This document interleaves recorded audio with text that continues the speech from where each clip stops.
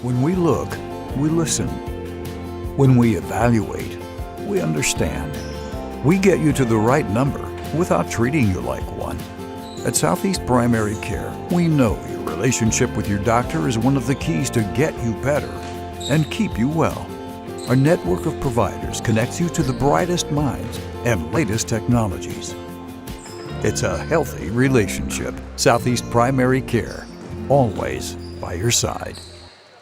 What First State Community Bank means to me is, it says it in its name, community. We're family, we care about one another, whether it's in our SEMO markets or we can reach out to someone in Farmington, Columbia. They're always there to assist. We are very customer focused. Our employees do a great job with listening to the customers. The tellers know 100% of all customers by their name. If you want to feel at home, then walk into the doors of First State Community Bank. Southern Custom Meats in Dexter, Missouri is providing you with the best in custom butchering, fresh vegetables, and farm fresh eggs. Call now or visit us today and see the Southern Custom Meats difference for yourself. Missouri State Senator Jason Bean, representing Butler, Carter, Dunklin, Mississippi, New Madrid, Oregon, Pemiscot, Ripley, Stoddard, and Wayne counties, would like to wish all the Southeast Missouri basketball programs in the 25th District a safe and successful season.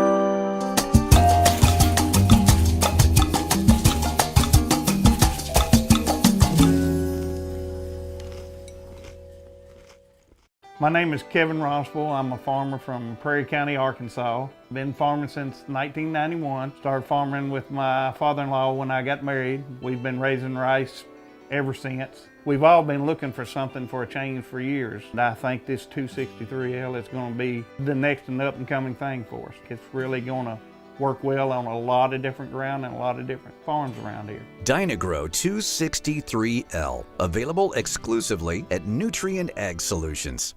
At Young Real Estate, we're Southeast Missouri, just like you. We are parents. We are teachers. We are grandparents. We are active in our community. We are patriots.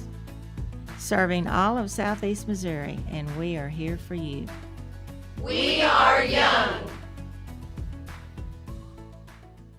NextEra Energy Resources is the world's largest generator of renewable energy from the wind and sun, and a world leader in energy storage. Since 2016, NextEra Energy Resources has invested more than $339 million in Missouri to fuel local economic growth. Today, our company owns and operates one wind energy facility in the state and is looking to invest even more in the Show Me State. We are committed to being a trusted community partner and look forward to providing affordable, clean, renewable energy for generations of Missourians to come. Sandy Small Engine in Malden, Missouri is the best local dealer for all your outdoor equipment needs. From mowers to repairs, we've got you covered. Call now or stop in today.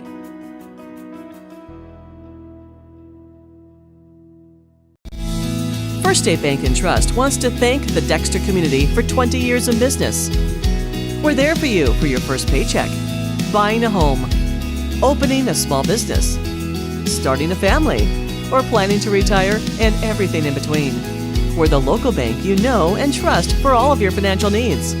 Visit fsbtrust.com or stop by our Dexter branch to explore all your financial options.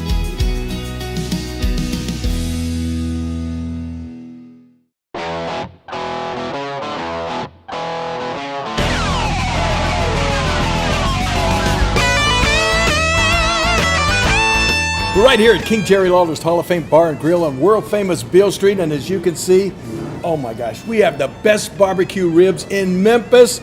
Oh my gosh, the gumbo is out of this world, but you gotta try the King's Triple Decker Slam Burger. You'll love it.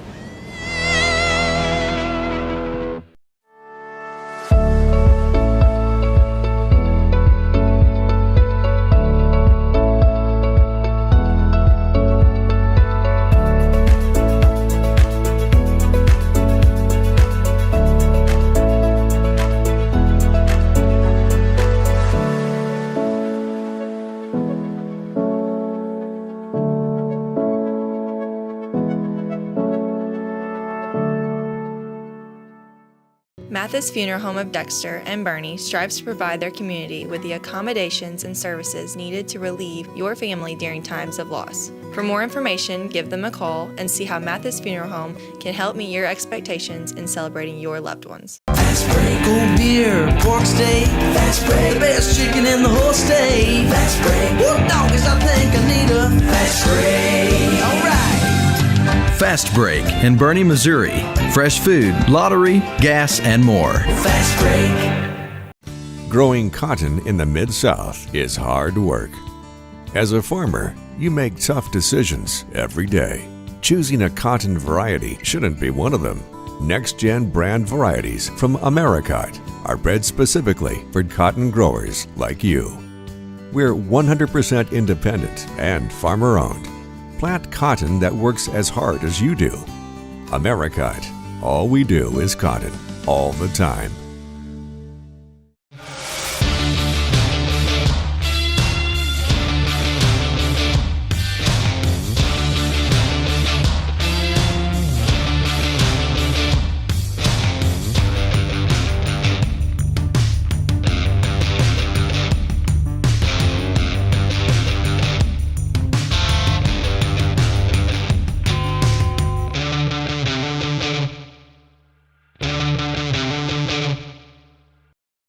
At SEMO Health Network, we strive to provide caring and affordable health care while making our patients feel welcome in our warm and friendly atmosphere. With locations throughout Southeast Missouri, we provide medical, dental, OB, and behavioral health services to anyone and everyone that may need it. Visit SEMO Health Network for your wellness exams, COVID and flu vaccinations, lab services, dental exams, counseling, and more. For more information, visit our website and let SEMO Health Network take care of you.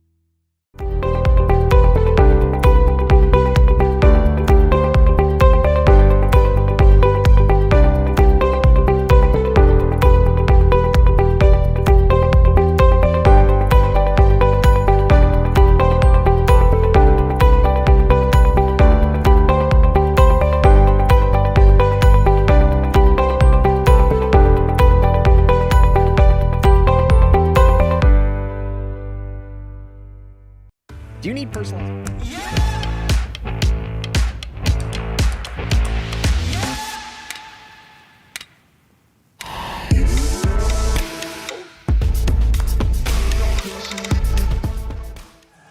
Good evening and welcome to championship night of the 2023 Bernie Invitational Basketball Tournament, brought to you exclusively here on Aycorp Sports. We have 4 games for you this evening. In the 7th place game, it'll be the Holcomb Hornets taking on the Bloomfield Wildcats. Playing for 5th place will be the Campbell Camels and the Bernie Mules. At 7 p.m., the 3rd place game will feature the number 2 seeded Neelyville Tigers and the number 4 seeded Twin Rivers Royals. And our championship game at approximately 8:30 p.m. will be between the number 1 seed, the Puxico Indians, taking on the number 3 seed, the Risco Tigers. Alongside my broadcast partner for the first game this evening, Garrett Hicks, I'm Jim Riker, ready to bring you all the action of championship night. Yeah, Jim, it's good to be back with you. We knew coming into this tournament that it would be very competitive. It has proven to be that all but 2 games have been decided by just 11 points. Tonight's games are expected to continue that pattern. Our first game pits 2 teams looking not only for their first win of the season, but just in the tournament also. That's exactly right. Coach Holcomb Hornets, coached by John Hickson, his first season back. They lost the other night to Campbell 74-49, and then in the first round game they lost to Puxico 68-29. And really sort of what did them in the other night, they only shot 1 of 19 from the three-point line, and that really did them in. Yeah, Holcomb, they really struggled with the three-point ball, and, against Campbell. Campbell did a very good job of changing their looks up. They went man-to-man, and they extended the full-court pressure at times. So I'm sure Holcomb looks to bounce back here against Bloomfield. They were led by Bryce McNabb with 15 points and Landon Smith with 11. On the other side, for the Bloomfield Wildcats, new coach, of course, Ben Sindel, a Dexterite who is coaching for the first time here at Bloomfield. They lost in the semifinal game, or the Consolation semifinals, to Bernie and at 42-31. And then on the first round of the game, they lost to Risco 42-41, a real nail-biter in that one. And they've struggled a little bit. They've got really good inside play from Lucas Dowdy in there, and also Caden Kraft some, but they've struggled a little bit with their guard play, and particularly their guard scoring. Yeah, definitely. Bloomfield, they really like to pound the basketball down low to Kraft and, Dowdy and Kraft. Yeah, Kraft. Yes. So Bloomfield, I think for this game, they'll need to continue to do that and keep games low scoring. As you can see, both of their games have been low scoring, and Bernie late kind of just controlled the tempo, Tuesday night. So we'll see how this one goes, but I think for Bloomfield, they need to keep it low scoring. Yeah, Bloomfield scored only shot 36% the first night, 29% on Tuesday night. So that they've got to find a way to get it to the basket and get it inside, in particular to Dowdy. Dowdy, those had a nice tournament, 16 the first night, 10 on Tuesday night. So he's really been sort of their scoring machine. Yeah, if this tournament had an all-tournament team, he would definitely be one on my list. He's kind of carried Bloomfield so far, being a senior leader for the Wildcats. And Holcomb with some nice size. Noah Kenner at 6'3". They've also got Bryce McNabb at 6'2". So they've got a little bit of size to match up with the 6'3" Kraft and the 6'2" Lucas Dowdy. I think one of the kids who could be a wild card in this one, a little bit for the Bloomfield team at least, is Matt Sanders. He has shot the ball relatively well, particularly from the three-point line. Yeah, Bloomfield's searching for that. Matt Sanders has kind of stepped up in that role of shooting the three-ball well. He's a pass-first point guard for the Wildcats, but he's starting to, buy into that role of also shooting the basketball. Should be a really, really good night, as we said, of basketball here. 4 games for you. Lots of games, of course, around the area tonight as well. The championship game of the Gideon tournament is going to be played at Kennett now, I believe, tonight. And that'll be East Prairie and Kennett. And that should be a good matchup as well, Garrett. Yeah, East Prairie came off a big upset win over Crowersville last night, which, not many people on paper expected. East Prairie being the 4 seed and Crowersville being the 1 seed, back-to-back champs. So East Prairie got a big win, but they'll get Kennett tonight. And then the finals of the girls SEMO Conference Tournament are played in New Madrid tonight, and that will be the Notre Dame Lady Bulldogs and the Jackson Lady Indians. That should be a good one. The third-place game, the Kennett Lady Indians and the Dexter Lady Bearcats. So good games there, I would think, and that's a precursor, of course, to us next week taking on the SEMO Conference Tournament. We'll have games every night next week. Yeah, speaking of the girls SEMO Conference Tournament, that's 2, rivalry championship matches with the third-place game and the third-place game, Kennett and Dexter. Exactly right, and Kennett and Dexter in the same district, so that already will go a long way toward maybe some seeding down the road as we get ready for the district tournaments way down in the end of February. We're going to take a break here as we have the national anthem, and we'll come back with our first game of the evening between Holcomb and Bloomfield. You're watching basketball on the Aycorp Sports Network.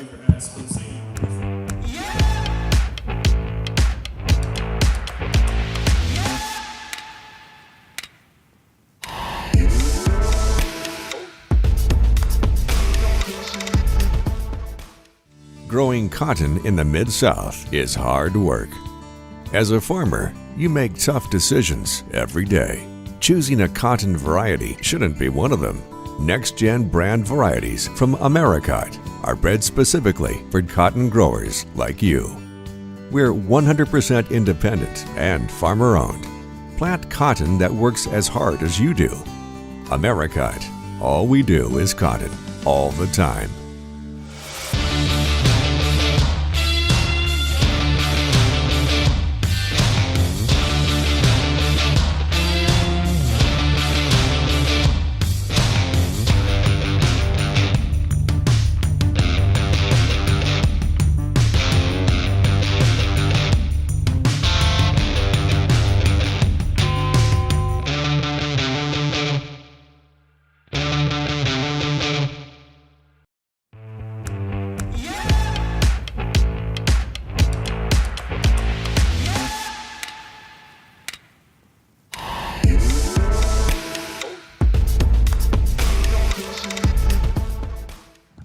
We are back at Bernie High School, just about set here for action in the 7th place game between the Holcomb Hornets and the Bloomfield Wildcats. As Garrett mentioned earlier, neither team has a win so far this season, so one of these teams will get their first win of the season, and that's always a relief for a coach, I know, to get that first win out of the way. Yeah, especially in November, that's what you want to do, get on the right track to start the season off, so one of these teams will have a nice momentum going into the, Christmas holiday season. Starting lineups are like this for the Hornets. They'll be in their road purples. It'll be number 2, Noah Kenner, a 6'3" junior. Number 4, Landon Smith, a 6'1" junior.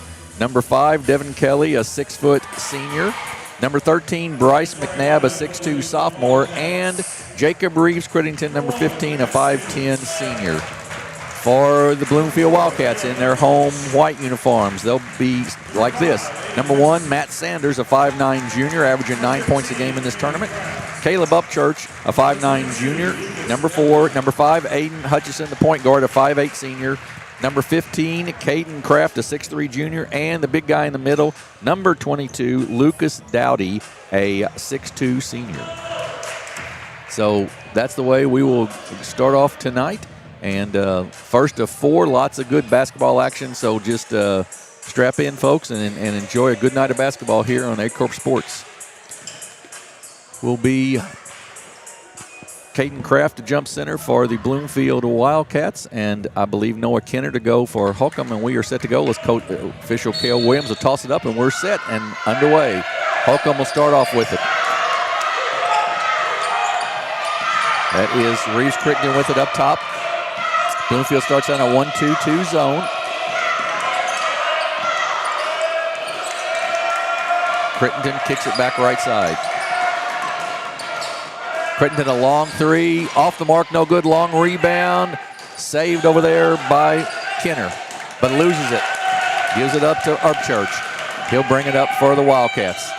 Left side to Hutchison. Up top to Sanders. They'll want to look to get the ball inside to Dowdy if at all possible. They tried there, but it's tipped away and taken away by Landon Smith of the Hornets. Back to Reeves Crittenden. As you can see, Bloomfield in their traditional 1-2 they've been in all week. You know, Holcomb started off in man, but they've kind of switched his zone all week, so we'll see how that goes. Cross-court skip pass to Kenner. And back up top to Smith, and they'll reset some offense here with 6:50 to go in the first and no score. Bloomfield really extending the defense, forcing the offense for Holcomb way out.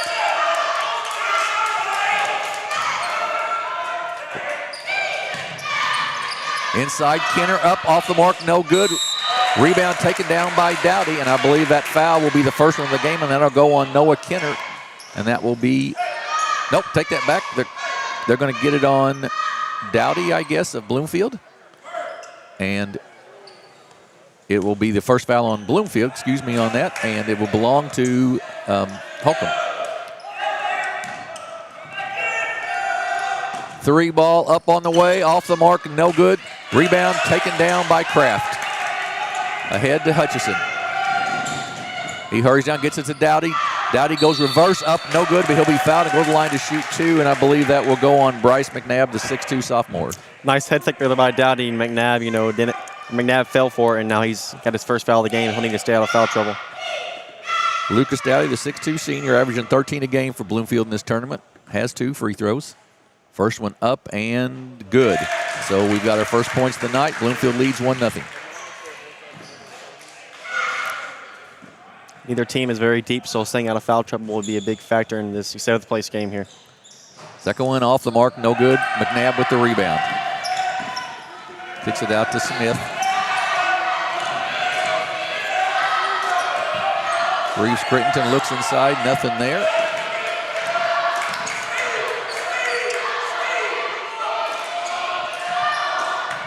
Coach Hickson barking out some instructions on the sideline. Good pass inside to Kenner. He goes up and good. Good look inside that time for the Hornets. Yeah, nice look there by Kenner. You know, he's a big presence for the Hornets. Upchurch for Bloomfield. Going to be called, foul call there, I believe. Got a little too handsy, and that's going to go on Noah Kenner. It'll be his first team foul, number 2 on Holcomb. So Bloomfield will inbounds. We'll go to Hutchison.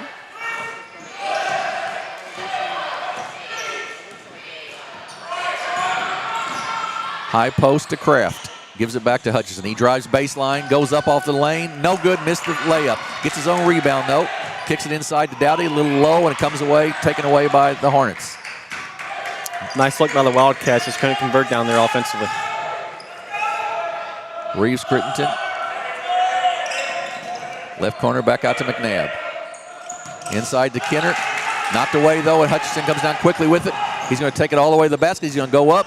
Shot is no good. Loose on the floor. Still loose. Kicked around and off of Kenner, but he is out of bounds as he's touching the basketball, so it'll belong, I believe, to the Wildcats.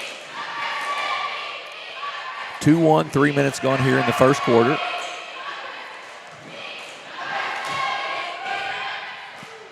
Upchurch to Dowdy, off his hands, taken down by the Hornets. Quickly down the floor is Reeves Crittenden.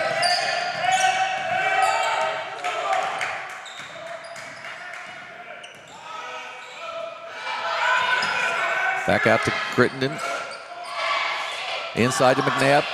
Kenner, a little jump shot, no good. Rebound, no. Nice rebound inside. Up and good. That is Devin Kelly for the basket, and it's 4-1 Holcomb. You know, Devin Kelly has played really well in this tournament for his size. He's an undersized, big man, but he plays real hard and rebounds well. Upchurch with it for the Wildcats. Man-to-man defense. Good move. Shots no good, though, by Upchurch. Good play run by Bloomfield there. Just couldn't finish it. That's the second time that's sort of happened to him. 4 minutes to go in the first quarter. Reeves Crittenden up top, guarded out there by Matt Sanders.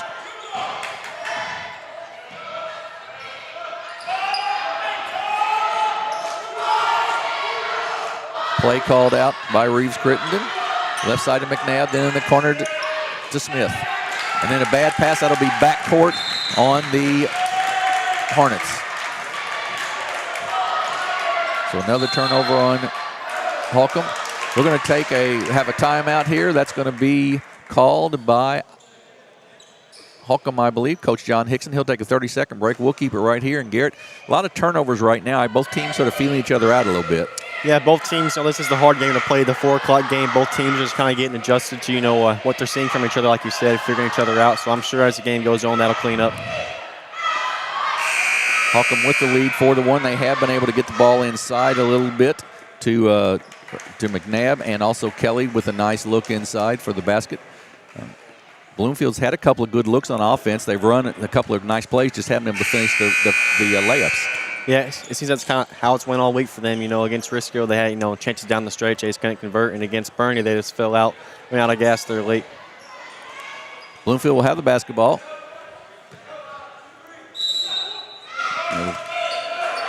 Kick out to Upchurch. And that's jump shot up and short, no good. Rebound taken down by McNabb. Bryce McNabb with a nice strong rebound for the Hornets. Reeves Crittenden, the point guard, will bring it up. Kicks it off to Smith. He thought about the three, doesn't take it.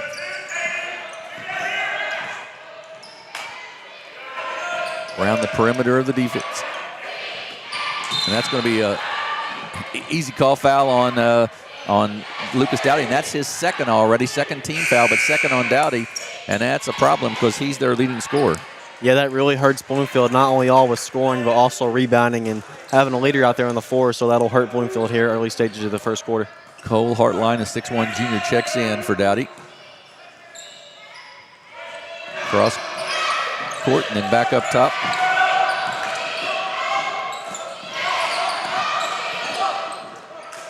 Smith with the three from no good. Rebound, good strong rebound by Upchurch.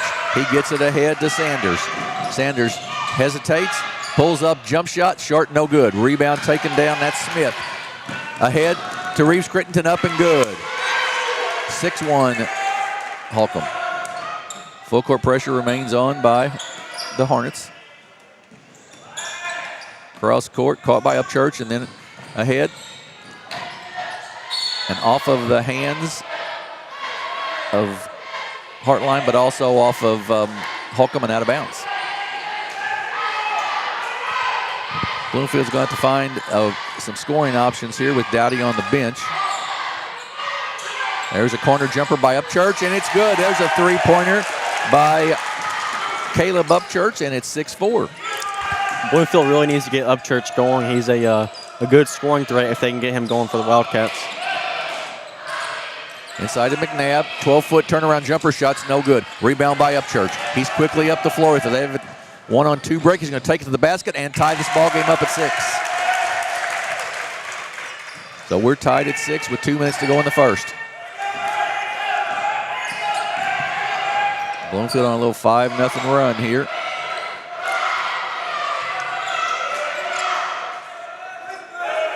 Reeves Crittenden calling out the play, setting the offense up. To Valdez Castro, skip pass across to Smith for 3. Off the mark, long, no good. McNabb, nice strong rebound, up and good though. Bryce McNabb with a good putback, and it's 8-6 Holcomb.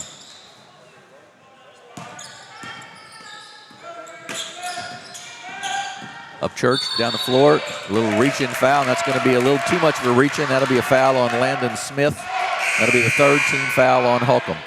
Yeah, Smith got a little bit too aggressive with the hands, and that's his first foul. Like I said, both teams need to stay out of foul trouble here, not being very deep off the bench. Sam Jacobs checks in for Holcomb, and Law Grasser, who had a nice night the first night with 9 points, checks in for Bloomfield. To Grasser in the corner, left-hander's three-pointer, good. He could be the guy who could spark him, I believe, Garrett. Yeah, Grasser's a battery off the bench. He kind of gets the Wildcats going. He's very vocal, offensively and defensively. 9-8. Now, nice pass inside. McNabb gets fouled. Good feed by Valdez Castro, and it will send Bryce McNabb to the line as he's fouled in the act of shooting. That foul is going to go on Reeves Crittenden, his first, team foul number 3 on the Wildcats. McNabb will shoot 2 to try to put Holcomb ahead. A little short, no good. He'll have a second. McNabb is a 6'2 sophomore. Free throw up and ties it up at 9. Upchurch with the ball, trots it across the timeline. Holcomb had taken the pressure away. Man-to-man, still now for Holcomb.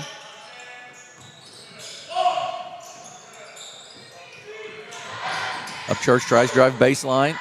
Little contact there, but no call, and a good no call. Back out to Kraft with 46 seconds to go in the quarter.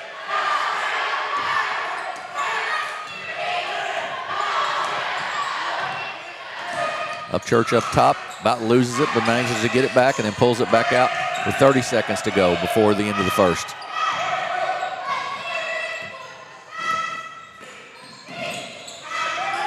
Corner to Grasser, just a little too high. Pass from Hartline to Grasser, just a little too high, and it's a turnover with 24 seconds to go here in the first. If you're Coach Sentinel, that'll drive you crazy. An unforced turnover, giving the ball back to the Hornets with one last chance to score here. Reeves Crittenden to bring it up for Holcomb here. 18 seconds to go and counting. Valdez Castro looks tipped. Kenner gets it inside to McNabb. Drops his shoulder, no call, and the basket's good. 6 seconds to go before the end of the quarter. 11-9. Holcomb. Step back 3, off the mark, no good. So we're at the end of one.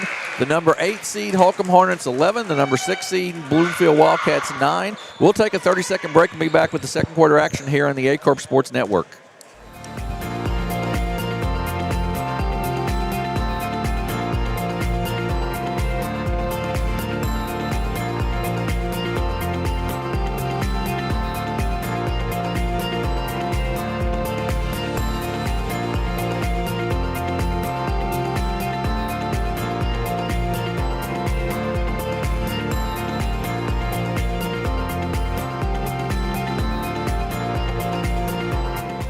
We are back at Bernie High School. It's Holcomb 11, Bloomfield 9 here in the 7th place ball game. And shooting statistics, not real great. 5 of 12 for Holcomb, 3 of 9 for Bloomfield. Both teams 1 of 2 from the free throw line, it looks like. And a number of turnovers there in that first quarter, Garrett. Yeah, both teams, like we said, it's kind of getting a field for each other. The 6 and 8 seeds are respectively in this tournament, so you kind of expect some of that. Both teams are very young, so we'll see how the rest of this half, plays out. Lucas Dowdy has been on the bench with 2 fouls, and he remains there for the Bloomfield Wildcats. He's typically their leading scorer and certainly their biggest inside presence, so that's something they're going to have to contend with. Bloomfield will get the ball here to start the second quarter. They get it out to Matt Sanders. Upchurch in the corner to Grasser, inside to Kraft. He loses control of it, but tips it out nicely. to Sanders. Sanders drives into the lane, loses it, taken away by Kenner, and he's quickly up the floor, and that's going to be a little foul, unintentional foul, but foul nevertheless on Law Grasser of the Wildcats, the first team foul in the quarter, first on Grasser as well. This is our first of 4 games tonight.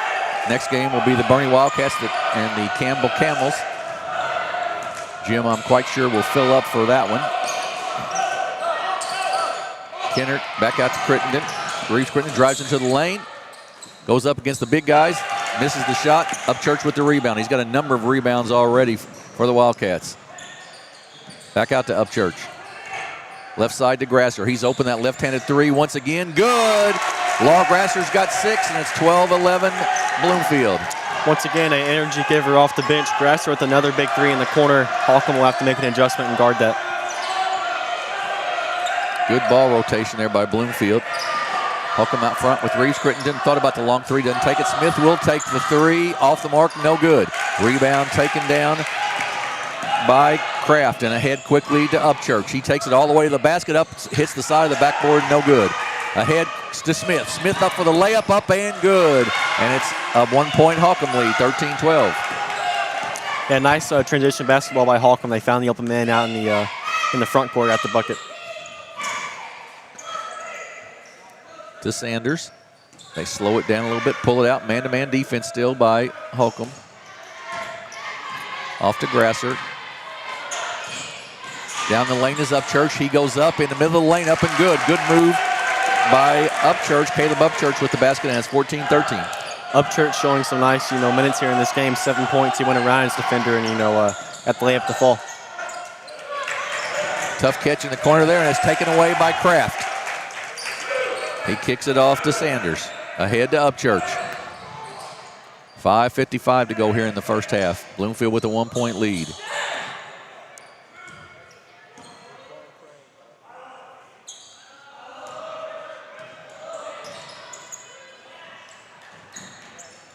Grasser looks.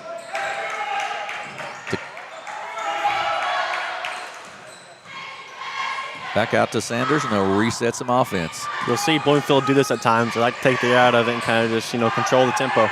To Grasser, tried to get him the 3, couldn't get the look, but they do get the look for Matt Sanders, and he knocks down his first 3 of the night, and it's 17-13 Bloomfield. Nice action by Bloomfield. They are very patient and got the 3-pointer to fall by Sanders. Now they need to get a big stop here. Reeves Crittenden up top to Kenner. Smith looks inside, maybe missed McNabb there.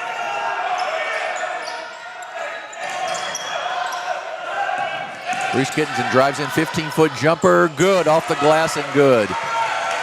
Jacob Reeves Crittenden for 2, and it's 17-15.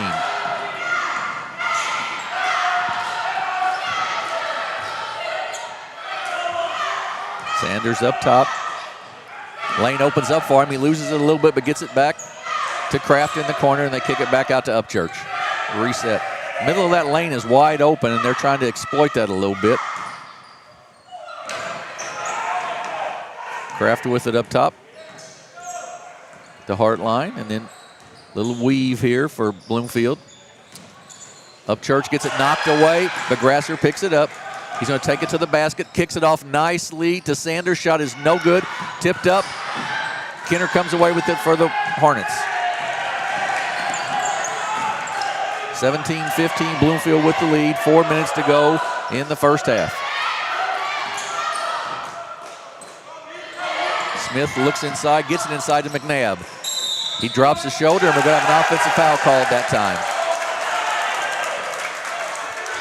McNabb dropped that shoulder one other time and no call, but that time maybe got a little too much of it, and the charge was called. That's 2 fouls for McNabb also, so that's a big blow for the Hornets. He'll need to stay away from picking up a 3rd here going into the second half. 17-15, Bloomfield with the lead in the basketball. Hutchison back in with the basketball. Gift it to Kraft, but taken away there by the Hornets, by Devin Kelly.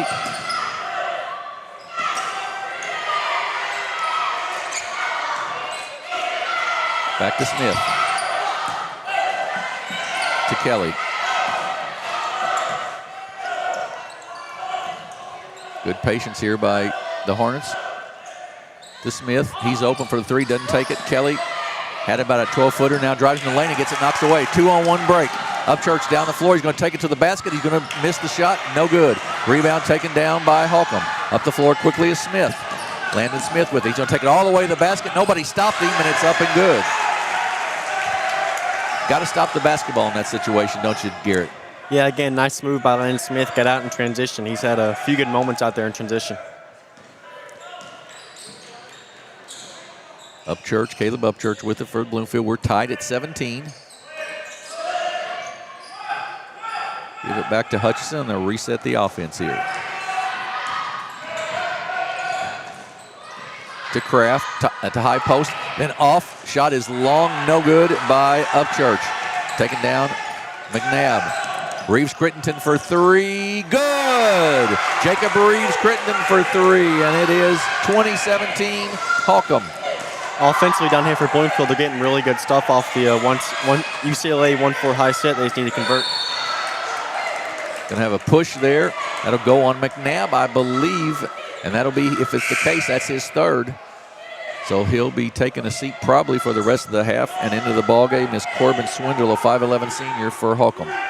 That really hurts Holcomb. McNabb has 5 points, 4 rebounds here early on, so they need to find a scoring threat and a rebounder to replace him.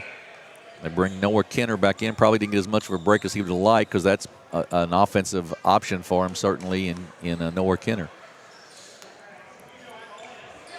Holcomb with the lead, 2017. Inbounds to Kraft. Picks up his dribble and then throws it away. Valdez Castro all the way to the basket, up. Missed the shot, no good. Tipped. Now Valdez Castro was out of bounds, jumped back in and caught it before he established contact with the floor.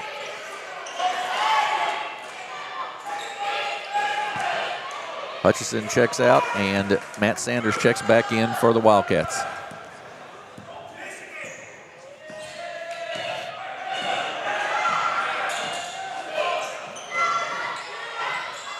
Grasser open for three once again. Off the mark this time, no good. Rebound run down by Kraft. He takes it into the lane, goes up, gets it knocked away. Taken away by Smith. Holcomb with a chance to extend their three-point lead. Cross court to Kenner. Into Smith. He'll take the three. Off the mark, no good. Long rebound run down by Kenner. Back to Smith. 1 of 7 right now for Holcomb from the three-point line. Shot up short, no good. Tipped, taken away. Valdez Castro, good hustle there. Smith's going to take it to the basket. He gets it blocked by Kraft, but he's going to be fouled. A little swat there. It's going to be a foul, and we'll send Landon Smith to the line to shoot 2 free throws. Smith has not shot it very well from the three-point line, but the old saying, shooters keep shooting, so if they keep shooting, eventually they'll start falling. Second foul on Kraft. Free throw by Smith, off the mark, no good. Reeves Crittenton checks back in, and Swindle will check out. 2017, Holcomb with the lead, 1:13 to go here in the first half. Second free throw this time, off the mark also. Kraft with another rebound, gives it off to Upchurch. He's down quickly with it to Sanders. Law thought about the three, doesn't take it in. Another bad pass. Reeves Crittenton thought about the three, and then he's going to be called for the travel.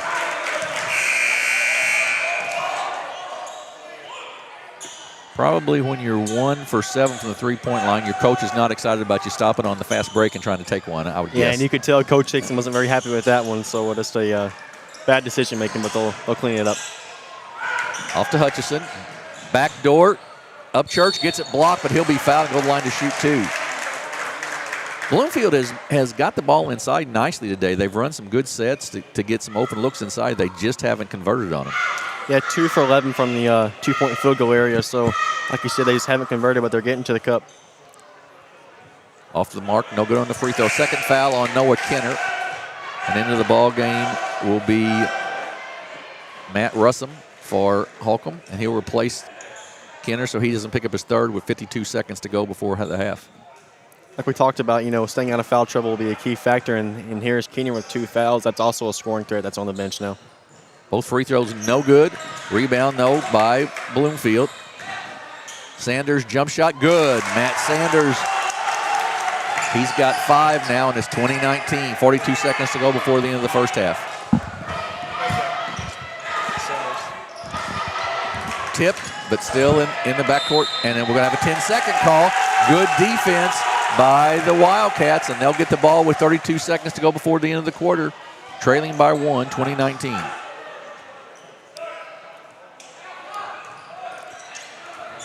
To Hutchison. See if Bloomfield wants to play for one shot here as they end the half.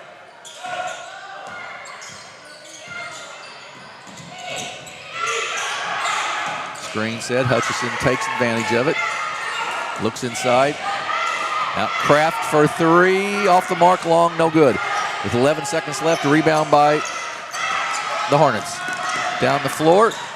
Smith up off the glass, no good. Rebound, and we're going to have a foul. That's going to go on Devin Kelly with 3.4 seconds to go before halftime, but only the 4th foul, so no free throws on that. 3.4 seconds to go. Holcomb will put a little pressure on here, so Bloomfield just can't run it down the floor. But they do get Sanders open, but he can't get a shot off before the end of the half. So we are at halftime, and it is the Holcomb Hornets 20, the Bloomfield Wildcats 19. We're going to take about a 7 or 8 minute break here. We'll be back with the stats, and in the second half of this 7th place game, you're watching the Bernie Invitational Tournament exclusively on Aycorp Sports.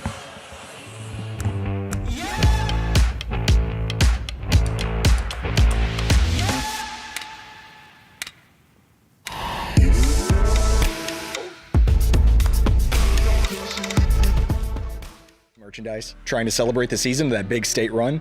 Then Juju Promotions in New Madrid has you covered. Whether it's heat presses, screen printing, or embroidery, we always have an option that will leave you satisfied and looking your best. With seasonal styles and plenty of accessories, there's something here for everyone. So come in and shop around. You'll be welcome with a smile and leave more fashionable than ever. Call us at 573-748-4040 or visit us in New Madrid.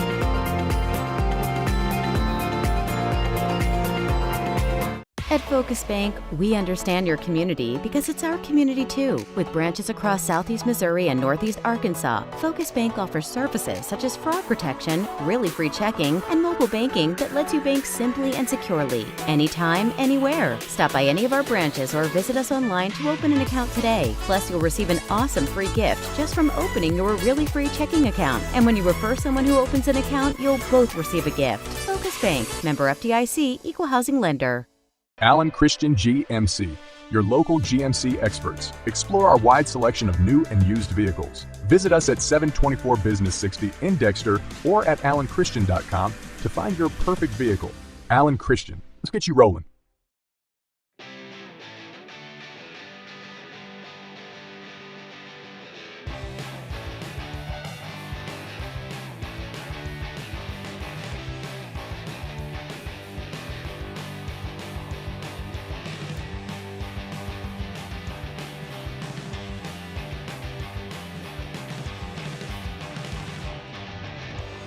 Just remember, if Autry Moreland is not on the back of your vehicle, you paid too much.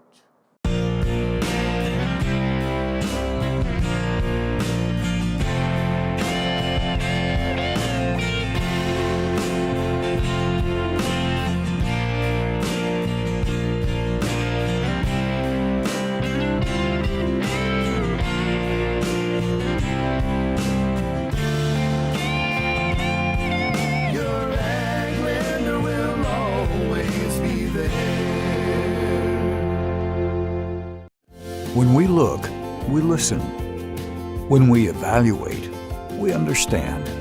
We get you to the right number without treating you like one. At Southeast Primary Care, we know your relationship with your doctor is one of the keys to get you better and keep you well.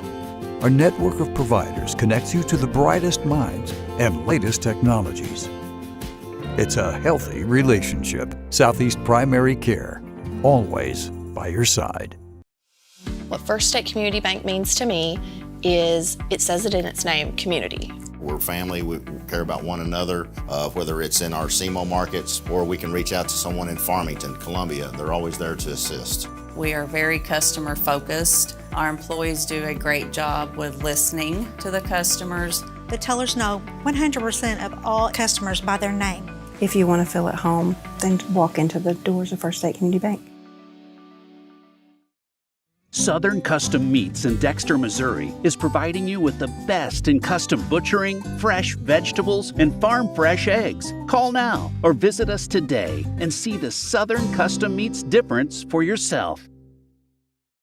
Missouri State Senator Jason Bean, representing Butler, Carter, Dunklin, Mississippi, New Madrid, Oregon, Pemiscot, Ripley, Stoddard, and Wayne counties, would like to wish all the Southeast Missouri basketball programs in the 25th District a safe and successful season.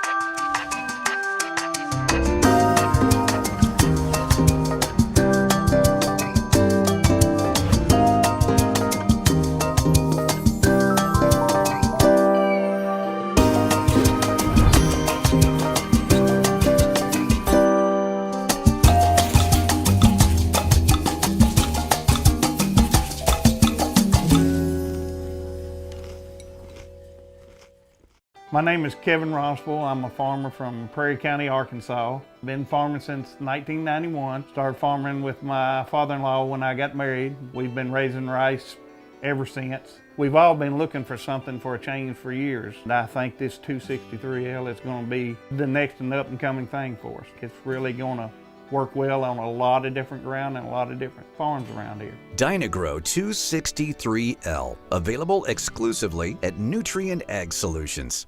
At Young Real Estate, we're Southeast Missouri, just like you. We are parents. We are teachers. We are grandparents. We are active in our community. We are patriots. Serving all of Southeast Missouri, and we are here for you. We are young. NextEra Energy Resources is the world's largest generator of renewable energy from the wind and sun, and a world leader in energy storage. Since 2016, NextEra Energy Resources has invested more than $339 million in Missouri to fuel local economic growth. Today, our company owns and operates one wind energy facility in the state and is looking to invest even more in the Show Me State. We are committed to being a trusted community partner and look forward to providing affordable, clean, renewable energy for generations of Missourians to come. Sandy Small Engine in Malden, Missouri is the best local dealer for all your outdoor equipment needs. From mowers to repairs, we've got you covered. Call now or stop in today.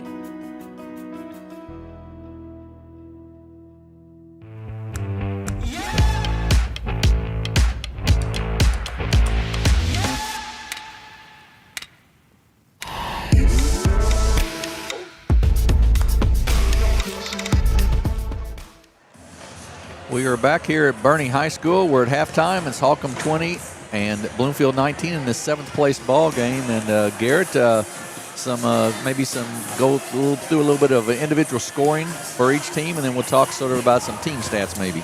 Yeah, first for Bloomfield, they're led in scoring by Caleb Upchurch with 7 points, Matt Sanders with 5 points. And for Holcomb, they're led in scoring by Jacob Reese Crittenden with 5, Lennon Smith with 4, Devin Kelly with 2, and Jesus Castro with 2 also. And I think also on the Bloomfield side, if I remember, the Law Grasser had a couple of threes, and that's one of the things I wanted to talk about. Bloomfield only shooting 37%, but they're 4-7 for 3, so they're only 25% from the 2-point line inside the arc, and they've really got to improve on that a little bit. Yeah, definitely. Bloomfield, they have to find someone that can shoot the 3 a little bit better for them. Law Grasser stepped up in a big way, but they need to find more guard play in Sanders and Hutchinson if they want to compete down the road in their district and also the conference. And then on the Holcomb side, shot 36%, but only 1 of 7 from the 3-point line. And when they were able to get the ball inside, you had McNabb, you had Also, Kenner that finished pretty well, but they've got to find a way to get the ball back inside some more, it looks like. Hey, Holcomb's shooting 8 for 15 from 2-point field goals, so that's a very good clip in high school basketball. So I say Holcomb needs to keep pounding the basketball down low and finding McNabb and Keener. But the big thing is they have to stay out of foul trouble with those two post players. Yeah, McNabb has got 3 fouls, and Kenner has 2 on the other side. You have Lucas Dowdy, who sat pretty much the whole second quarter and part of the first quarter with 2 fouls. So he was not much of a factor. So we'll see how big a factor he is here in the second half. Yeah, definitely. Both teams will need someone to step up. Both teams have Dowdy in foul trouble with 2, and also McNabb and Keener both with 2 fouls. So they need to find someone other than those guys to step up. So this is the 7th place game. Our next game for you will be the Campbell Camels, the number 5 seed, against the Bernie Mules, the number 7 seed. And that will be at the conclusion of this one, of course. And then 2 other ones tonight, the 3rd place game, and then the championship between the Puxico Indians and the Risco Tigers, which will be approximately 8:30 or so. So we're set to go here with the 3rd period of action. Holcomb will have the basketball to start the 3rd quarter. It's going to be Kraft, Hutchison, Sanders, Upchurch, and Dowdy for the Bloomfield team. Reeves, Crittenton, McNabb, Smith, Kenner, and in the corner there, Kelly. Up top, inside to McNabb. There they get it inside. He loses control, but gets it back. Goes up off the glass, no good. Rebound by Kelly. He goes back up over the top of the rim and good. Once again, Devin Kelly, he's not very big, but he plays hard and he rebounds well. Kelly now has 4 points. So a 3-point lead for the Hornets, 22-19. We're just underway in the second half. Kicks it out to Kraft. Looks to get it inside to Dowdy, can't. Screen set. Doesn't take advantage of it. Off to Kraft. Kicks his dribble out. Bad pass. Trying to go cross court. Smith reads it. Gets the steal. Gets it back. Thought about the 3. Doesn't take it. And they'll kick it back out to McNabb. Inside. Got right through the hands of Upchurch, but then it fell to the floor, and Dowdy comes away with it. Bloomfield's kind of changed their zone now. They're trapping here in the second half. In the first half, they kind of just sat back in it. Upchurch with the ball, gives it off to Sanders.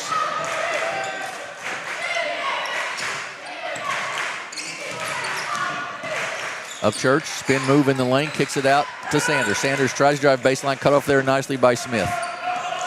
Takes it out to the top, and they'll reset against this man-to-man of Holcomb. Bloomfield's running what Coach Chad Allen's ran for years, just a 4 out, 1 in, a lot of handoffs. Ball's loose, taken away by McNabb. I think if they can get the ball into Dowdy, he's got some room to move in there, but so far they haven't been able to do it. Good trap defense there, but they do get it off in the corner to Smith. Kicks it back out to McNabb. Puts it on the floor, drives in the lane, goes up, shot's no good, rebound by Lucas Dowdy. Then off Sanders and ahead to Hutchison. Hutchison puts it on the floor. 15-foot jumper off the mark, no good. Tip. Dowdy, good hustle on the offensive board. Gets the rebound, up and good on the reverse layup. Lucas Dowdy, and it's 22-21.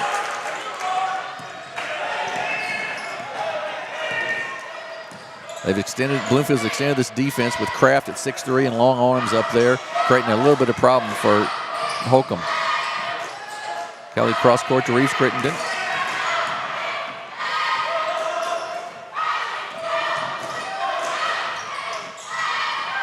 Reeves Crittenden for 3, off the mark, no good. Long rebound taken down by Kelly. He's inside, tries to go up, loses control of it.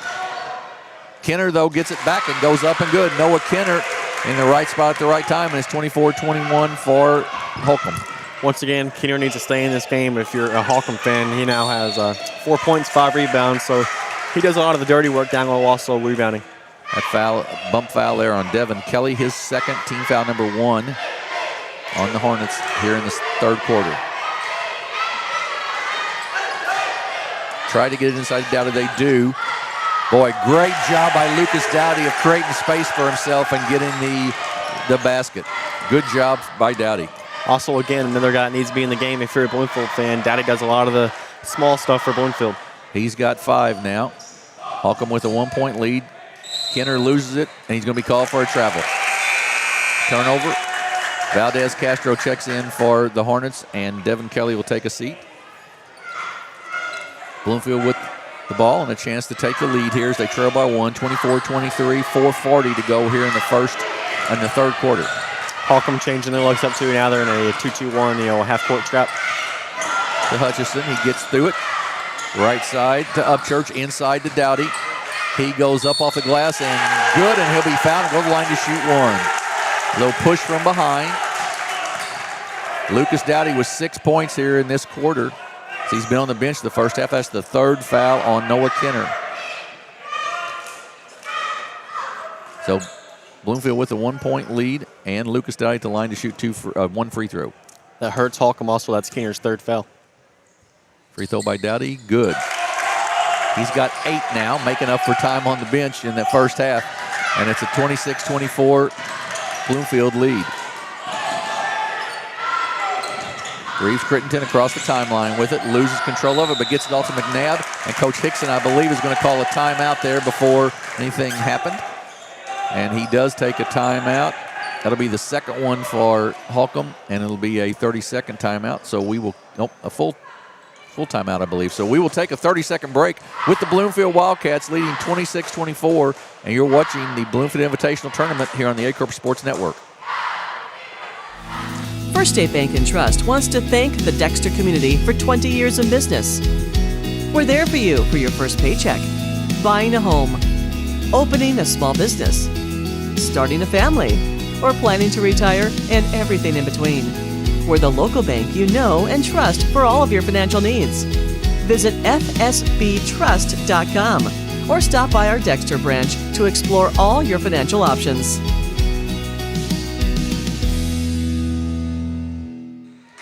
Back at Bernie High School, Bloomfield's taking a 26-24 lead. And Garrett, really the story this third quarter has been Lucas Dowdy and his work inside offensively for Bloomfield. Yeah, we didn't see much Dowdy in the first half due to picking up 2 early fouls. Well, now Dowdy's in this game. He's making a big impact, and it's got Bloomfield the lead back. Dowdy has 8 points. I think he has, 4 just in the third quarter alone. Holcomb with the basketball. Reeves Crittenton, a long three. Not sure that's what Coach Hickson drew up in the huddle there. They're 1 of 9 now from the three-point line. Bloomfield with the basketball after the rebound by Dowdy. To Upchurch. He goes up strong. The basket in good. Taylor Upchurch, a nice move to the basket. He's got, I believe, 9 now. And it is a 28-24 Bloomfield lead. Full court pressure now by the Wildcats. A 2-2-1 full court press. Reeves Crittenton gets it. McNabb, bad pass, bad decision there. Just too long of a pass, really, Garrett, and out of bounds and a turnover. One of those plays, again, that'll drive Coach Hickson crazy. Just careless pass and throw it away.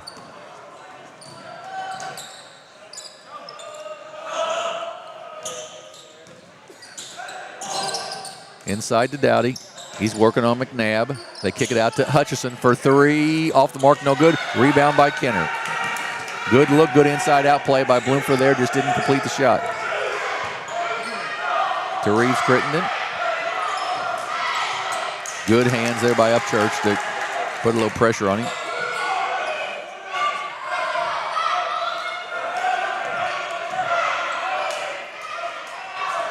Bloomfield in a 1-3-1 zone now, I believe. Shot up and good. Valdez Castro for 3, and it's 28-27. Valdez Castro with 5 points off the bench, making an impact for the Hornets. Upchurch puts it on the floor, drives baseline, pulls up and kicks it off. Sanders double team there and then kicks it back out to Hutchison. They'll reset the offense. Put Upchurch up top. Get the ball out to Dowdy. Trying to go backdoor. He does get backdoor up and good. Great play set by Bloomfield right there. Dowdy from the three-point line. This cuts to the basket, and they find him for the easy put in. Reeves Crittenton for 3. Good, and we're tied at 30. Jacob, nice looking shot there by Jacob Reeves Crittenton. They'll need to need him to get hot here in the second half. He's got 8 now. We're tied at 30 with 2 minutes to go in the third quarter. Good 7th place game here. Cross court. Up strong and good by Caleb Upchurch. He's got 11. Nice set play there by Bloomfield. They got the lob play for the out of the Holcomb zone. Upchurch had only had 4 in the second game and didn't score in the first game, so he's really been a nice up for them. Kenner misses the shot. Dowdy with the rebound.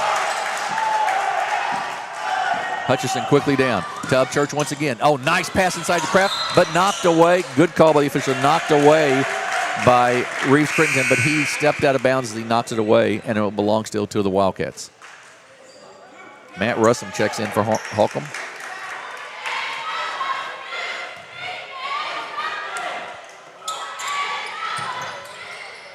They look, they kick it out to Sanders. Hutchison inside to Dowdy. Good skip pass out to Upchurch. The shot's off the mark, though, no good. Rebound taken down by Kenner.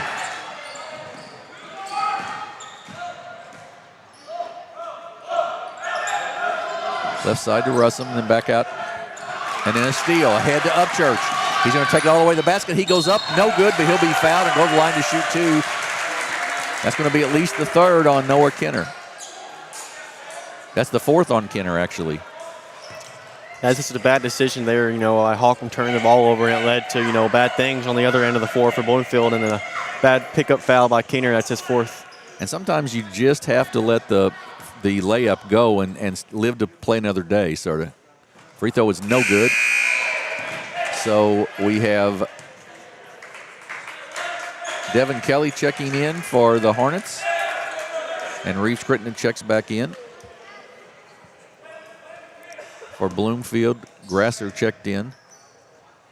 Second free throw up, and this time good by Upchurch. 12 points, 4 rebounds for Caleb Upchurch tonight. And it's 33-30, Bloomfield with the lead. Less than a minute to go in the third.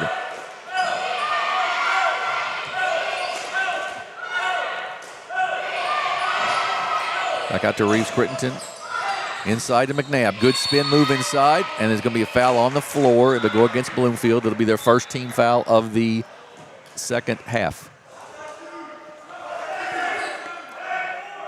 And it goes on Cole Hartline, who's in the ballgame.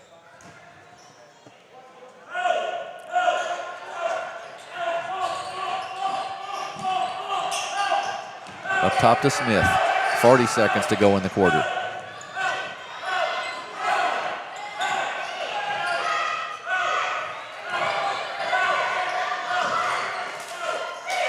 Smith cross court. Reeves Crittenden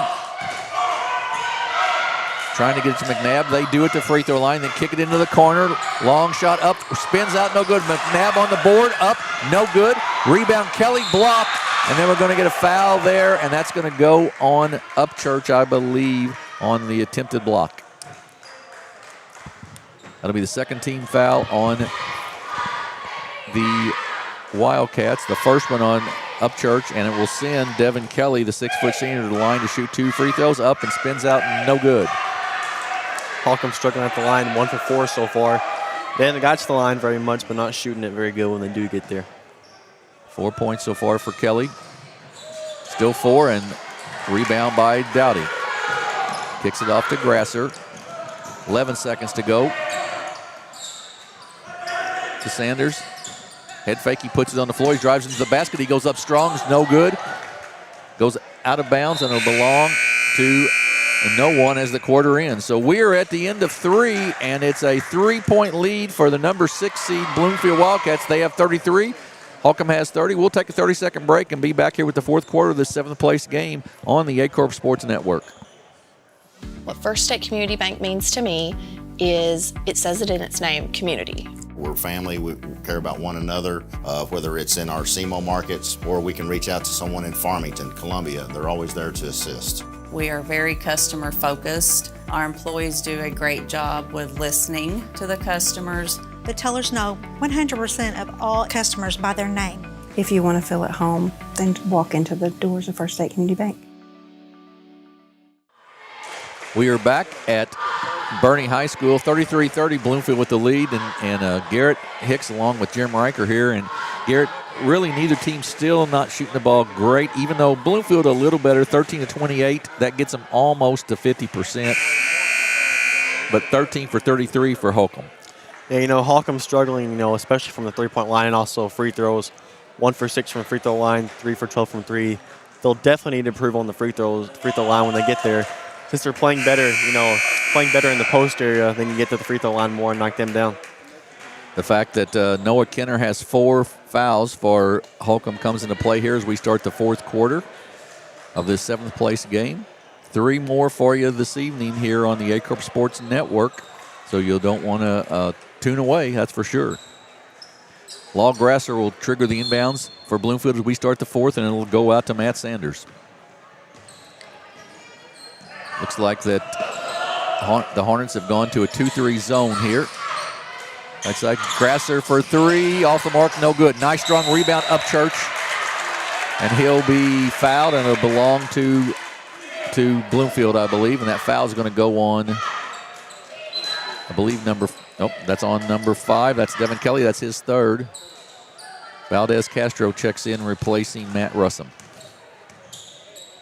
Sanders with the inbounds, tries to get it in.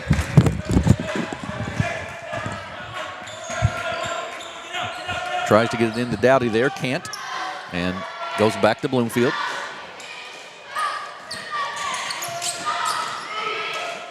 Grasser thought about the 3, doesn't take it. Nice kick out now. He will take the 3. The left-hander's 3 off the mark, no good, but Dowdy's right there for the rebound and the putback.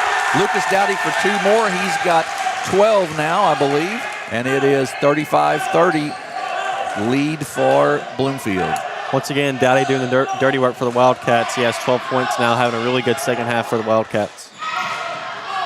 Smith goes cross court back to Crittenden against the zone of the Wildcats. Reeves Crittenden for 3. Good! Jacob Reeves Crittenden, and they needed a 3-pointer pretty badly, and it's 35-33. Nice job there by a senior stepping up when it matters the most. Sanders up top.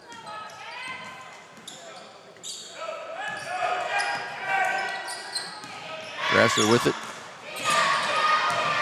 Dowdy tries to go baseline, knocked away. Good hands by Reeves Crittenden. Valdez Castro takes it all the way to the basket up, and he ties it up at 35. We're tied at 35. Bloomfield with the basketball. A 5-0 spurt here for the Hornets of Holcomb. Both teams looking for their first win of the season this afternoon. Grasser up top to Upchurch. Right side, a little stop pop by Sanders, up and good. Matt Sanders with 2. He's got 7. 37-35 Wildcats. Reeves Crittenden walks it up. 1-2-2 zone for Bloomfield. Crittenden a long 3. Good! Way downtown, and it's 38-37. And we'll have a timeout here by Coach Ben Sindel of the Bloomfield Wildcats as he tries to discuss how to stop Jacob Reeves Crittenden on a 3-pointer. It's 38 for Holcomb, 37 for Bloomfield. We'll take a 30-second break and be back here on the Aycorp Sports Network. Do you need personalized merchandise? Trying to celebrate the season of that big state run? Then Juju Promotions in New Madrid has you covered.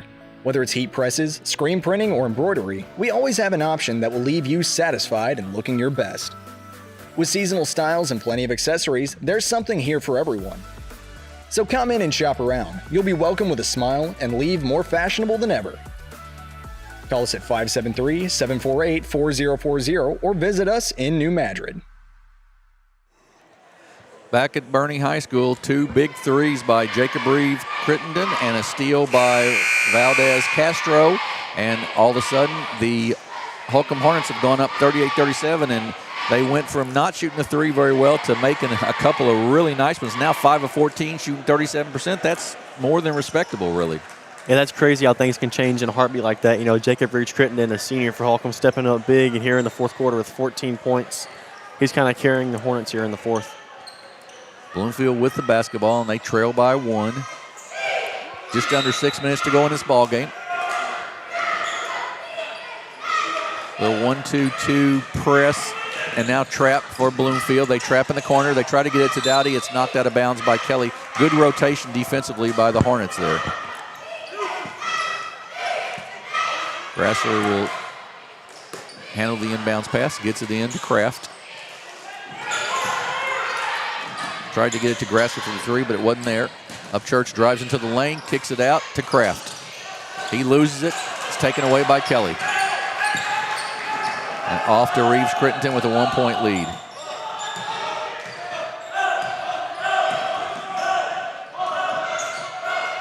Cross court to Smith. Oh, good read there by Upchurch with the steal. Anticipated that pass nicely to Sanders. In the corner to Kraft.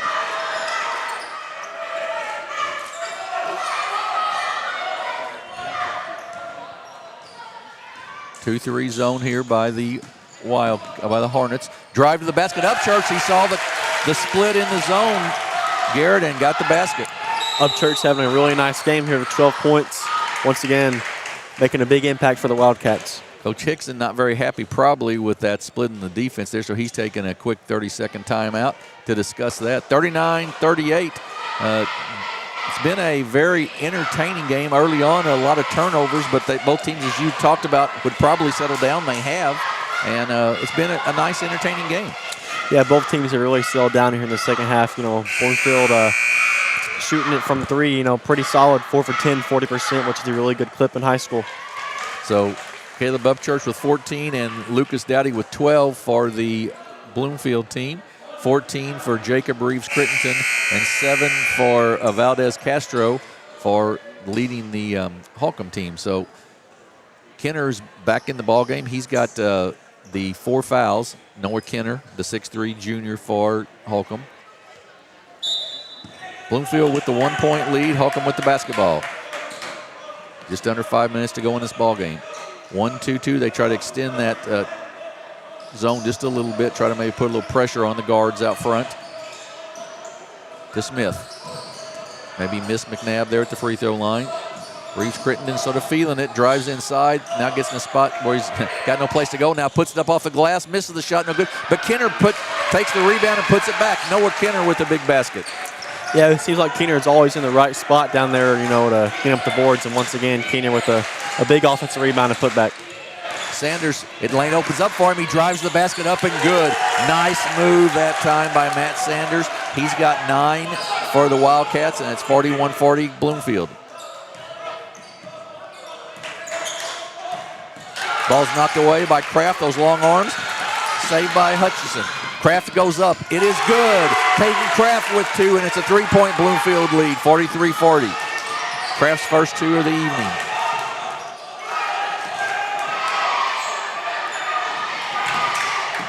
Kraft's length's creating a little problem there for the guards. Then a nice pass to Valdez Castro. He goes up and gets it blocked, but it's going to be a foul from behind that time, I believe, on Matt Sanders. And that was, I believe, Noah Kenner inside, who's the beneficiary of that rebound, and then gets fouled and will shoot 2 free throws. Speaking of Kraft down there for Bloomfield, he's doing a very good job on the top of their zone of getting his hands on a lot of passes and just overall forcing the basketball where they want the basketball to go. Noah Kenner will shoot 2. First one up, and it is good. Hits the front, hits the back, and falls in. 43-41, a 2-point ball game here. Kenner's got 6, I believe. Second free throw coming. Both of them good, so 43-42. Full court pressure by Holcomb. Sanders, they get it across the timeline to Upchurch. He's going to take it to the basket. Nice dish off to Dowdy, but it went right through his hands. Boy, that was a good look by Upchurch right there. And a turnover on Bloomfield. 2-2-1 full court press for the Wildcats. Valdez Castro breaks through, kicks it across to Smith. Holcomb trails by 1 with 3:12 to go. They get it to McNabb. Baseline Kenner. And it's going to be a foul on Dowdy, and it will send Noah Kenner to the line to shoot 2 more free throws. Once again, a nice drive there by Kenner. He drove the baseline and found the contact, and he'll go to the line to shoot 2 now. McNabb did a nice job there as well. He could have taken that 15-footer, but he was guarded and just found the open man in Kenner, and he drove the baseline. So Noah Kenner with a chance to tie and potentially give the lead to the Hornets. That foul actually went on Caden Kraft. That was his third. Team foul number 2 on Bloomfield. Free throw off the mark, no good. So Kenner still with a chance to tie it up.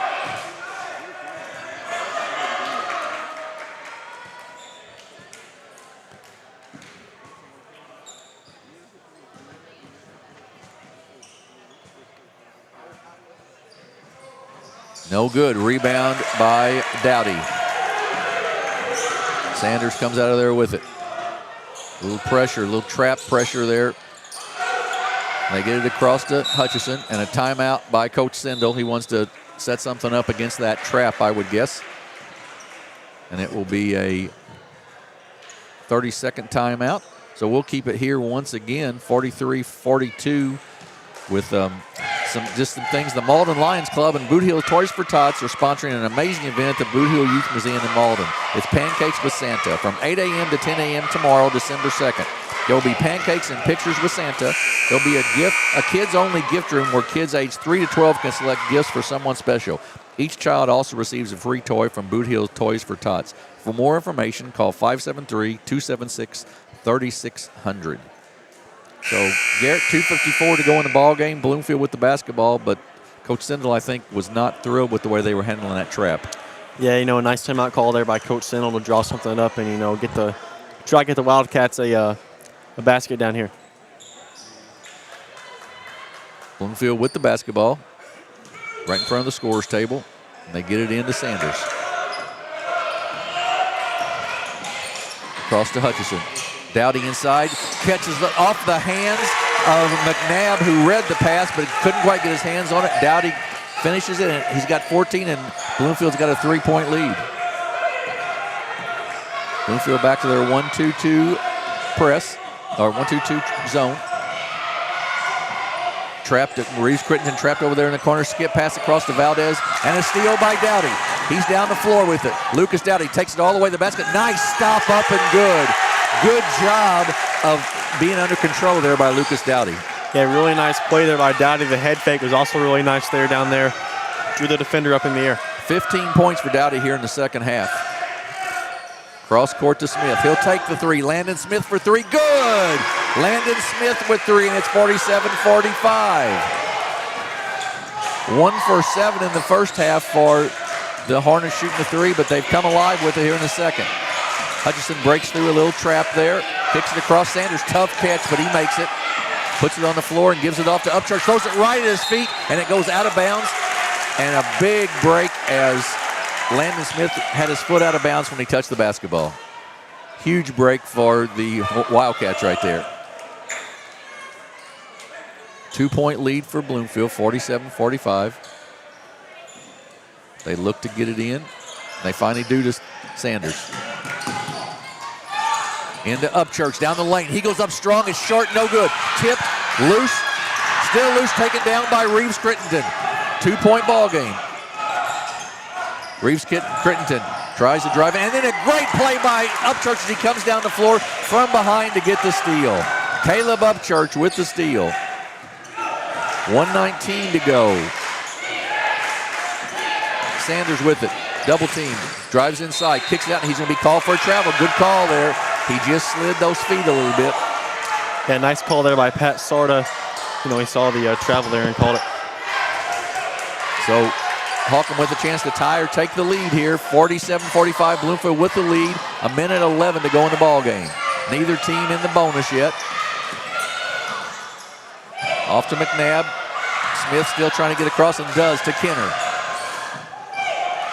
Up top to Smith. He'll take the 3 straight away. Rims out, no good. Tip. Still loose, and finally Dowdy comes away with it, and he's going to be, ball's loose on the floor. Sort of wild, and finally a call on Valdez Castro. But a lot of contact on the other end there, Garrett. Yeah, there was a lot of contact in there. Coach Hickson wanted to walk, and, Bloomfield wanted to travel. So half of the gym, wanted something, another half wanted something else. Exactly right. Exactly right. They're going to have a timeout by Holcomb here as they will discuss their strategy. Bloomfield with the basketball. They lead by 2, 47-45. We'll take a full timeout. So we will take a 30-second break and be back here on the Aycorp Sports Network.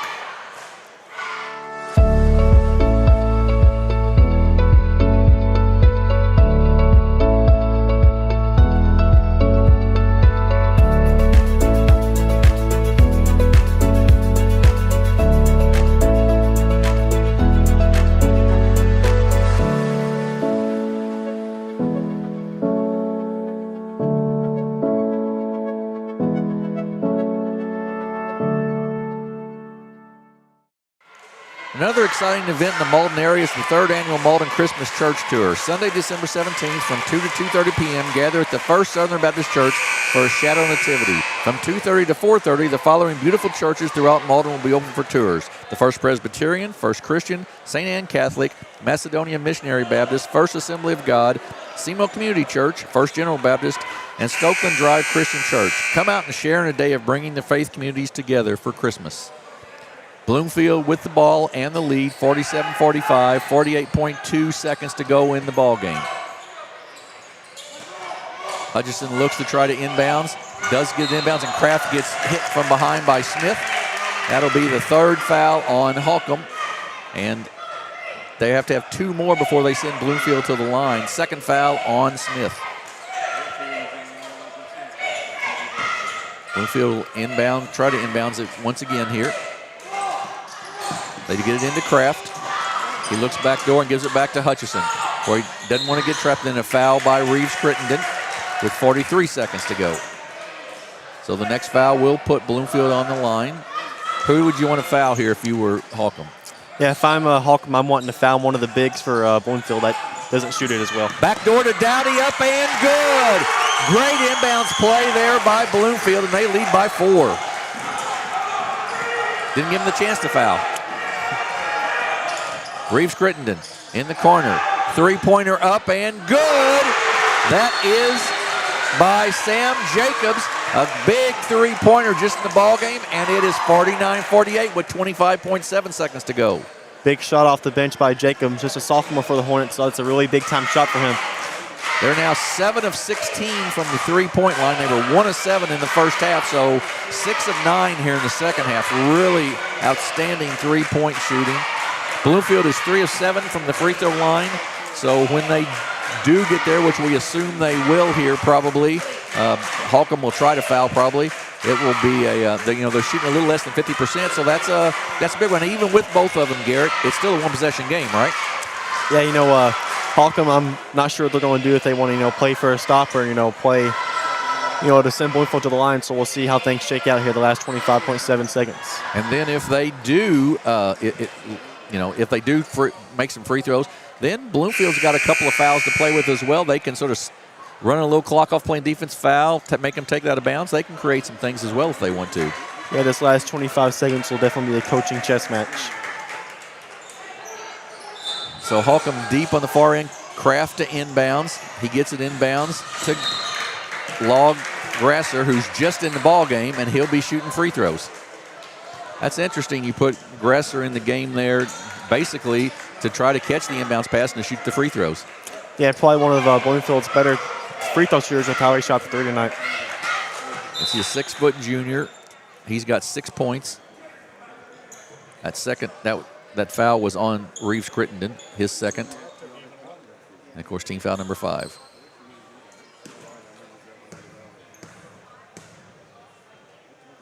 Grasser's free throw, good. 50-48, Bloomfield with the lead. Kenner checks back in now. And then Valdez Castro checks out. 50-48, 24.3 seconds to go here in the basketball game. Second free throw, rims out, no good, but he gets his own rebound, goes back, misses the shot. It's a jump ball, and it will belong to the Hornets.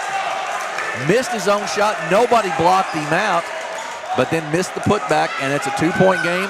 Holcomb with the basketball. 19 seconds to go. To Smith, back to Reeves Crittenden. Kenner 11 seconds to Reeves Crittenden. He'll take a long three. Good!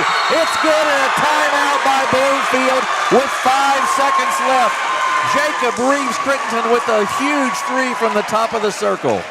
It's another big-time shot by Crittenden. He kind of lives on these shots. You know, we hit one against Bloomfield his sophomore year from half court to win it in the third-place game. So that's another just a big shot from Crittenden.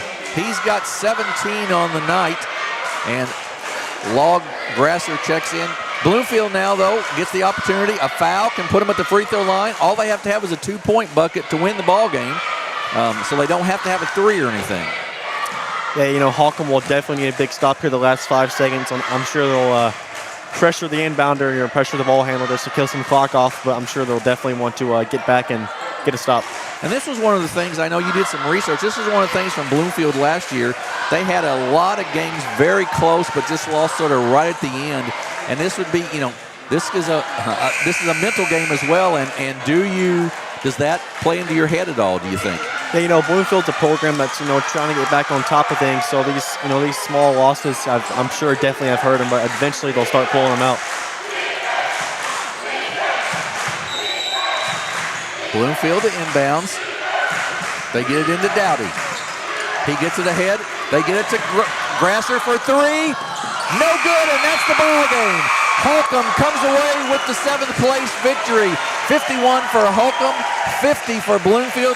Bloomfield got the look they wanted, I think, there, just couldn't get the shot to go. Yeah, that's how the game goes sometimes. You know, you get the luck you want, but it always doesn't go your way. You know, sometimes your best isn't good enough. Tough loss for Bloomfield, but, you know, Holcomb, they're heading high with momentum heading into, you know, the Christmas season, the Bloomfield Christmas tournament time. So let's look at some individual scoring here for both teams. You know, for first off, for Holcomb, Jacob Reeves Crittenden had a heck of a second half with 17 points. He kind of put Holcomb on his back shooting the 3-ball. Noel Kenyer with 8. Landon Smith had 7. Sam Jacobs had a big 3 there in the corner with under a minute to go. Jesus Castro was 7. Devin Kelly had 4. And looking for Bloomfield, Matt Sanders had 9. Upchurch with 14. Lawson Grasser had 7. He had 2 big 3s in the first half. Caden Kraft had 2. And Lucas Dowdy had a great game in the second half. 16 points in the second half alone. He finished with 18 points. So the Holcomb Hornets come away with their first win of the season, 51-50 over the Bloomfield Wildcats. We'll take a break here. We've got 3 more for you tonight, actually, but the next one will be the Campbells and the Bernie Mules. So we're going to take about a 7 or 8 minute break. We'll come back and preview that one and have that 5th place game for you here on the Aycorp Sports Network.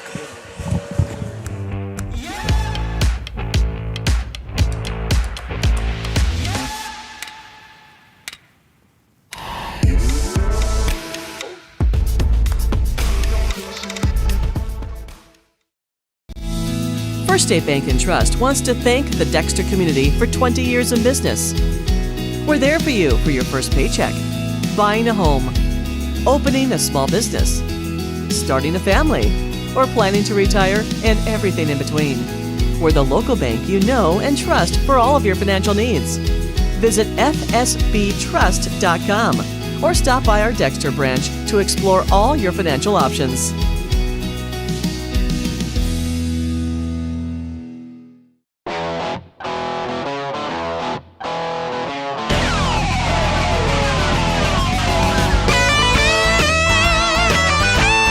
We're right here at King Jerry Lawler's Hall of Fame Bar and Grill on world-famous Beale Street, and as you can see, oh my gosh, we have the best barbecue ribs in Memphis. Oh my gosh, the gumbo is out of this world, but you gotta try the King's Triple Decker Slam Burger. You'll love it.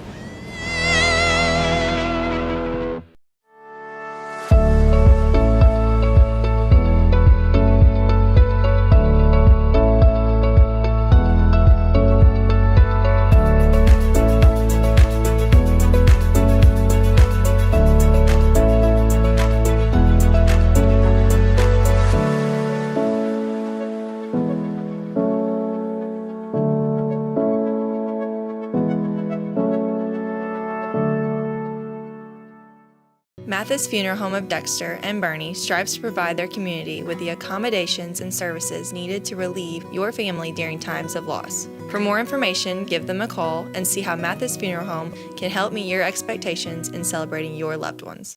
Fast Break. Cold beer, pork steak. Fast Break. The best chicken in the whole state. Fast Break. Woo, doggies, I think I need a Fast Break. All right. Fast Break in Bernie, Missouri. Fresh food, lottery, gas, and more. Fast Break. Growing cotton in the Mid-South is hard work. As a farmer, you make tough decisions every day. Choosing a cotton variety shouldn't be one of them. Next-gen brand varieties from Americot are bred specifically for cotton growers like you. We're 100% independent and farmer-owned. Plant cotton that works as hard as you do. Americot. All we do is cotton, all the time.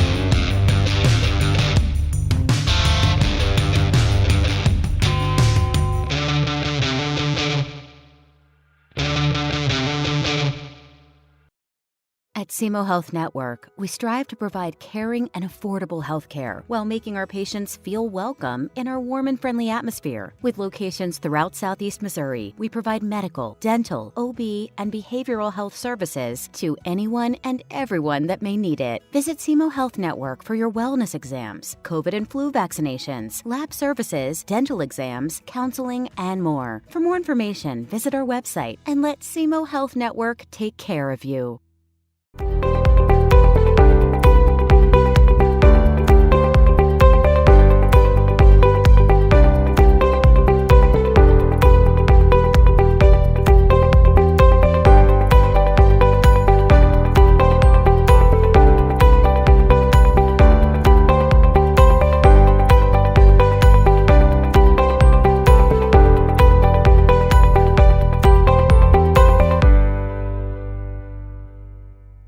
Do you need personalized merchandise? Trying to celebrate the season of that big state run?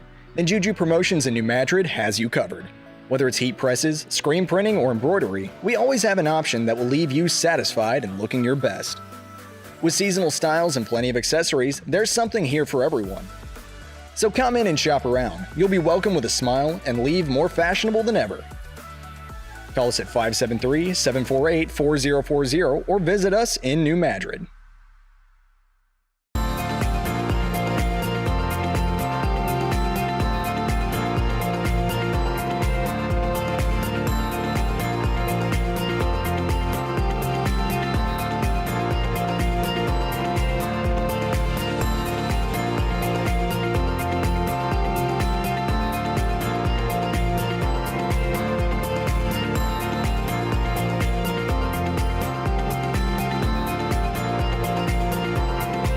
At Focus Bank, we understand your community because it's our community too. With branches across Southeast Missouri and Northeast Arkansas, Focus Bank offers services such as fraud protection, really free checking, and mobile banking that lets you bank simply and securely, anytime, anywhere. Stop by any of our branches or visit us online to open an account today. Plus, you'll receive an awesome free gift just from opening your really free checking account. And when you refer someone who opens an account, you'll both receive a gift. Focus Bank, member FDIC, equal housing lender.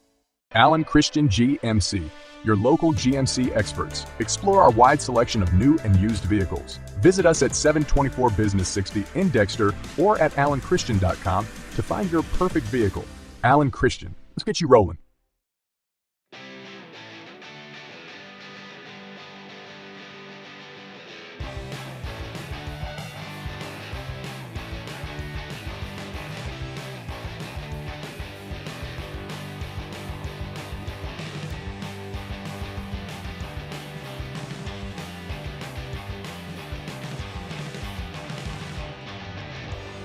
Just remember, if Autry Moreland is not on the back of your vehicle, you paid too much.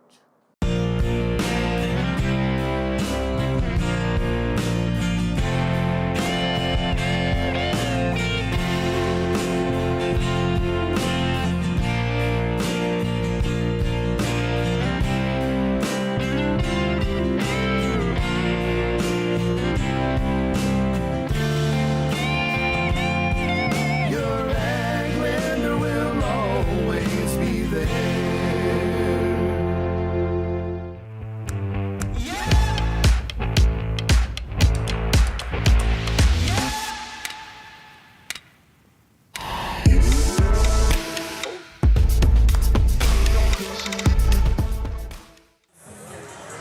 Welcome back to Bernie High School in the 5th place game in this 2023 Bernie Invitational Tournament. This game features a matchup between the number 5 seeded Campbell Camels and the number 7 seeded Bernie Mules.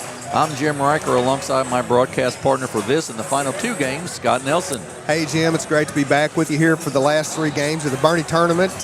Tonight in this 5th place game, it features 2 schools with some pretty good recent history of success. Bernie was the Class 2 runner-up in 2022, and they only lost by 1 point in that championship game. In 2021, Campbell brought home the state championship trophy. So, you know, as it is in high school sports, every year you come in with a different team.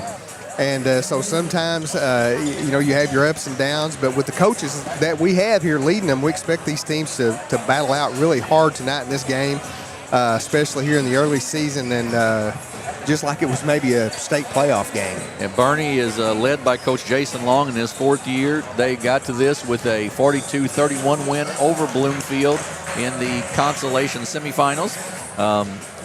Their leading scorer was Jaden Robinette in that game, followed by Kate Arnold. And then, you know, 7 freshmen on the roster for Bernie. That's the big thing that stands out. It really does. Camel, coached by Coach Steve Fowler, they got here by defeating the Holcomb Hornets 74-49 after a tough double overtime loss to Twin Rivers on day 1. That was a heck of a game. 3 players in double figures, led by Tanner Smart with tournament high 27. He tied with Casey Stevens from Neelyville, along with 12 from Sam Bunning and 11 from Drew Fowler. Yeah, so Tanner Smart, the big guy, one of the big guys in the middle for Campbell. And so we should have a good one here. We've got 2 more for you tonight. The 3rd place game will be the Twin Rivers Royals and the Neelyville Tigers. And then in the championship game, it'll be the number 1 seed Puxico Indians and the Risco Tigers. So it should be a good one for you. Campbell will be in their home whites. Bernie, even though they're in their own gym, will be in their road blues, trimmed in white and black. And this will be our 5th place game for this tournament this year. Nice crowd on hand, as you might imagine. Here's the starting lineups. Will go like this.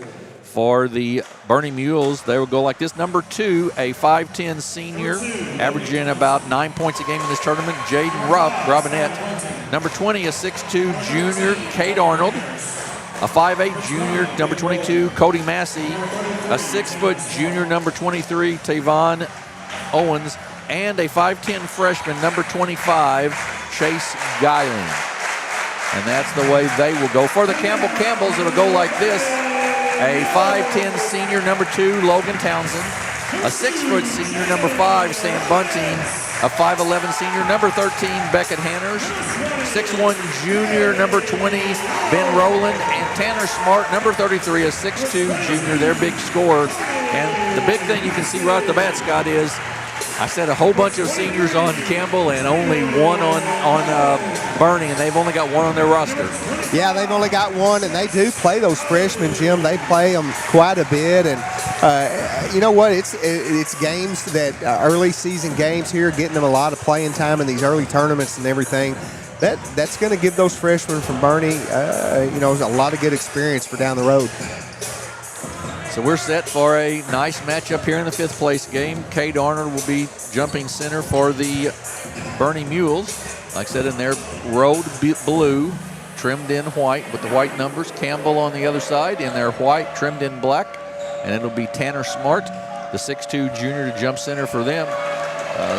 Smart manages to find a way to get open inside a lot, and he knocks it out of bounds, and it'll belong to Bernie on the tap as Tanner Smart knocks it out of bounds. Yeah, there was really nobody standing there. He just kind of punched it on out of bounds, didn't he? Exactly right. Campbell's going to start out in a 2-3 zone. They kick it out. Robinette left side to Geiling.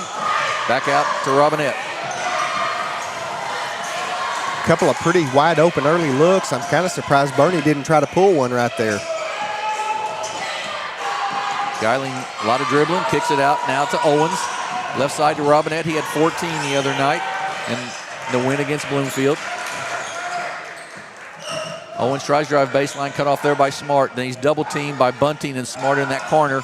but he gets it off, and they get it out to Geiling. He drives inside, a little runner off the mark, no good. Loose on the floor, but taken down by Massey. Bernie resets. Geiling kicks it out. Massey thought about it, doesn't take it, kicks it back out to Owens. And then a steal by Tanner Smart. Good job of staying on the floor, and then he's going to be called for a travel. If he stayed down on the floor, he'd have been okay, Jim. Yep. So it goes back to Bernie once again. We're a minute into the ball game, no score so far.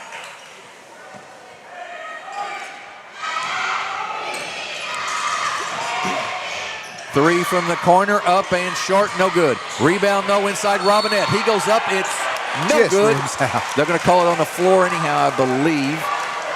And it will be on, see who that goes against for Campbell. Yeah, I didn't see it. It goes against Tanner Smart. They can ill afford to get him in foul trouble. Oh, exactly. They look to inbounds. They do finally get it in to Massey.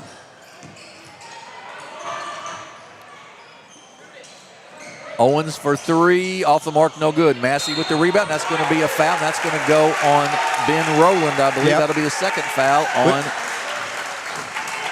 the Camels. Yeah. I tell you what, Bernie's really. Nope, I take that back. They called it on him. Sorry, must have been a little shove. Yeah. Must have been a shove we didn't see. Exactly right. We're on the far end of the court from that, so first time that the Camels have had the basketball. Rolling with it, loses it, taken away by Robinette. And he gives it and gets it right back. Jaden Robinette, the only senior on this Bernie squad, takes it, gives it to Geiling, the freshman. And that's going to be a foul on Bunting. Yeah. Yep, that was a push. Easy call for the official right there. First foul on Bunting, second team foul on Campbell. Yeah, you can't kind of stick your leg out there like that. Nope. I was going to say earlier, Bernie's done a good job of offensive rebounding here so far in this game. Yeah, they really have. They're the smaller team, but you're right. They've done a nice job of that. Robinette looks. It's knocked away, kicked, and it'll go back to Bernie. Ball's been on the Bernie's offensive end a lot so far in this first 2 minutes. It really has. I mean, we're maybe about 20 seconds down here on Campbell's end, but Geiling kicks it back out now. I remember the other night, Jim, Campbell really spread that zone out and did a really nice job with it. Owens for three, no good. Rebound inside. Off blocked partially, but it goes in for Cade Arnold, and it's a 2-0 Bernie lead.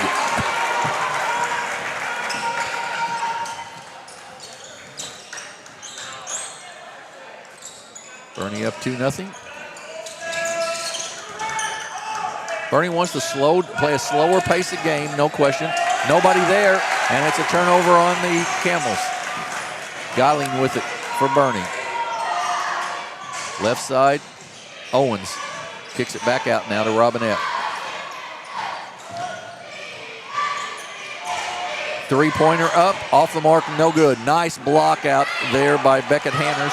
And ahead, and there's going to be a foul on, that will go on Tavon Owens. Tavon Owens, yeah. He didn't quite get there in time. No, and he couldn't slow down when he did. Exactly right. Wyatt Jansen checks in, who will replace Beckett Hanners for Campbell. Jansen's a big body, 6-foot sophomore. We're going to have an offensive foul, and that's going to go, I think, on Jansen right away here. It is, and that'll be third team foul. First one on Jansen as he's just in the ballgame. So really, Campbell hasn't even had a good look at the basket yet. No, they really have not. Robinette to bring it up against the 2-3 zone of Campbell. Kicks it right side to Geiling, and then a kick by Bunting. Bunting's very active out there in that zone. He is. He's getting legs and arms and everything out there in front of it. Inside, up Arnold, no good, but he'll be fouled and go line to shoot two. Yeah, I was going to say that was either a foul or a block one, and they got him on the foul. That's going to go, I think, on Jansen. That'll be his second and a fourth team foul, so Bernie will shoot free throws the rest of the quarter. Yeah, that's a quick two on Jansen. Arnold to shoot free throws. Bernie leads 2-0. Free throw up and good. 3-0. Bernie is the first two nights has shot 29% and 35% from the field, so they've struggled to put the ball in the basket, and so if they can get to the free throw line, that's a real plus for them. Arnold's second one, up and swish. Well, it's kind of gone that way tonight so far, Jim. They're just 1 of 7 from the field. Off to Bunting. He gets it back. He'll take the long three. Off the mark, no good. Rebound by Cade Arnold. Good, strong rebound by Arnold. First good look sort of that Campbell's had all night. To Arnold at the free throw line. Kicks it out, and a nice steal there. That's Logan Townsend. He goes up and good. Yep. Nice job of gathering himself and go up, Scott. Absolutely it was. So 4-2. Campbell finally gets on the board.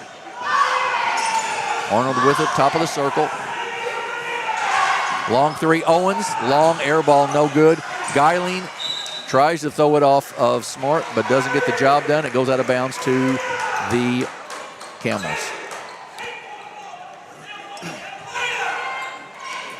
Jim, how many times have you seen it when the offensive player was down low and tried to throw it back up top, that there's a lot of steals that happen right there, just like happened earlier. Absolutely right. Inside to Smart. Good spin nice move inside, off the glass, no good. Jansen with the rebound, and we're going to have a jump ball, and it will belong to Campbell. Yeah.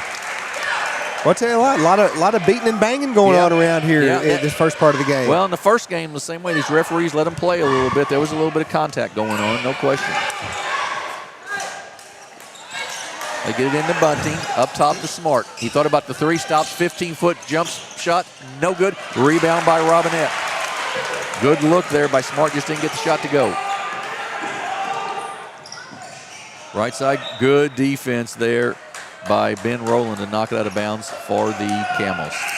Yeah, Campbell they really extend that zone wide, and it makes it hard to make entry passes when you're doing that. Drew Fowler checks in for Campbell.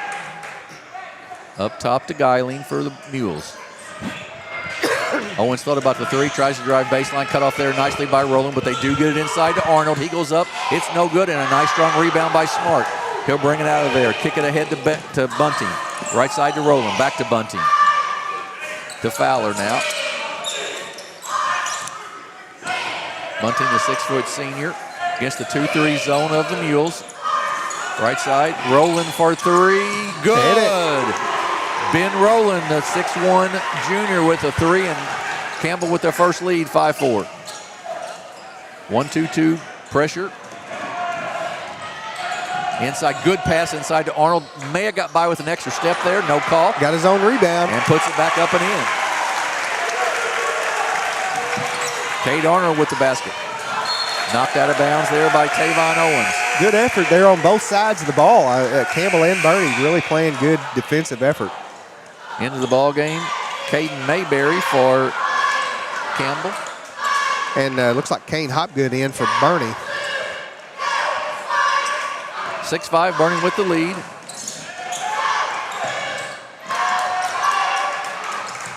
Side to Fowler, back out to Bunting, top of the circle. Bunting, 17-foot jumper, good. Sam Bunting with two. He's averaging about 14.5 per game in this tournament. And it's a 7-6 Campbell's lead. Campbell's gone to a man-to-man.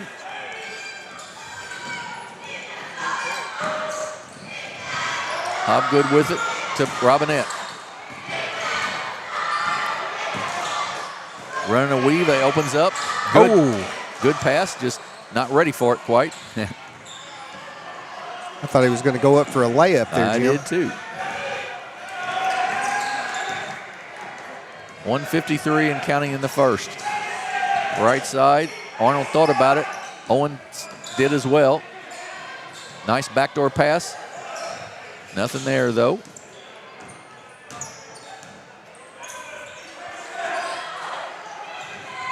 Hobgood guarded by Mayberry. Owens for three. Hey, good. He hit one. There he is. He got it to go, and it's 9-7, Bernie with the lead. First three they've made tonight. Smart tries to get it in, does get it into Mayberry. Back out to Smart. Back to Mayberry now. Smart tipped away. Good hands by Kate Arnold, and it's a steal for Bernie.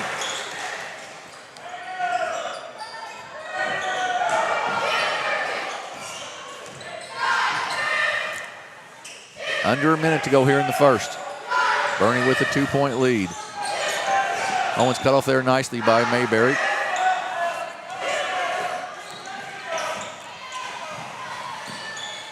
Kind of gone to a man-to-man here. Yep. Ball's tipped, loose. Arnold with it. On the floor. 29 seconds to go in the quarter. Might see Bernie play for one shot now. We'll see. In the corner for Arnold. Tried to go baseline, cut off there nicely by Jansen. Hobgood, guarded by Bunting up top. Putting a lot of pressure on the freshman. And he gets the steal. Goes up for the layup, up, and we're tied at 9.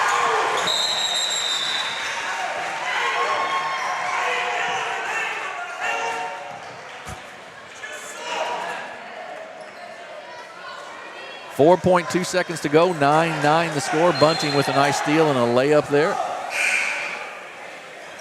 Into the ballgame, Rowland, who replaced Smart, who picked up a foul early on. Nice job done by Campbell of not picking up that fifth foul here. Yeah, it really was. Because that was 4 minutes into the quarter, I think.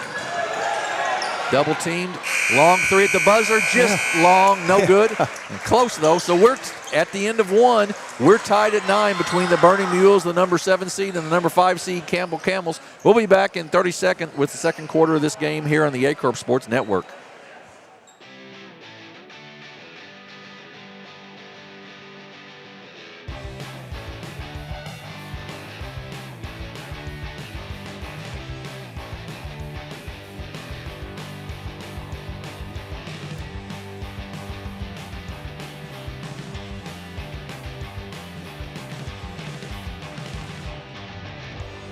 Just remember, if Ultramorland is not on the back of your vehicle, you paid too much. We're back at Bernie High School. Scott, an entertaining first quarter there, 9-9.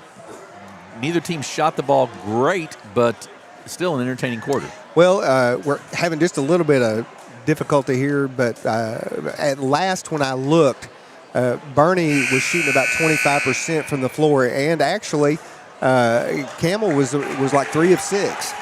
They just didn't have very many shots. Didn't have very many shots. Right. Yeah, Bernie was like 3 of 12. Yes, Bernie. That you mentioned it earlier in that quarter. Bernie hit the offensive boards really, really well, especially early on. Yeah, they did, and like we were talking, both teams playing some good defense, and we'll see how this second quarter goes, Jim. Bernie with the ball to start the second quarter. Geiling with it. He's back in the ball game. Goes up top, Robinette wide open. Nobody rotated on him. He missed the shot, though, no good. And a nice, strong rebound by Mayberry. Kicks it out to Rowland. In the corner to Fowler. Back out to Rowland. He'll take, thought about the three, doesn't take it. Yeah, hit one earlier. Siebert in the game. He's a three-point shooter for Campbell for sure. Really smooth shooter. Rowland with it. Fowler, nice run into the baseline there. Back to Siebert. No place to go, really, and then kicks it out to Jansen. Gave it to your big man out front, and that's probably a mistake. You threw it at the big man's feet, and that's no good. Yeah, that doesn't usually bode very well. So a turnover, and Bernie will get the ball back. Both Bunting and Smart on the bench right now for Campbell, taking a little break. Geiling to Robinette. Arnold, jump shot, up and off the mark, no good. Rebound, though, inside Massey. Blocked by Siebert, by Mayberry, but it'll be a foul, and it will send Cody Massey to the line to shoot 2 free throws. Yeah, good quick ball movement by the Mules that time, and just missed that shot, but a good offensive rebound there by Massey. So Cody Massey, the 5'8 junior, had 6 points in the win against Bloomfield the other night. Free throw up and good. Bernie with the lead, 10-9. Minute gone here in the second quarter.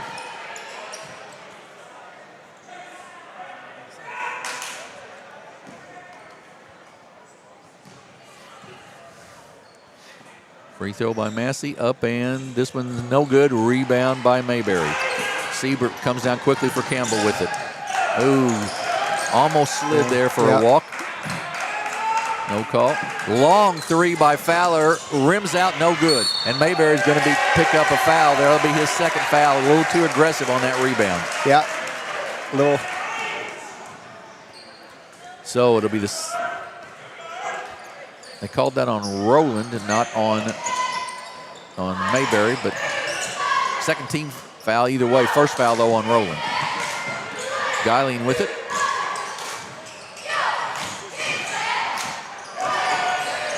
Kicks it off to Robinette. Back to Geiling. They're trading difficult passes with each other there a little exactly. bit. Well, not a lot of screens being set here in this offense, Jim, right now. Fowler gets in there, gets on the floor, and we'll have a foul. That's going to be a foul on, I believe, on Coach. Yeah, Tavon Owens there. Coach Long not super happy with that set. Hopgood checks in, back in for Bernie, and Beckett Hanner's back in for Campbell. Surprised Smart and Bunting have been on the bench as long as they've been. Nice open look for Rowland. Three ball good for Ben Rowland. I think that may be his second one of the game. It is. It is. 12-10. He's got 6. Full court pressure. They get it ahead to Massey. And a push. That's going to be an easy call there. Push on Beckett Hanner's. Third team foul. Once again, we're looking at that situation where they could get into the free throw shooting pretty quickly. Yeah, 13 foul with just 2 minutes off the clock here. Rowland takes a break. Bunting in the ball game for Campbell.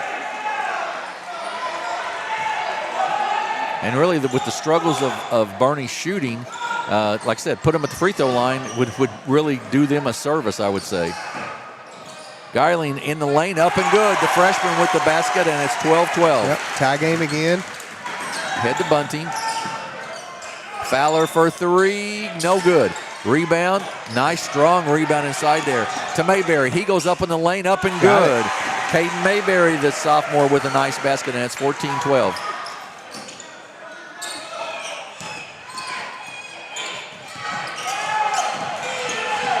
Well, with that man pressure, Bernie's just going to have to pick somebody and have him bring it in, bring it down, And a travel on Hopgood. Owens checks in, and Hopgood checks out. 14-12, Campbell with the lead. 5:21 to go here in the first half.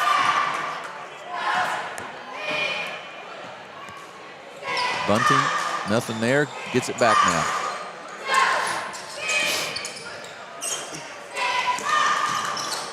A lot of passing around the perimeter. Nice three ball up, short, no good.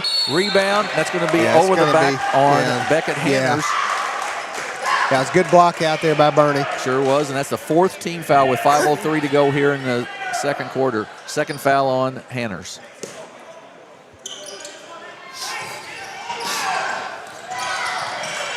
Into Geiling, guarded by Bunting. Senior guarding the freshman there. Geiling gets down, no problem, breaks through, then goes up for the shot and misses. And then we're going to have Bunting over the back, I believe, and that'll be 2 free throws for Bernie, and they'll shoot free throws the rest of the quarter.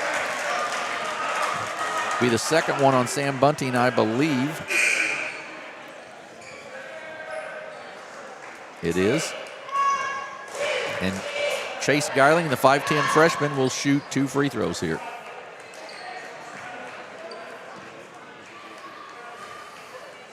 Up and good. 14-13. Campbell with the lead. 4:53 to go here in the first half. Looking for what's probably our 4th or 5th tie. Got it. We've got it. We're tied at 14. Siebert brings it up. Kicks it back out to Bunting. Fowler thought about the three, doesn't take it. And then we're going to have a push off. That's going to go on, I believe, Cody Massey. Yep. And he will check out his first foul, team foul number 2. Hopgood back in the game for him. Campbell to inbounds.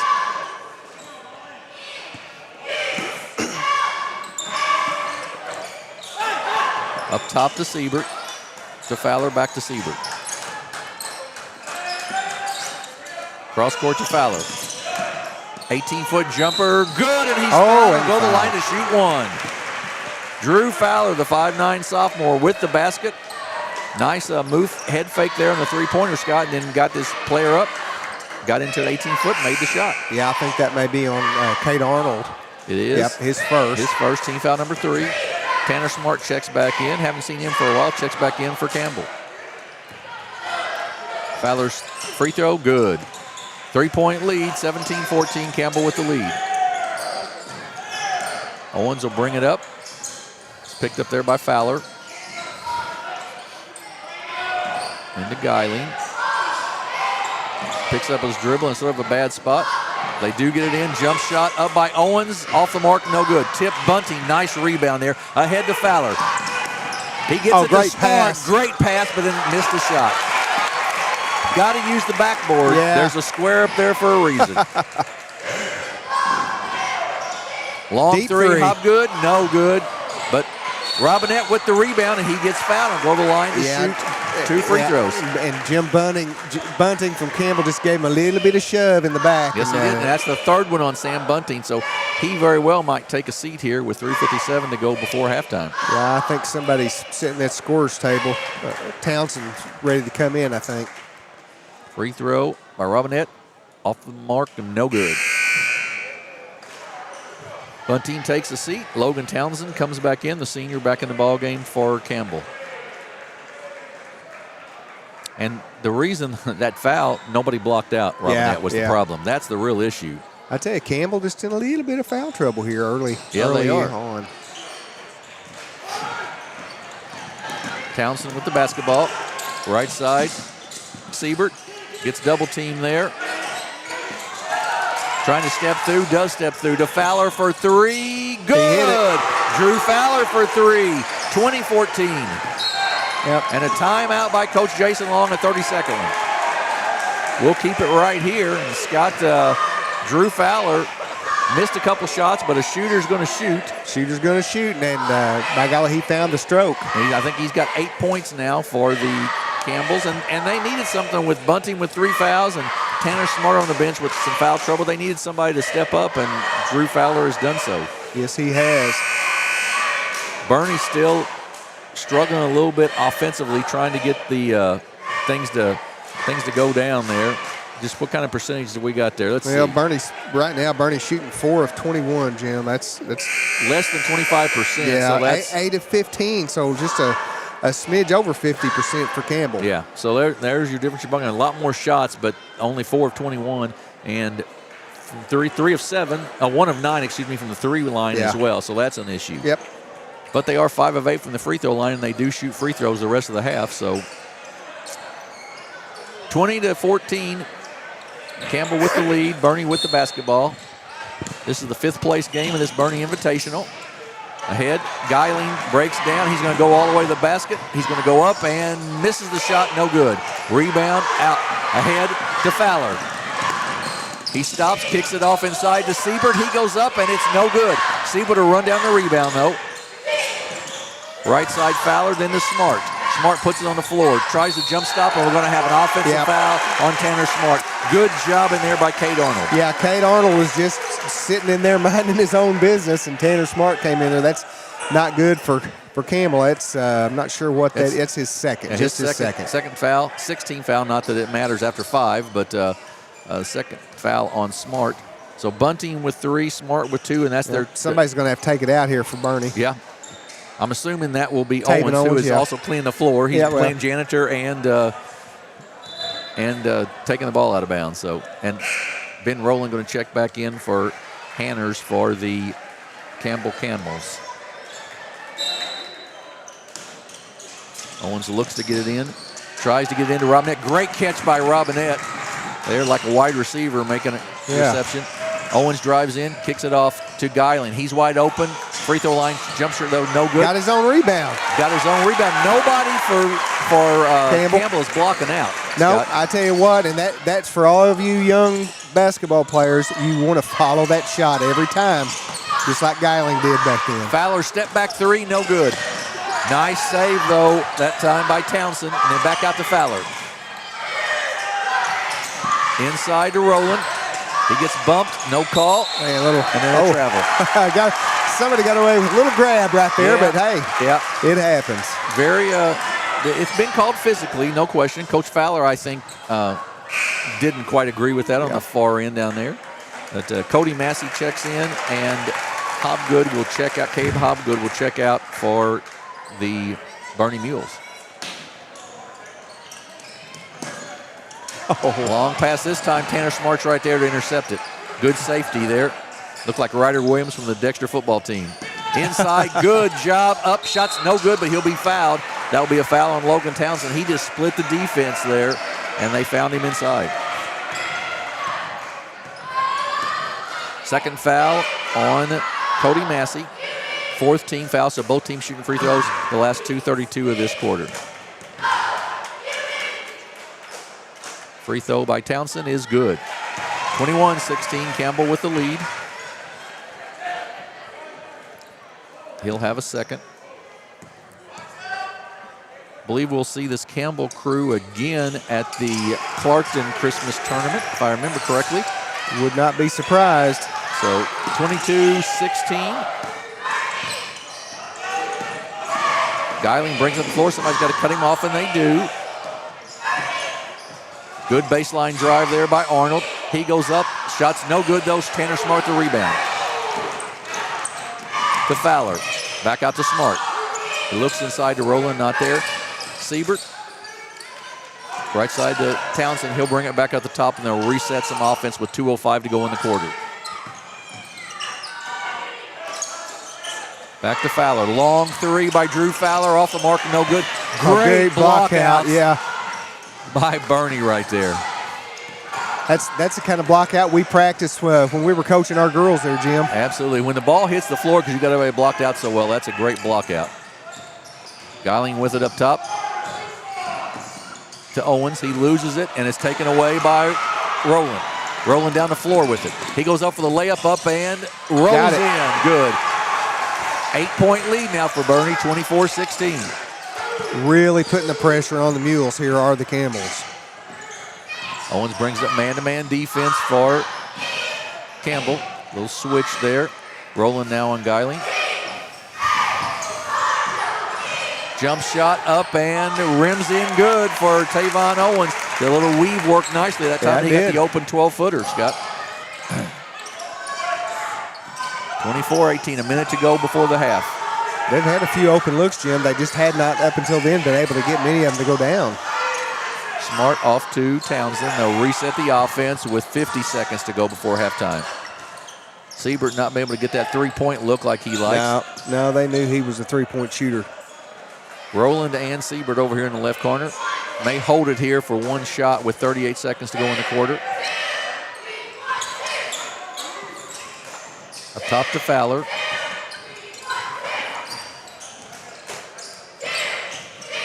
Little motion now for the Camels. 20 seconds to go.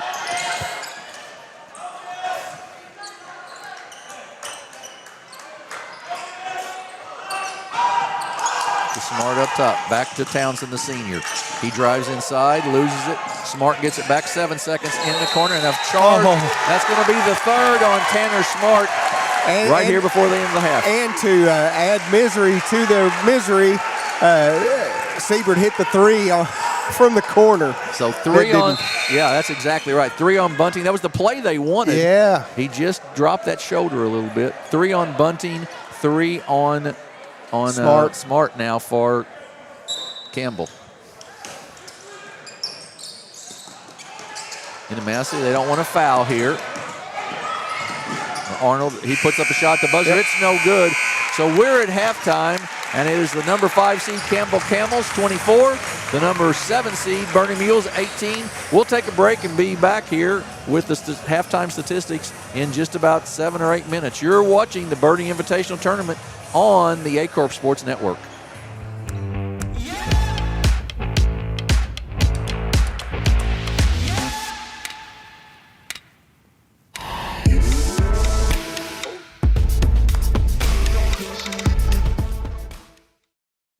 When we look, we listen.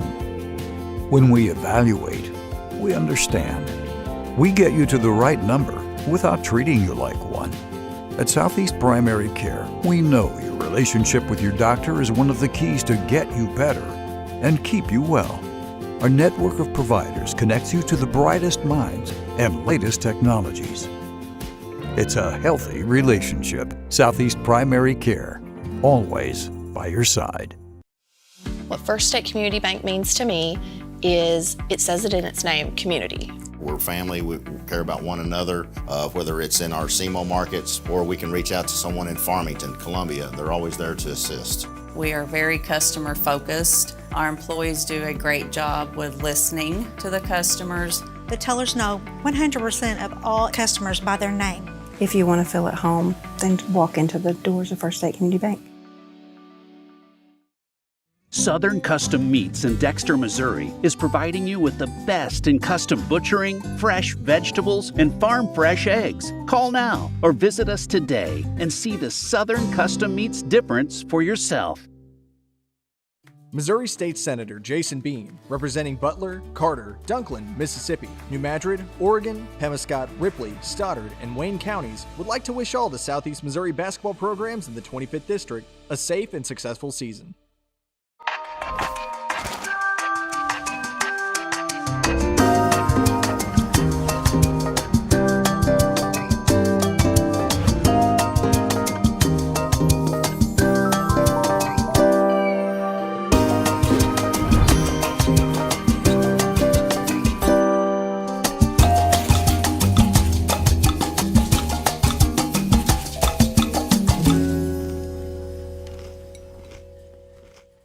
My name is Kevin Rossville. I'm a farmer from Prairie County, Arkansas. Been farming since 1991. Started farming with my father-in-law when I got married. We've been raising rice ever since. We've all been looking for something for a change for years. And I think this 263L is going to be the next and up and coming thing for us. It's really going to work well on a lot of different ground and a lot of different farms around here. Dynagrow 263L, available exclusively at Nutrient Ag Solutions.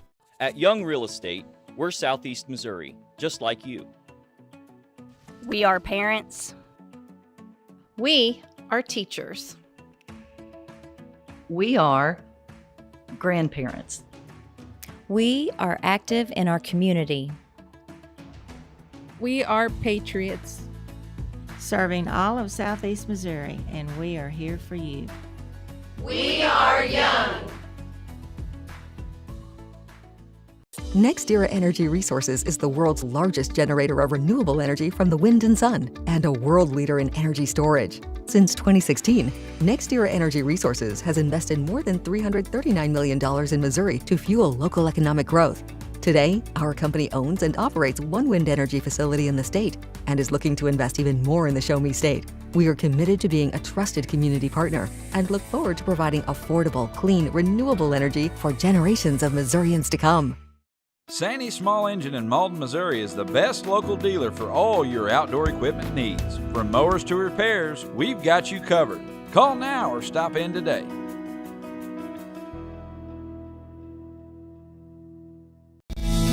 First State Bank and Trust wants to thank the Dexter community for 20 years in business. We're there for you for your first paycheck, buying a home, opening a small business, starting a family, or planning to retire, and everything in between. We're the local bank you know and trust for all of your financial needs. Visit fsbtrust.com or stop by our Dexter branch to explore all your financial options.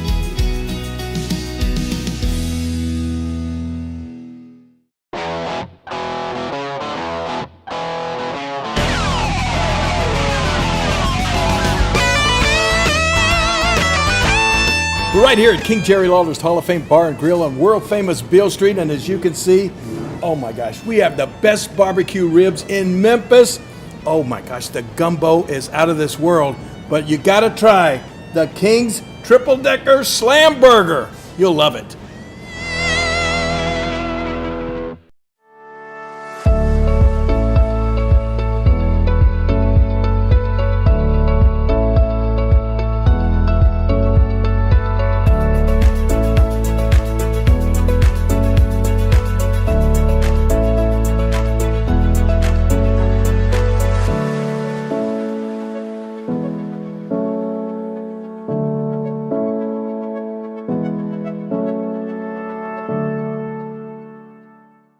Mathis Funeral Home of Dexter and Bernie strives to provide their community with the accommodations and services needed to relieve your family during times of loss. For more information, give them a call and see how Mathis Funeral Home can help meet your expectations in celebrating your loved ones. Fast break, cold beer, pork steak. Fast break, the best chicken in the whole state. Fast break, whoop doggies, I think I need a fast break. All right.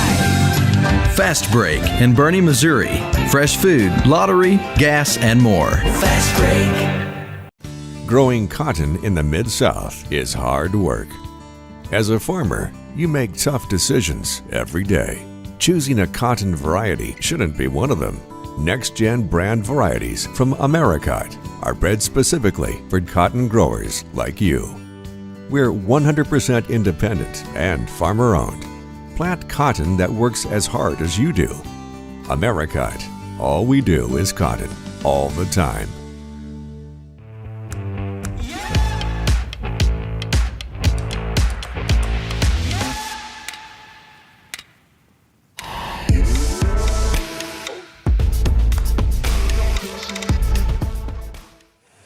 We are back at Bernie High School. It is the 5th place game, and we're at halftime, and it is Campbell 24 and Bernie 18, and Jim Riker and Scott Nelson with you. Scott, Campbell shot the ball pretty well. Bernie, not quite so much. Yeah, Campbell's just a shade under 50% at 9 of 20. Bernie 6 of 27, Jim. A lot of shots on goal, but just not a lot of makes. Right, 1 of 10 from the three-point line I see there. That's a biggie too. Yeah, it really is, because that's one of the things that they do like to do. They really on 5 of 8 from the free throw line, but Campbell has done a pretty good job, even though they're in foul trouble with both Tanner Smart and Sam Bunting. They've done a nice job of not going over that limit very much and sending them to the free throw line a lot. Yeah, they're gonna have to really navigate lightly here in the third quarter for sure. A couple of those good players, bigger players there for Campbell to stay out of big foul trouble for sure. Yeah, individual scoring looks like we'll start with Campbell. Go ahead if you want to. Looks like Caden Mayberry with 2. 6 for Drew Fowler with 2 big threes. Ben Rowland with 8. Sam Bunting with 4. Logan Townsend with 4.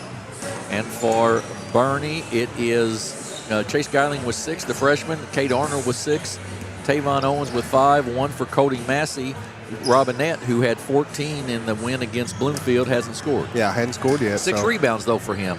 And that's another thing. They rebound 16-11, Bernie over Campbell, and offensive rebounds, 12 offensive rebounds. That's unheard of, man. Right. I mean, that's a huge deal. A lot of teams don't get 12 for the game. I'm guessing that maybe, because Campbell's not even come out yet, I'm guessing Coach Fowler might be discussing that in the locker room a little bit. I think you might be right. So hopefully we'll have Campbell come back out on the floor here in a second. But it is 24-18. We've got 2 other games for you tonight.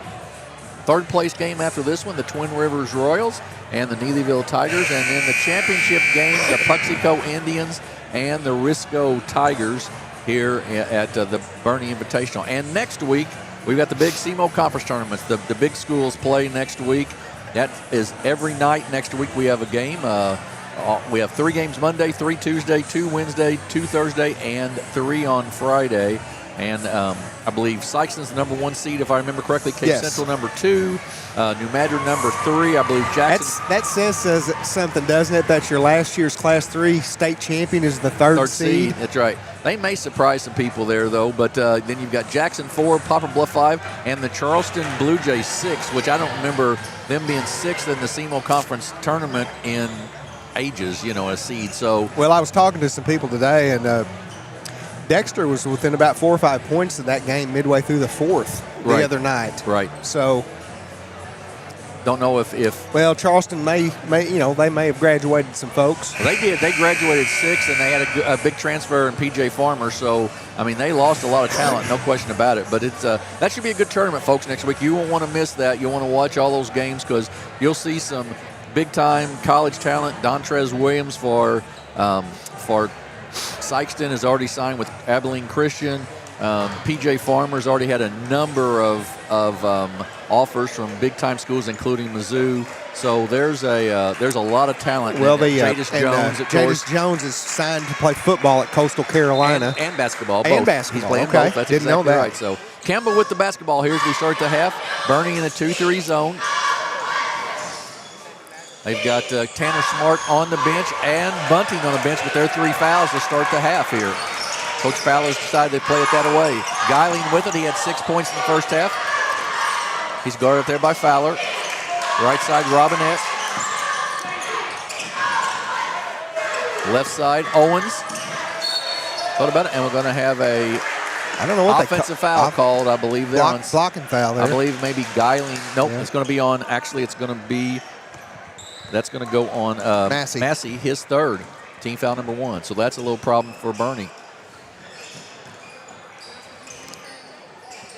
Fowler thought about it. They kick it this time to Siebert. Fowler for 3. Good. There he goes. Drew Fowler's got 9 now, and it's 27-18. The sophomore. That's kind of rolled over from the first half into the second for Fowler. John Aycock sets a check in for Bernie here in a second. Geiling kicks it back out.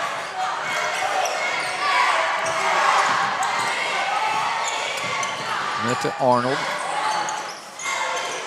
Owen for 3, off the mark, no good. Rebound by Fowler. He gets it ahead to Townsend. Townsend to the basket, no good, hits the bottom of the backboard. And Robinette double teamed, comes away with it for Bernie.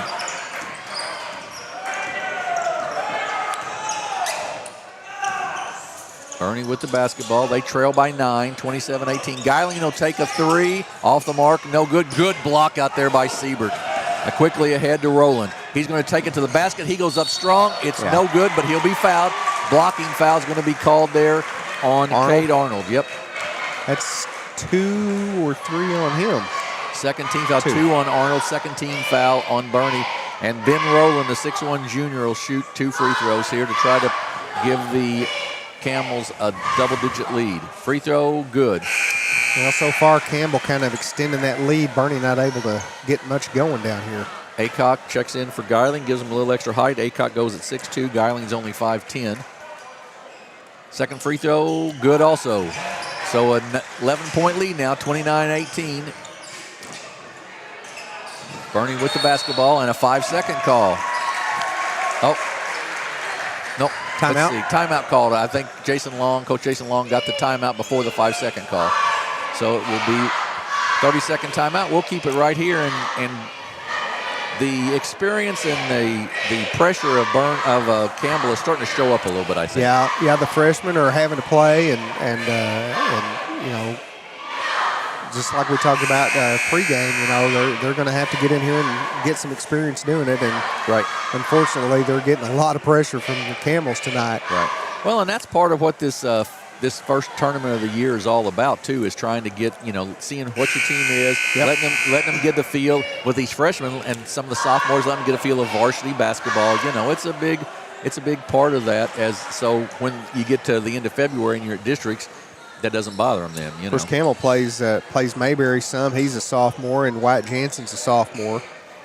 So they got a couple of underclassmen as well. Robinette with the basketball. He's guarded by Fowler, another sophomore for Campbell. Off to Arnold. Then throws it away out of bounds. Massey, he kind of zigged when he thought he was going to zag on that one, Jim. Exactly right. Townsend brings it down. Takes it all the way to the basket, up, no good, but he's going to be fouled, I believe. Oh, going to call an offensive foul there on Logan Townsend. All right. So we've seen a number of charges called tonight. That's another one of them. First one on Logan Townsend. And then we're going to have a push by Ben Rowland. Well, just, you know, an aggressive defense there, but probably not what Coach Fowler wanted to see. Right. Sam Bunting going to check, and that was a second foul on Rowland. He's gonna come right on out and get to talk about it probably. Yep.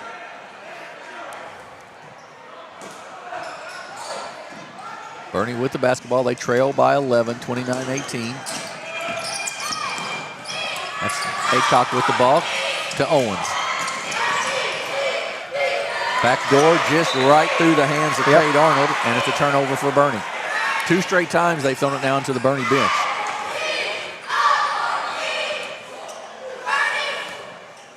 Bunting will bring it up, the senior for Campbell. Gets it back. Campbell doing a nice job of moving the ball here, looking for that pass to penetrate that zone. Fowler will take the 3. It's long, no good. Wasn't really set on that. Be out of bounds and go back to the Campbells. Well, Arnold had that ball in his hands, and just when I've had that happen too as well. Just slips out and hits your foot and out of bounds. Yep. Campbell with the basketball, looks to get it in. Goes cross court to Siebert for 3. Good. Wow, with a player right in his face. Kenan Siebert is the shooter, and it's 32-18 now for Campbell. Robinette, hounded by Townsend. Aycorp for 3, off the mark, no good. Nice block out by Bunting. He's going to be fouled as well, and probably good at stopped a easy bucket. Coach Long's looking for a timeout.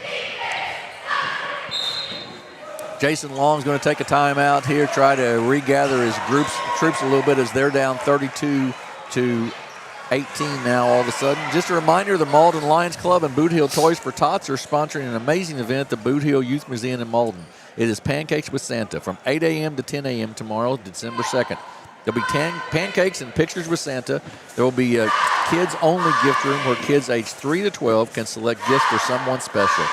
Each child also receives a free toy from Boot Hill's Toys for Tots. For more information, feel free to call 573-276-3600. Well, I'll tell you what, Jim, that's a great place in the area. If you got small kids and you're looking for something to do outside the house with them, go check out the Boot Hill Youth Museum. It's a wonderful place. It really is. You're exactly right. We're fortunate to have it in our area. 32-18, the Campbell Camels have sort of extended the lead here, and a lot of it's just been the pressure of sort of speeding Bernie up a little bit, making them make some mistakes. Yeah, they've really put the pressure on pretty much most of the game, playing the full court press here. And Campbell with the basketball. Sam Bunting with it, back in the ballgame with 3 fouls. Left side to Fowler. Gets it inside. Tried to get it inside. Good defense that time by Bernie. And it comes away to Aycorp. He's up the floor with it. He's guarded there by Mayberry.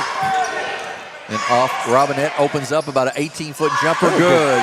Jaden Robinette with his first 2 of the night, and it's 32-20. Is that Bernie's first bucket of the... It was 24-18 and a half. You're exactly right. So they went 3.5 minutes basically without a basket. Bunting a long 3. That's off the mark, no good. Fowler with the long rebound. He kicks it back out to Bunting, and they'll reset the offense now. Cross court to Siebert.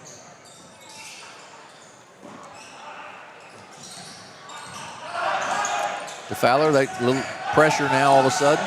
They kick it across to Siebert. He puts it on the floor and in the corner to Jansen. Back out to Bunting. Trying to jump him a little bit there and put a little double team pressure on. Siebert steps through. And a timeout by Coach Fowler. He didn't like what he was seeing with that trap, I think. And I believe it's going to be a 30-second timeout, so we'll keep it right here. 12-point game, 32-20. Once again, just a reminder, next week is the SEMO Conference Tournament, all 5 nights of it here on Aycorp Sports. And the week after, we will be in Clarkton for the Clarkton Christmas Tournament. Malden is the #1 seed there, and that should be a good one as well. Scott has some stats here. Bernie still shooting around that 25% mark. Campbell 11 of 25 on shooting. Bernie 7 of 31. 3-pointers, 1 of 11 for Bernie, 5 of 13 for the Camels. Yeah, 1 of 11. That's sort of the killer there. If they're 5 of 11 or 4 of 11, you've got a really close ball game. Yes, sir. Fowler with it in the corner to Jansen. Inside, good look to Bunting, up and good. Good assist there by White Jansen. Good finish by Sam Bunting, and it's 34-20. That was a good timeout right there by Coach Steve Fowler. Aycock with the basketball. Kicks it off to Owens. Back to Robinette.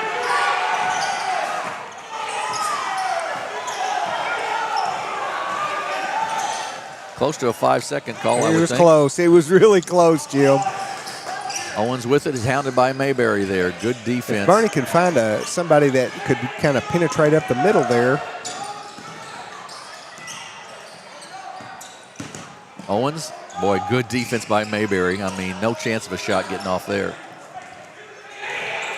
Not many screens being set right now by Bernie, though, is there, Scott? No, there was a ball screen just a minute ago, but nothing since. Robinette tries to drive the lane. Now, 3-pointer up, off the mark, no good. Rebound, no. Aycock. He goes back up short, no good. Gets his own rebound, goes back off the glass, and I tell you what, Monday night, when I was here with you Monday night, I thought John Aycock played a nice ball game. Yeah, he did. He did. He's had baskets in both games. A good job by the freshman, and it's 34-22. Siebert drives down baseline, nothing there. Back to Fowler. Jansen up top.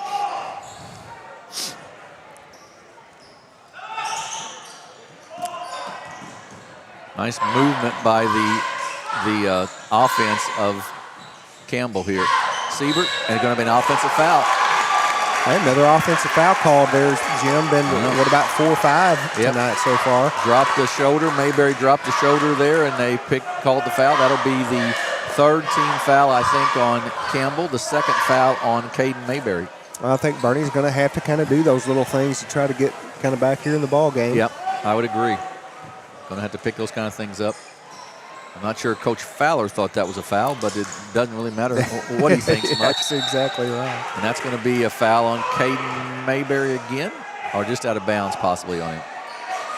Just out of bounds, I believe. Nope, that is a foul on Caden Mayberry. That'll be his 3rd. Oh, 3rd, yeah. He's picked up 2 back-to-back there. So now, once again, Bernie shoots free throws the rest of the quarter after if they get fouled again. 34-22. We've got a lead for Bernie. For Campbell. Tanner Smart checked in for Campbell here. First time we've seen him on the floor, I think, here in the second half with his 3 fouls. Yep.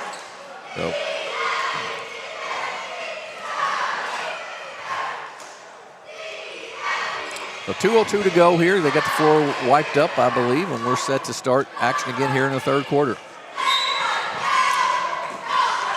Inbounds to Massey, and right back to Robinette.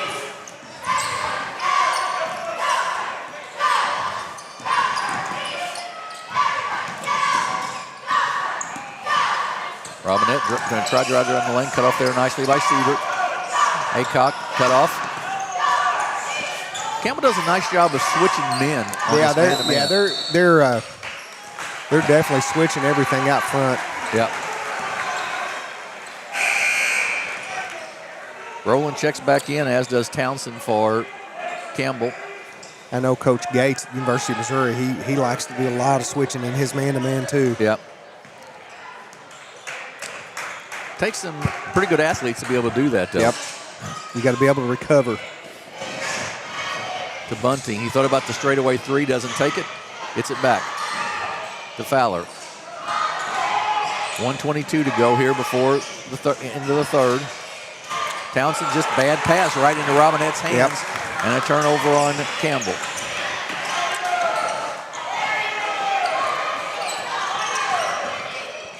Arnold with the basketball. Bernie's only scored 4 points in this quarter.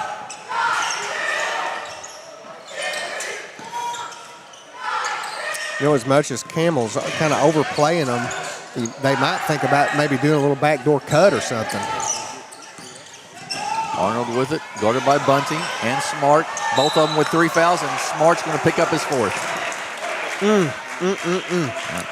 That's the one thing you don't want right there. Smart hadn't played a lot of minutes, and he picks up his 4th, and that's going to bring Beckett Hanners back in the ball game to replace Tanner Smart. 4th team foul, so be shots here the rest of the way in the quarter for all the less than 44 seconds. Owens with it up top. Guarded out there by Rowland. Good job by Rowland. Good hands by Bunting there too. Kick. Aycock. Little stop pop jumper. No good, but nice putback. Good. Jaden Robinette. Nobody followed him, and it's an easy basket. Good offensive board on the miss. Now we're going to have a push on Owens. Taven Owens is going, I really mean to do that. Exactly right. Exactly right. 4th team foul on Bernie. 10-point game here. 34-24. 3rd foul on Owens. Geiling checks in. Replacing Owens, I believe. Yes. So Campbell with a chance here with 19 seconds left to maybe extend their lead.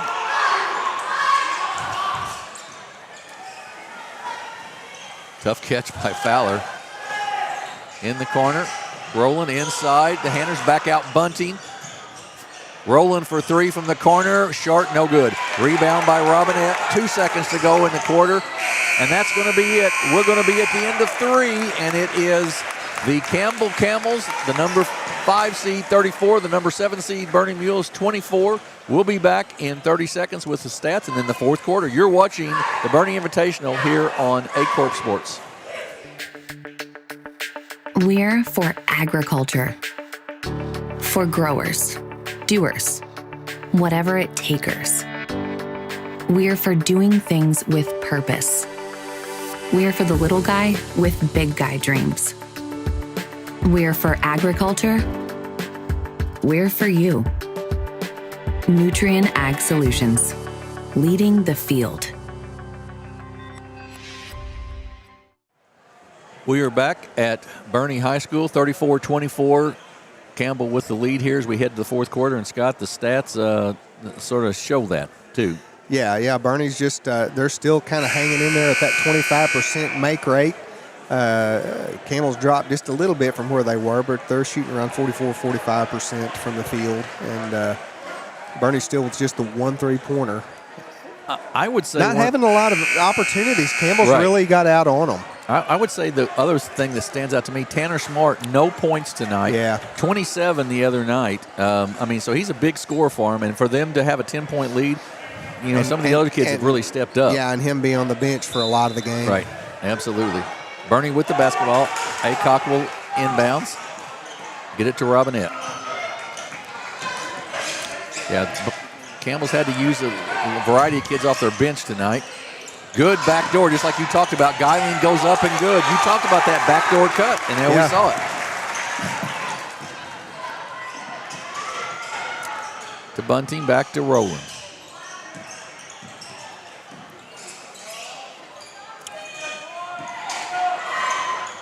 Bunting for 3, good. Sam Bunting knocks it down, the senior. Big shot, and it's 37-26. Yeah, Bernie comes down and has a nice play, and then Bunting just puts the dagger in there.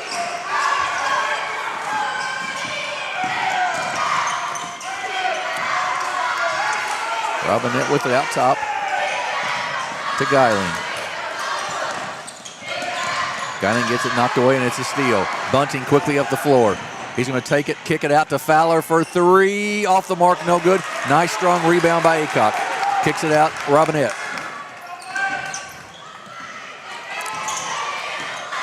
To Cade Arnold in the middle there, 15 foot away from the basket. Got Bunting on him. He goes up for the jumper. It's off the mark, no good. Rebound off of Geiling and taken away by Hanners. Then ahead to Rowland. To Fowler. Back to Rowland, and they'll reset some offense now. With 6:36 to go and an 11-point lead for Campbell. Bunting directs the offense, the senior guard.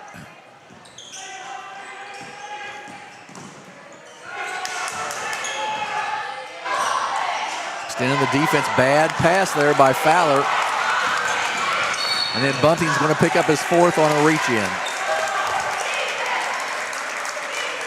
Just a bad cross-court pass there in the last offensive possession, though, by Campbell.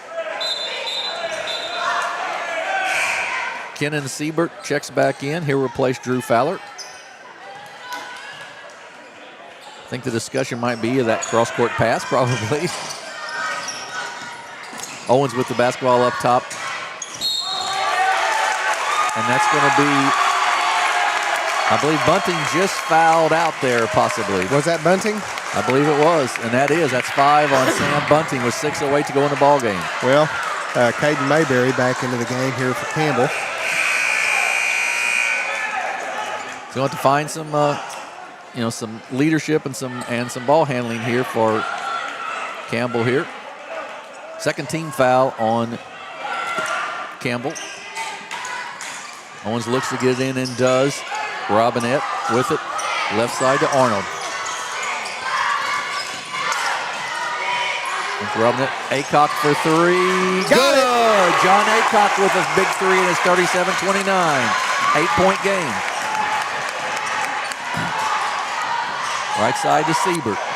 He's bumped. Oh, yeah, he's all pumped up from hitting that 3. Yep. Aycock with the foul. That'll be the first team foul on Bernie in the quarter. First one on Aycock.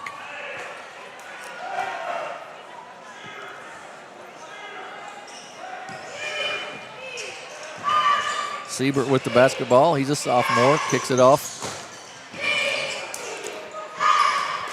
Gets it back here. Campbell with an 8-point lead. 5:35 to go in the ball game. Yeah, they may be thinking about just slowing things down here. Yeah, I could see that, and where they might want to bring them out of that zone, and they do a little bit. Townsend to Siebert, and he stepped. Oh, a foul going to be called. I thought maybe he stepped back court, but a foul on Owens there. And I think that's Owens' 4th, though I won't swear to that. It is his 4th. Good call. Thanks. And second team foul. Hobgood checks back in, and Owens takes a seat for the Mules. To Siebert. Tried to jump here. Townsend gets out of the pressure. And another.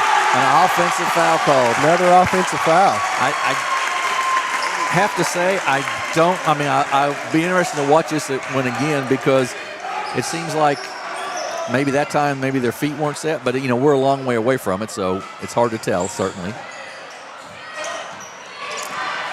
Robinette with a 3rd foul, though, that time on Hanners. Well, Campbell up 12 just a little bit ago. Now it's an 8-point game. Robinette with it. Hobgood gives it off to Arnold. He drives, 15-foot jumper off the mark, no good. Good block out. Hanners with the rebound. Got Mayberry down here on the floor. And we've got a timeout. Yeah, looks like we got maybe an ankle. Yeah, that's what I'm guessing. Tanner Smart's going to check back in to replace Mayberry. Wyatt Jansen hops out there to help him off.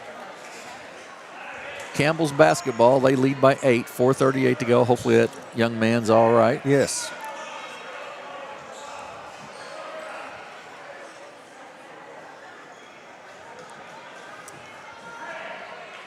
Logan Townsend will trigger this inbounds for Campbell. Too high, too low in the play set called by Coach Fowler. And goes up top to Rowland. He gets it in the corner to Siebert. Siebert, 18-footer, rims in and good. A good shooter gets those rows, and Siebert is a good shooter, and it's 39-29. Ahead to Aycock, and he's going to travel. He took off. Well, when he turned around, Hanners was there, and he kind of took a little stutter step, I think. Absolutely. And no complaint there from Coach Jason Long, for sure. Bernie going to try to up the pressure a little bit on the ball, it looks like. trap where they can. Campbell not helping themselves by staying in that corner the whole time. There we go, cross court to Townsend, then to Siebert. Rowland gets it inside to Smart. Back out to Rowland. Siebert, good ball movement here by Campbell. Rowland thought about the three. Smart doesn't take it, and that's got to be a blocking foul. It is a blocking foul, yep. That's going to go on Cade Arnold. It'll be the third one on Arnold, I believe, and the third team foul on Bernie with 3:54 to go in the ball game. And a 10-point. Nope, sorry, that's fourth on Cade. I thought it was 3. 10-point ball game here. 3:54 to go in this 5th place game.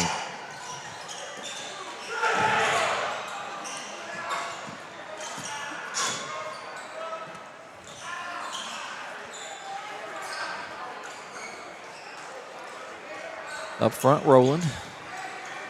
You said Campbell's with a 10-point lead, pretty content, especially with Bunting on the bench with 4 and Smart with 4. I mean, Bunting fouled out and Smith with Smart with 4. They're willing to take their time, I'm sure. I'll spit it out eventually. A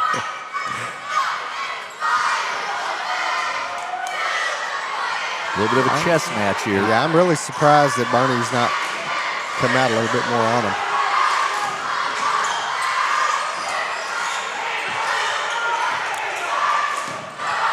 I think Coach Long is wanting to do that now.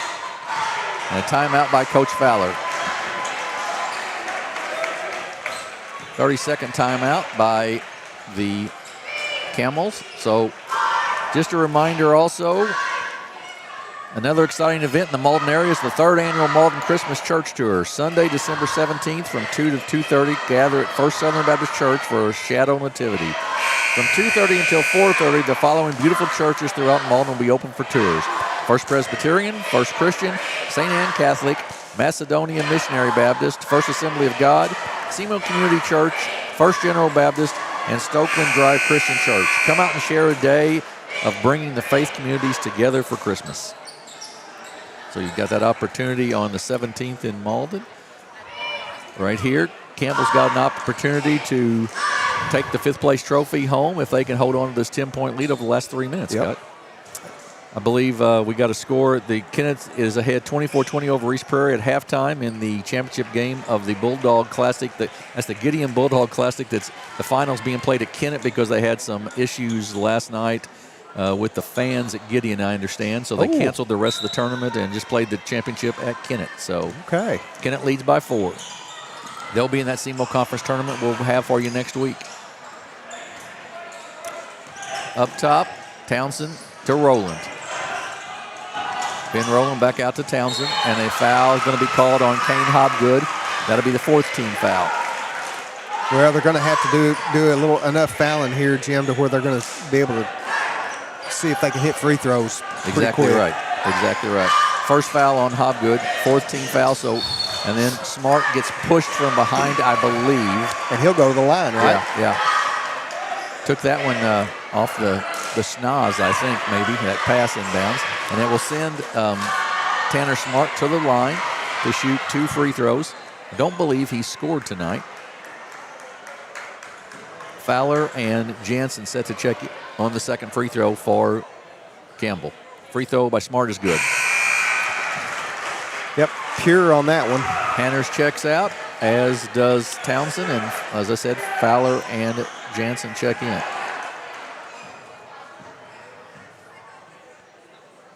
Free throw, nothing. Oh, just a little long, no good.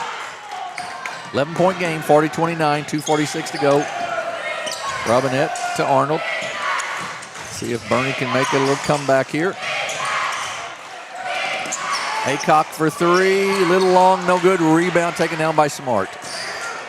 He'll bring it up the court. Kick it off to Fowler.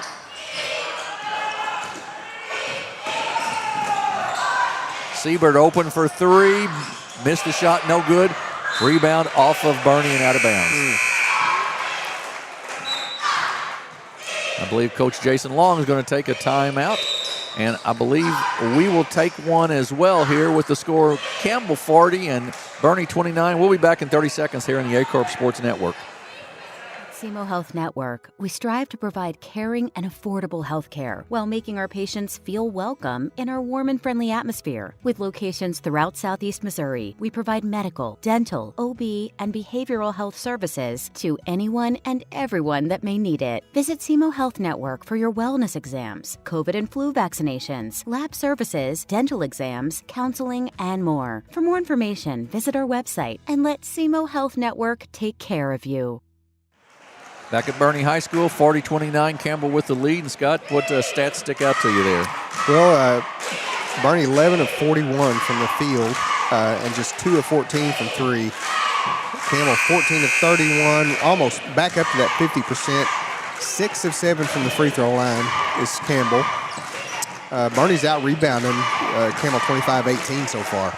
So Bernie's got to find a way to get the ball in the basket, and we've got to Campbell's also shot free throws, as you said, very well. And that they're going to get some chances here probably in the last 2:17, you would guess. I would say you probably are correct. Into Smart, turnaround shot, not there, just a tough angle. And Robinette with the rebound. Coach Fowler probably wasn't through with that shot selection. Arnold turns, nothing there, kicks it off. Owen goes up, shot is no good, rebound by Tanner Smart. He's out of there quickly for Campbell. Up off the glass, no good. Jump ball, and it's going to go to Campbell. Probably, honest to goodness, the last 2 trips there, Tanner Smart, not the best shot selection. Well, he's made a nice spin move, just, I couldn't get that one to go down. And a little bit too far away from the basket maybe, and we've got a timeout by Coach Fowler here. So he was afraid they weren't going to get it in bounds in the required time frame.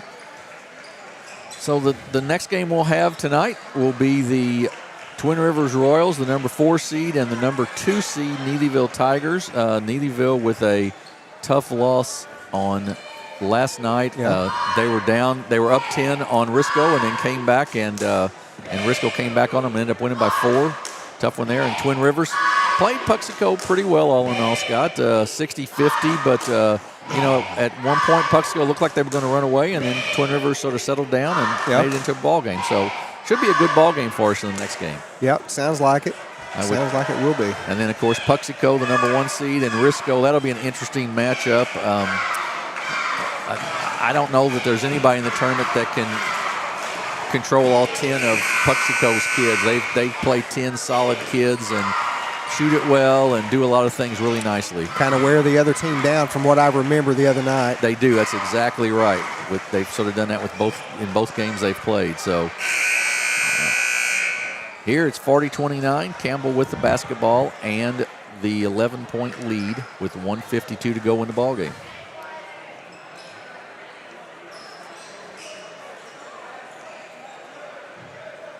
Looks like Ben Rowland will inbounds the basketball here. If they can get a look open. They do try to get in the corner to Fowler, and we're going to have a holding call. And that will send, I think, Tanner Smart to the line. I think that's going to go maybe on Tavon Owens, though I won't swear to that. Inside. And that's the 5th one on Owens. So that's going to bring Cody Massey back in the ball game.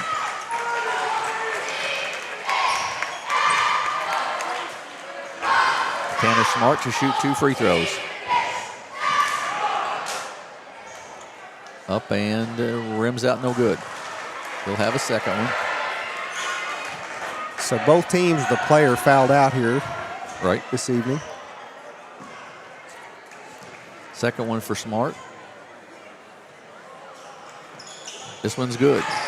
So a 12-point lead now for the Camels. Full court pressure. Ahead to Robinette. Bernie's going to need a 3-pointer or 2 here to get back in the ball game, probably. Robinette back door to Geiling, up and good. Good look. Geiling with a good cut to the basket. Another timeout here by Coach Long of Bernie. Coach Long will take a timeout. I believe we'll take one as well with the score 41 for Campbell and 31 for Bernie with the 1:40 to go. We'll be back in 30 seconds here on the Aycorp Sports Network.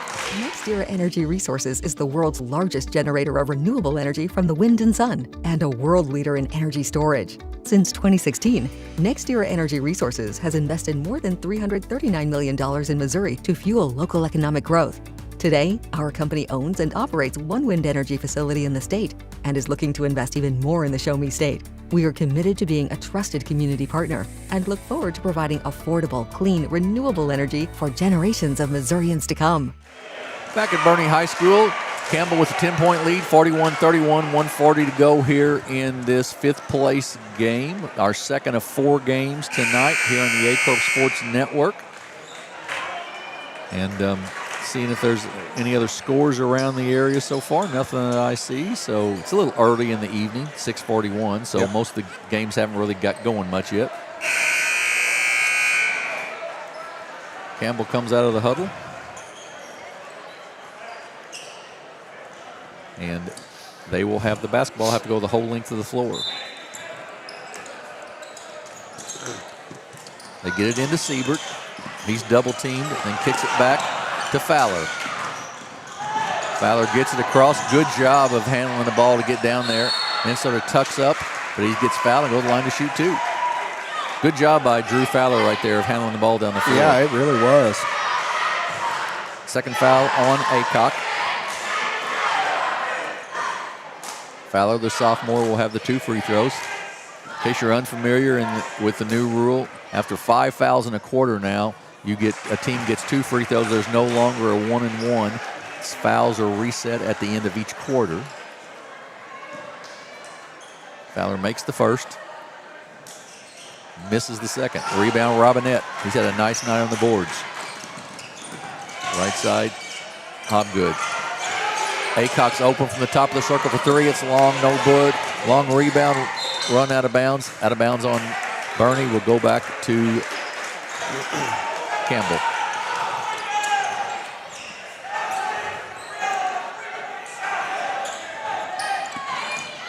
Rolling with it, and he gets fouled, and he'll go to the line to shoot 2 now. It's a quick foul there. Hopgood with the foul. That's 2 on him. 1:17 to go in the ball game.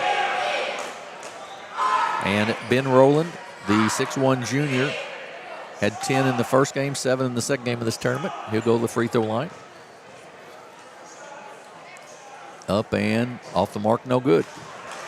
Well, Campbell had been 6 of 7 the last we looked, but it's not that good now. No, I was just thinking the same thing. Not as good now. They've missed a number of free throws here late in this ball game.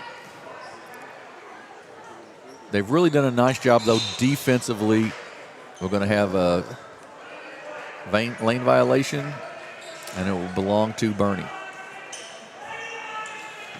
They've done a nice job. Campbell's done a nice job defensively on the 3-point line of Bernie. Yeah, they really have.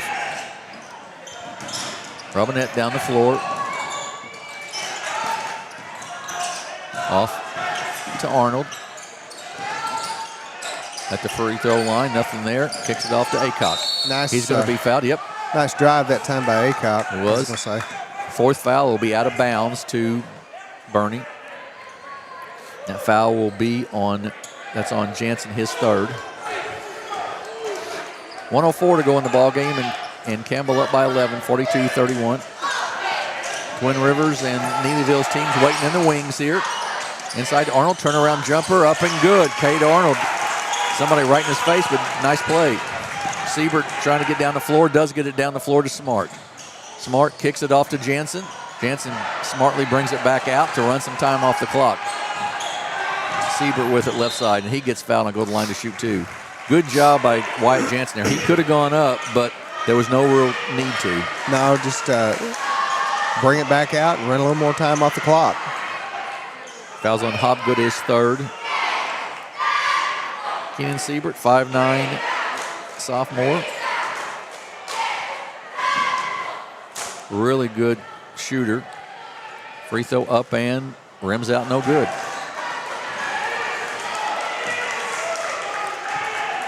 He'll have a second. 9-point game. Free throw up and good. So 43-33. Off to Arnold. Loses it. Siebert, nice job. got to be on Cade Arnold, one would think, possibly. Yeah.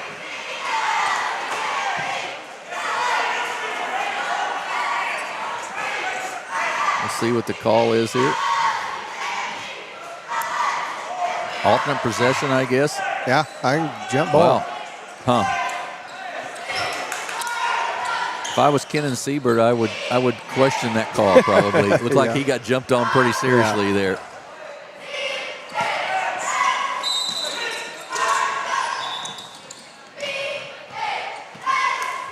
We got a timeout here by Campbell with 10-point lead, 43-33, 39.7 seconds to go. I think we've said about everything we can about this game so far. I'm telling you. I got to believe both coaches are close to being out of timeouts. You would think. It seems like we've had a number of those so far. But 10-point lead. Bernie, I think, is certainly with these freshmen going to get better as the season goes along. And a lot of these even juniors haven't played a whole lot before now. But they're going to have to find some scoring someplace. Yep.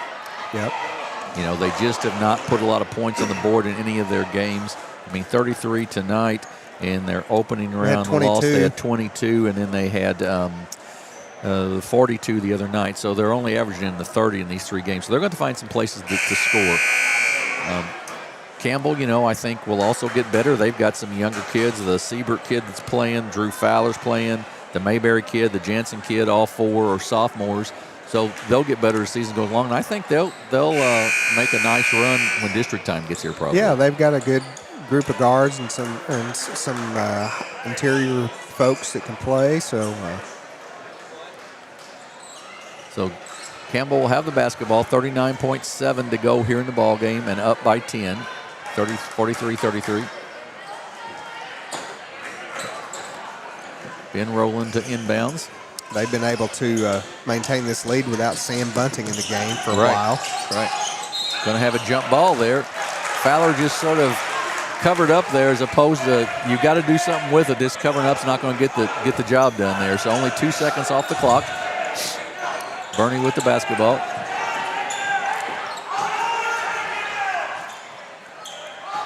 Aycorp to inbounds.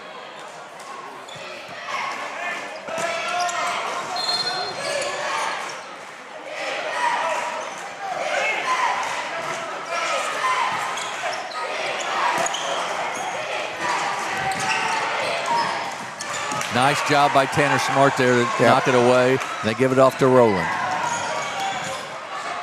Rowland trying to dribble it out a little bit. Good catch by Siebert. He's going to be fouled and he'll go to the line to shoot 2. Be tough sledding for Bernie to be able to get 10 points back here, but absolutely. I'm sure credit them for they've played hard. To play hard and hustle, and both teams. They have. They've played very hard, and they have they're losing by 10, but they've done a nice job of staying within this 10 points. They've not let it get away from them. Free throw, good by Siebert. Townsend checks back in. Smart checks out for the Camels. 11-point lead. Free throw, good. 12-point lead now. Robinette brings it down. Kicks it out to Geiling. Aycorp to the basket, up and good. John Aycorp with the basket, and it's 45-35. Don't foul, Coach Long says. Just let it run out. Good choice on his part. And Campbell will come away with the 5th place trophy here. A 45-35 win over the Bernie Mules. Bernie, though, came in seeded 7th, ends up 6th, so they play above their seed. Yeah. Some stats? Yeah, first, let's go with stats for the Bernie Mules. A little scoring here. Jaden Robinette with 4. Cade Arnold with 8. Cody Massey with 1. Taven Owens with 5. Chase Geiling with 10. John Aycorp came in here and scored 7 off the bench. For the Camels, Logan Townsend with 4. Sam Bunting with 9. Ben Rowland with 10. Tanner Smart with 2. Drew Fowler with 10, and Caden Mayberry with 2. And Keenan Siebert with 8. Oh, I'm Yeah, sorry, I Siebert had missed 8. him. Yep. So, team stats, 14 of 33 for the Camels shooting the basketball, 14 of 46 for Bernie. So there's the difference in the ball game, the number of missed shots there. 2 of 15 from the three-point line for Bernie and 6 of 17 for Campbell. Above 33% for Campbell, so that's not bad. 11-17 from the free throw line, 5 of 8 for Bernie. So, the three-point shooting probably the biggest difference in the ball game tonight. That and Bernie 27 rebounds to 19 for Campbell. Right, they did a nice job on the board. So they take a 45. Campbell takes a 45-35 victory. We're going to take a break here. We've got another one coming up. Twin Rivers and Neelyville will be on here in about 10 minutes. Join us again at about 8, and we'll give you a little pregame of that. You're watching the Bernie Invitational Tournament on Aycorp Sports.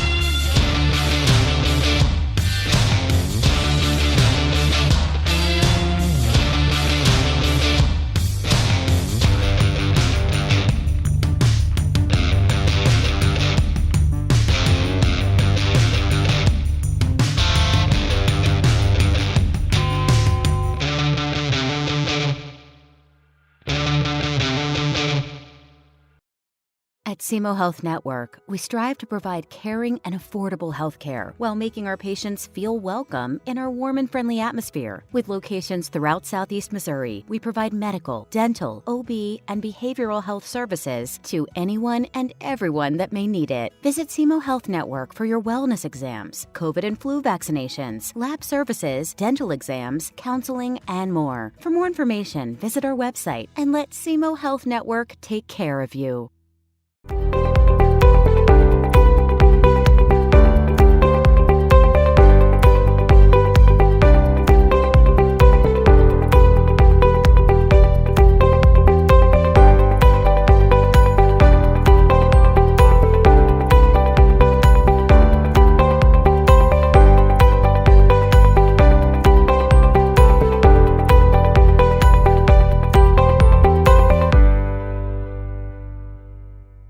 Do you need personalized merchandise? Trying to celebrate the season of that big state run? Then Juju Promotions in New Madrid has you covered. Whether it's heat presses, screen printing, or embroidery, we always have an option that will leave you satisfied and looking your best. With seasonal styles and plenty of accessories, there's something here for everyone. So come in and shop around. You'll be welcome with a smile and leave more fashionable than ever. Call us at 573-748-4040 or visit us in New Madrid.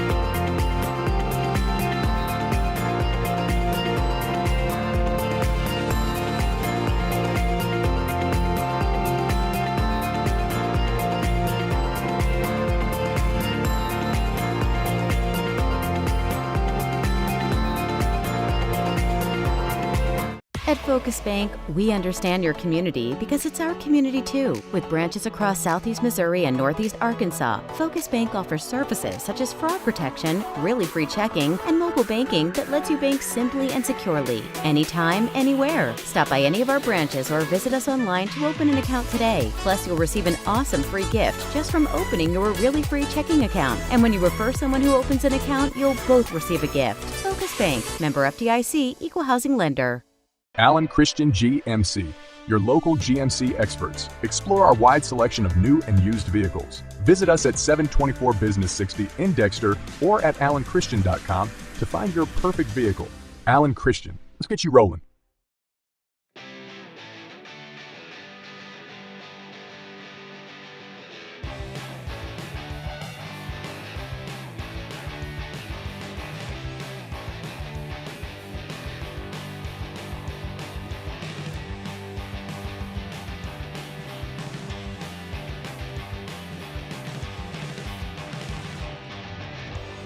Just remember, if Ultramorland is not on the back of your vehicle, you paid too much.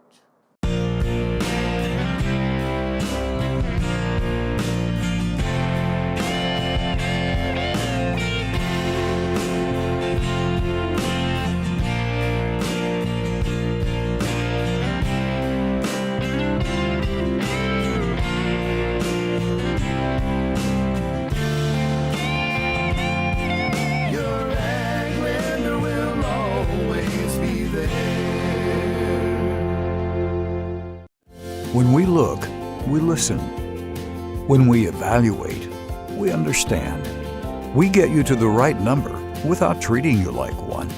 At Southeast Primary Care, we know your relationship with your doctor is one of the keys to get you better and keep you well.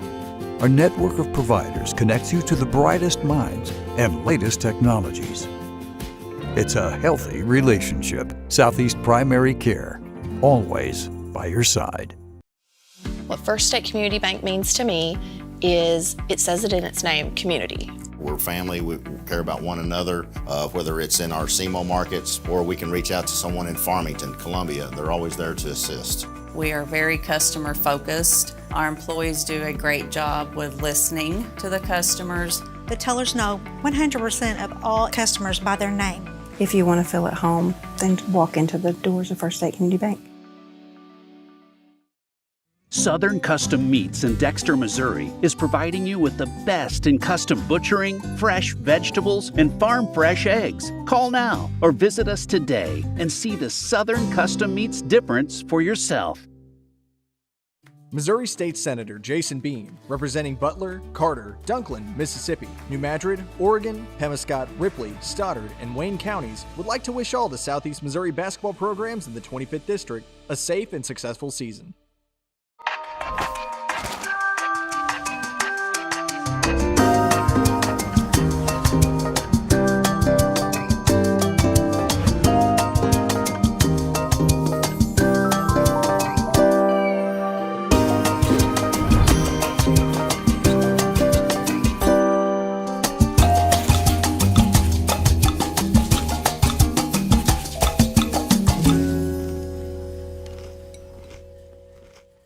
My name is Kevin Rossville. I'm a farmer from Prairie County, Arkansas. Been farming since 1991. Started farming with my father-in-law when I got married. We've been raising rice ever since. We've all been looking for something for a change for years. And I think this 263L is going to be the next and up and coming thing for us. It's really going to work well on a lot of different ground and a lot of different farms around here. Dynagrow 263L, available exclusively at Nutrient Ag Solutions.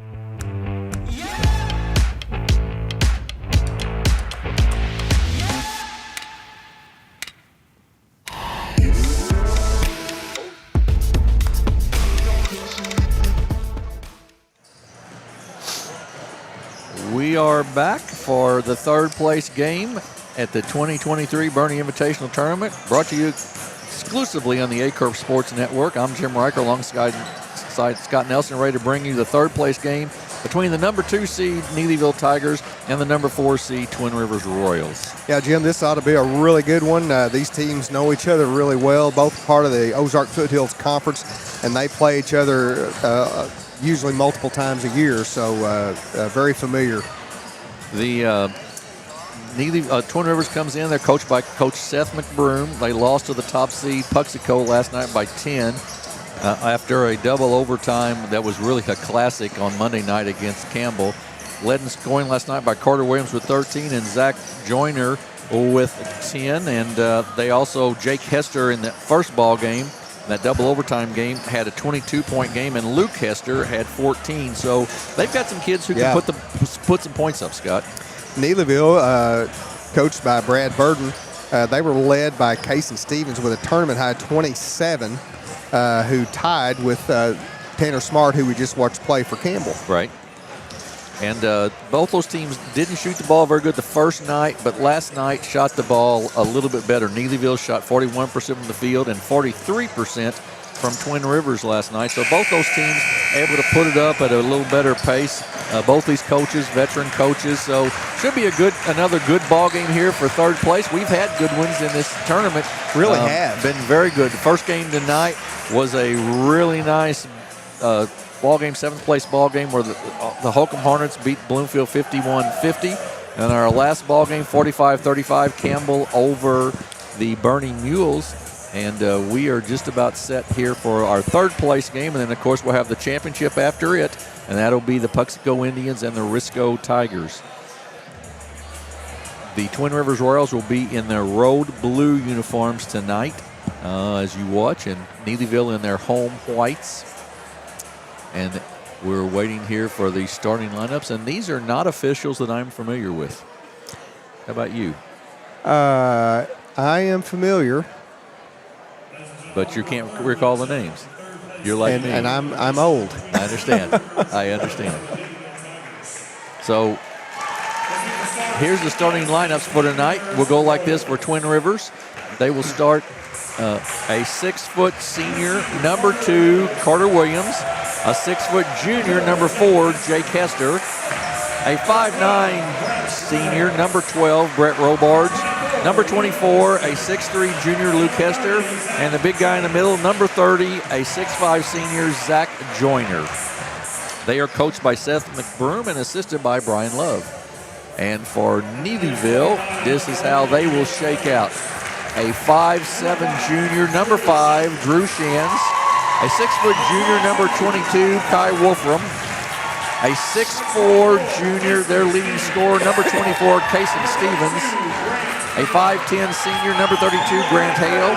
And a 6'4" junior, number 33, Elijah Dolans. They're coached by Brad Burden and assisted by Travis Hale. So good size here for both teams. Good size for both teams, exactly right. Twin Rivers, the only Class 3 school in this tournament.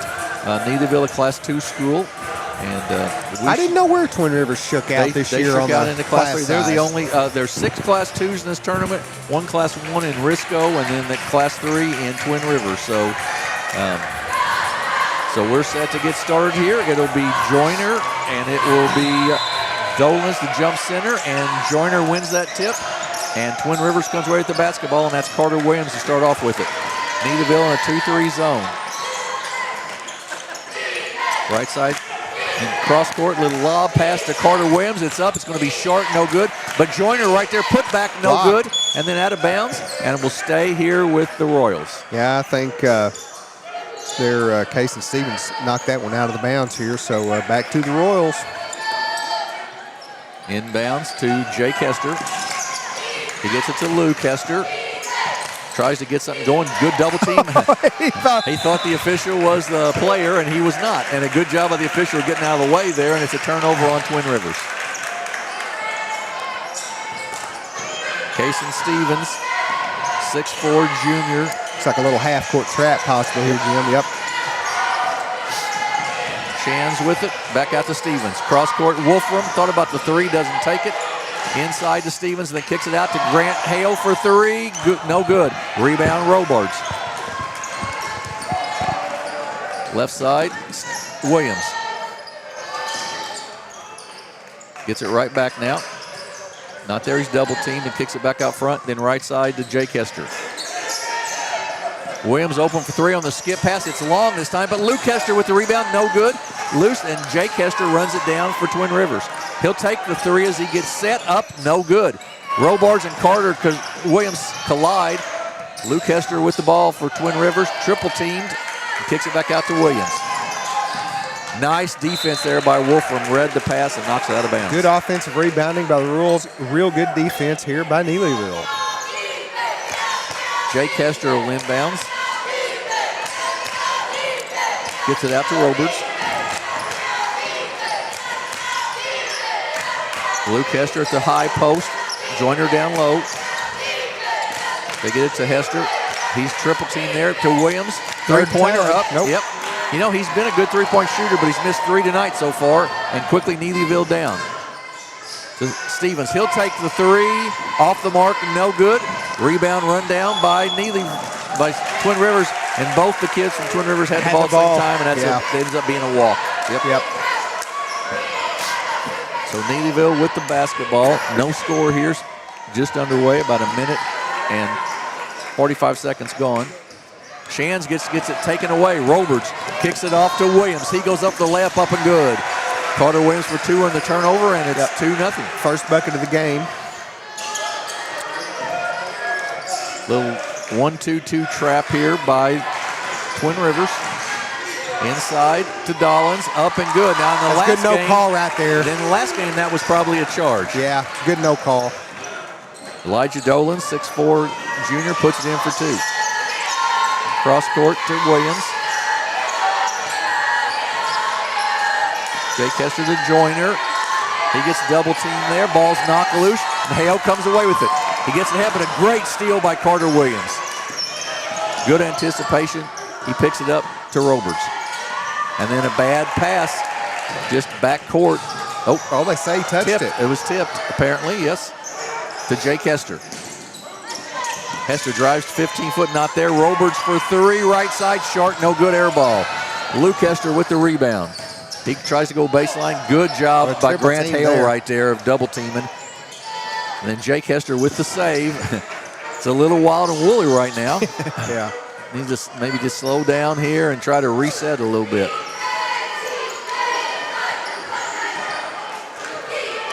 Roberts with it. Picks up his dribble. And he goes cross court, and Stevens with the steal. He's got it. Cason Stevens gives it off to Shands. Up, no good, but he'll be fouled and go to the line to shoot two. I don't know if that's going to be on Hester. Drew Shands with the foul. That is the first foul on. Yep. It is on Jake Hester. First foul on Twin Rivers. Drew Shands to shoot two. Up and rims out, no good. Couple subs in the game for Twin Rivers. That would be Zach Hendricks and Eli Heckenberg check in right quickly here. So Neelyville, Twin Rivers goes a little bit smaller. Second free throw off the mark also. 0 for 2 from the line. And we're tied at 2.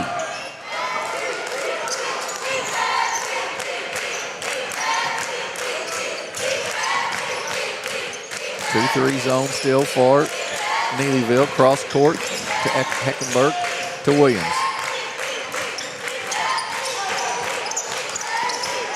Luke Hester at the top of the free throw line, high post. Try to get it to him. Yep, try to get it to him and just throws it away. I wasn't so sure that might not have gone off of a Neelyville player's hand, but that was not the call. Wolfram to bring it up. We're still tied at 2.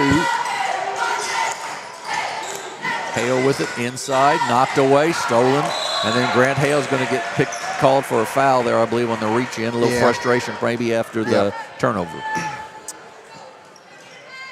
First one on Hale, first team foul on Neelyville.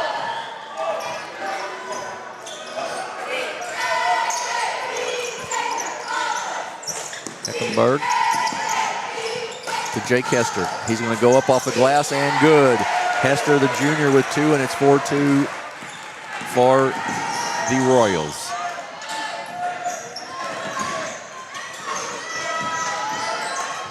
Inside the Dolans. We've got a jump ball, and it's going to go to, I believe, to Neelyville. Yep. Zach Cowley in the ballgame. He had 10 last night. He's in the ballgame for Neelyville. Dolans will take a seat. Out top to Shands. So far they haven't got Stevens untracked yet. He's the big scorer for Neelyville. Cowley shots no good. Good block out there, and taken away by Twin Rivers. Carter Williams down the floor with it. He's going to pull it back out. Thought about the three, doesn't take it. Jake Hester will take it.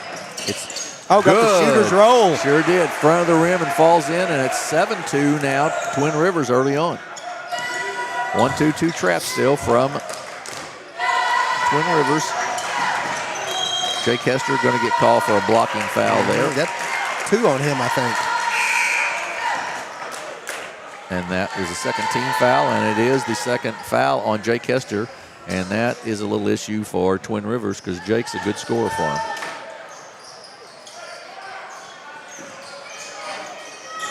Top to Cowley.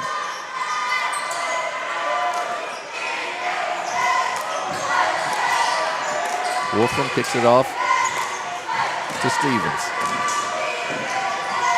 To Hale, tries to go back door to Wolfram, knocked out of bounds though by Twin Rivers. We'll go back to Neelyville. Yeah, it was a good idea, but I don't know that the pass really was there. It was pretty cluttered up in there in the middle. Yeah, absolutely right. Wolfram with the catch. Inside, Cowley goes up off the glass and good. Wolfram to Cowley, good 2, and it's 7-4. Yeah, that one was a good look there. Hendricks to Luke Hester. He goes up and good, and he'll be fouled and go to the line to shoot one.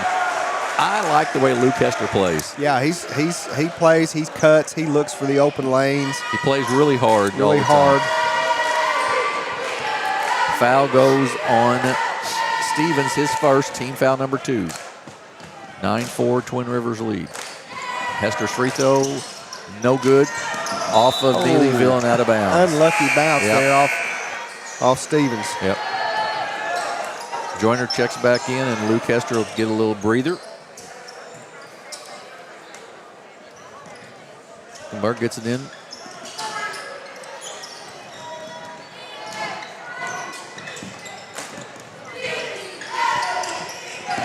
To Carter Williams. Extending that defense just a little bit now. Yep. Vaughn up top to Hendricks inside. Good defense there by Stevens, but still loose on the floor. Up, no good, but I believe Grant Hale's going to pick up his second foul there as Brett Robards took it to the basket. When Robards got that ball there up there by the three-point line, he knew he was going to the basket that time and made a good move and got fouled. Third team foul, second one on Hale, and that checks as Dolan's in the ball game and Hale out.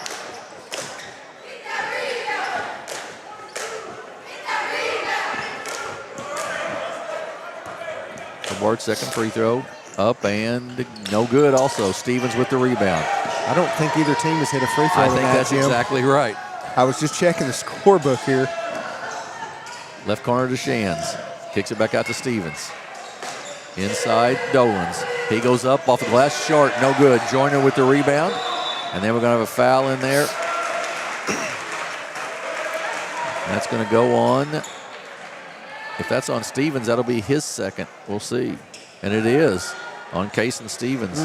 Big foul right there. 2 fouls with 1:29 to go here in the first. Got to be careful. Coach Burden leading him in the game right now with 2 fouls. Dolans with a nice defensive play. Tipped and taken away. Ahead to Wolfram. To Cali. Back to Stevens. Boy, they're really doubling on Stevens when he gets the ball. Yeah, every time he touches it, pretty much. Thought about the 3, doesn't take it. Wolfram down the baseline, little jumper up, no good. Rebound by Joyner. 9-4, Twin Rivers lead. Shane Vaughn down for Twin Rivers.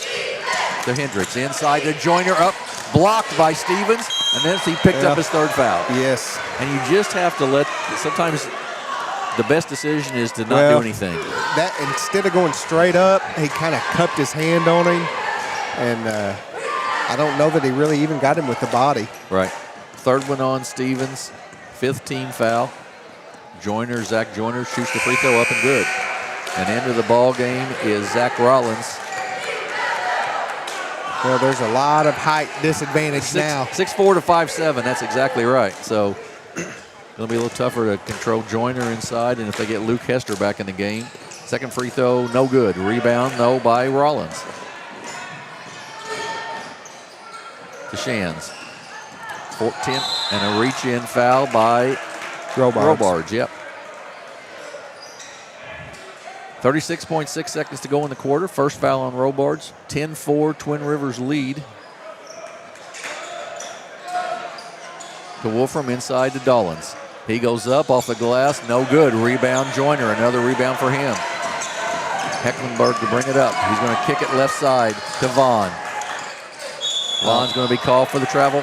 He got in there and had no place to go. Yeah, he really did. He got up in the air. And the mistake. So Neelyville with a chance to cut the 6-point deficit here before the end of the quarter. A little 2-2-1 here. 2-2-1 trap. Nice job there of breaking through that. Shands goes up for a layup. Up and good. High off the glass. High off the glass. For Drew Shands, and it's 10-6. 2 seconds to go, a little runner at the buzzer, and that's no good. So we're going to be at the end of one. It's the number 4 seed Twin Rivers Royals, 10. The number 2 seed Neelyville Tigers, 6. We will take a 30-second break and be back here on the Aycorp Sports Network. When we look, we listen. When we evaluate, we understand. We get you to the right number without treating you like one. At Southeast Primary Care, we know your relationship with your doctor is one of the keys to get you better and keep you well. Our network of providers connects you to the brightest minds and latest technologies. It's a healthy relationship. Southeast Primary Care, always by your side. We are back at Bernie High School. It's Twin Rivers 10 and Neelyville 6, Scott, and shooting. Neither team shooting it outstandingly so far. Neelyville 3 of 10 from the floor. Twin Rivers 4 of 13. 1 of 7 is Twin Rivers from the 3. There's been 1 free throw made. Twin Rivers made that. They're 1 of 5, and Neelyville 0 of 2. Big disparaging difference here in the rebounding. Twin Rivers 12 with Neelyville's 3. Yeah, and those rebounds sort of split out there between Joyner and Hester. Really, Jake Hester with 5 points leading scoring right now for Twin Rivers. I don't know if we've got a steals. Yeah, we got a steals, which we're not. I don't see those, but there have been several steals by both teams. Absolutely. Twin Rivers with the basketball to start the quarter.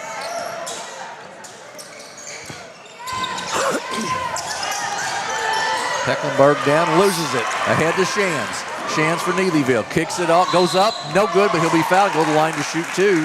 Good steal there and a chance to cut the lead from 10-6. Well, just a good hard drive to the basket that time, Jim. And, yeah, you're right, it was. Drew Shands shoot 2 free throws here. First foul on Carter Williams. Free throw was good. They'll have a second. Shands, just a junior, nice player here from Neelyville. Takes care of the ball for him. Second one, no good. Rebound by Hecklenberg, the freshman. Head to Vaughn. Kicks it to Williams. The Joyner at the free throw line.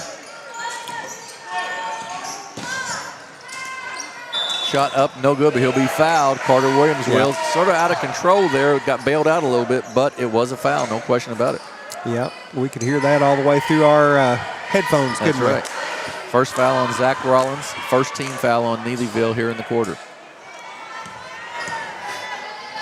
Carter Williams, free throw, rims in, good. 11-7, 4-point lead for Twin Rivers.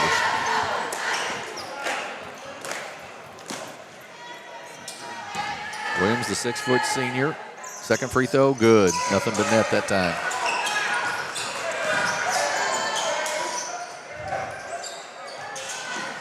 Wolfram gets it back now. I think Neelyville's trying to figure out where they're going to get their scoring from right this minute, probably. Dolans goes up, shots no good. Loose on the floor, taken down by Carter Williams. They've been able to get the ball inside the Dolans for a couple of pretty good looks, just hadn't been able to get them to fall. Hecklenberg, nice pass off to Luke Hester, up no good, but he'll be fouled and go to the line to shoot 2. Maybe on Dolans. Or Dollins, sorry, Dollins. Yeah, Dollins, it went on Dollins. His first, team foul number 2. And Luke Hester, the 6'3 junior, goes to the line to shoot 2. Free throw up and good.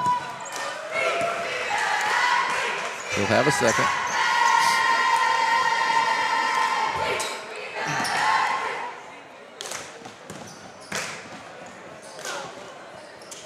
Off the mark, no good. Run down by Dollins.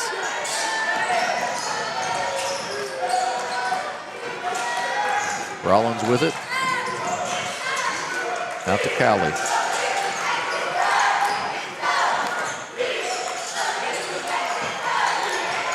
Ball tipped off of Vaughn's head. And Wolfram comes away with it. He goes up to the basket. No good. Rebound taken down by Luke Hester. 13-7. Twin Rivers with the lead. Inside to Hester. Triple team there. Tries to get around, and he's going to be called for a travel. Just tried to force too much there.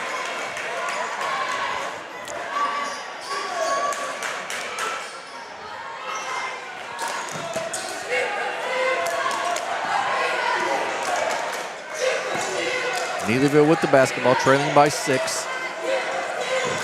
Shands gets it to Callie. He goes up, out of bounds, blocked, and it will belong still to Neelyville. Well, he had Dollins open over there, just did not see him before he was able to take the shot.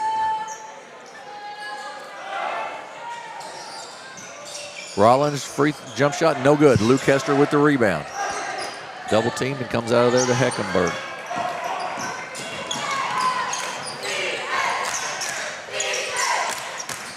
Carter Williams up top. Little runner in the lane, up, no good. Luke Hester with the rebound. Kicks it out. Top of the circle. Now to Joyner. Hester tries to drive baseline. Nice steal there by Callie. And he's going to be, I believe that's going to be a call on Luke Hester then. Good job by Callie defensively. Yeah, it really was. He kind of fell on the floor and didn't give up on it and came around to get the steal. Jake Hester and Zach Hendricks back in for the Royals.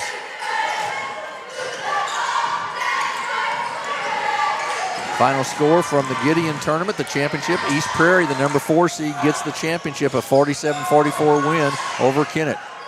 Shot no good. Dollins there, jump ball, and it will belong still to Neelyville. So nice win for East Prairie. Yeah, knew they were going to be a pretty good team, and that'll get them a fairly high seeding. One would think in the Bloomfield Christmas tournament probably. Inside to Dollins, he loses it, taken away by Hester, Jake Hester. 13-7 into Joyner. Carter Williams for 3, good. There you go. Carter Williams, the senior, with the 3, and it's 16-7. Shands with it. To Callie in the lane. He goes up, left-handed, had to switch there. Good cut. Miss had to do something because of Joyner, and then the basket's put back. That was Dollins, I believe, wasn't it? It was put Dollins. Back. So 16-9.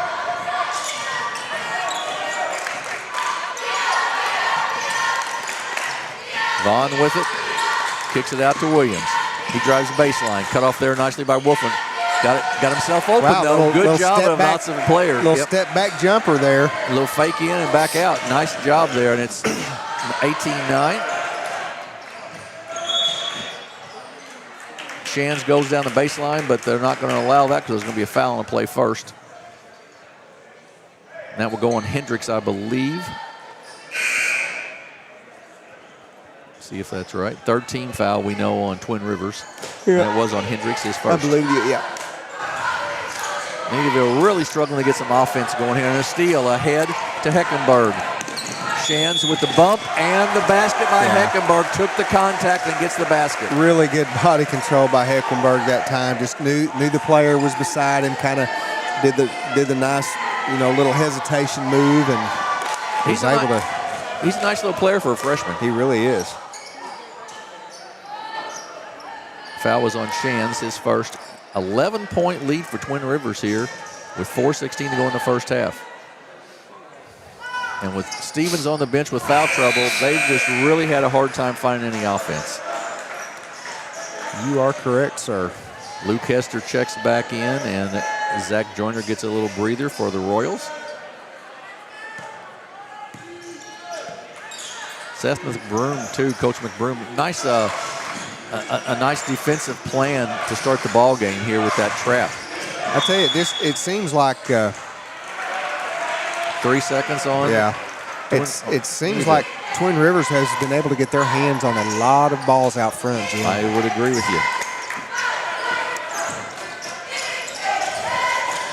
Jake Hester gets double teamed, but gets out of it, goes cross court to Williams. Williams gets it back, thought about the 3, doesn't take it. Bad pass taken away by Callie. He's on the floor, 2-on-1 break. He goes to the basket up, hits the bottom of the backboard. We've seen a lot of that. Ahead to Luke Hester. He goes up for the layup, up and good. Tried to draw the contact, did not, but but gets the basket. 23-9 now. Neelyville down 14. Shands gives it off. Inside to Dollins, up and good. 23-11. Back and forth, back and forth. Yep. Cross court to Williams. He'll take the open three. Boom! That's 2 in a row for him. He's a good shooter. And it's 26-11. And Coach Seth McBroom's going to take a timeout and discuss maybe a defensive strategy. 30-second timeout, so we'll keep it right here. But Twin Rivers has looked sharp. Yeah, they've come out really on the defensive, which has started a lot of their offensive sets, whether it's fast breaks or maybe a couple of passes to find the open three-point shooter. Yeah, they've done a really nice job. 26-11, 15-point lead. If you just joined us, Kason Stevens, the leading scorer for Neelyville, on the bench with 3 early fouls in the first quarter. So he has really not been a factor in this ball game at all, and because of that, Neelyville struggled to find some scoring. Yeah, they really have. I'm sure that Coach Burden is looking forward to when he can get back in the game here in the third quarter. And Carter Williams has heated up for Twin Rivers. He's got a couple of threes and a 2. He's got 8 or 10, one of the 2 right now, so he's really stepped it up. Actually, Carter Williams has 12, Jim. 12, all right. Wolfram still in the backcourt. Shands gets it across now, gets double teamed there, steps through it. Cross court to Callie in the corner to Shands. He thought about the 3, doesn't take it.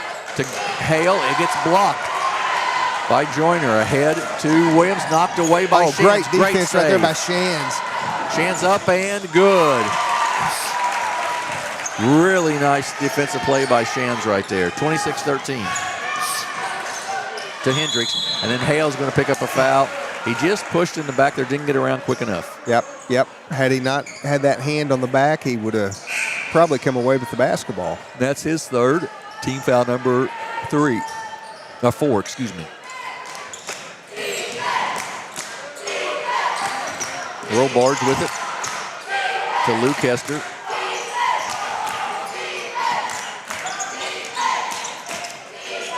Robards drives the baseline. Yeah. Offensive foul. Good call. He dropped that shoulder, yeah. Yeah, exactly right. Good call by the official there. Pretty easy one right in front of us. Forearm. So second foul on Robards. 4th team foul. Both teams shooting free throws the rest of the quarter. If Neelyville can get to the line, that might be their best offense here in the half. Shands goes up, short, no good. Rebound, Dolan's inside. Dolan's no good. Gets his own rebound, goes back up, no good, but he'll go to the line to shoot 2.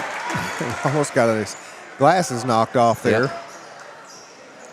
So he'll shoot 2 free throws, chance to cut the game from 13-point lead. Foul was on Luke Hester, his second, and team foul number 5. Free throw, no good, little long.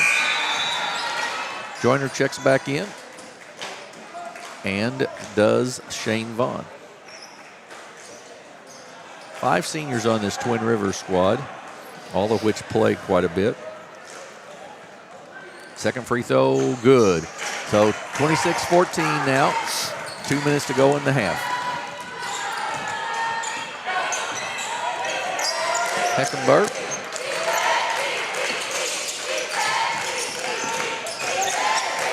Heckenberg drives the basket up and good. Good move, missed the shot though.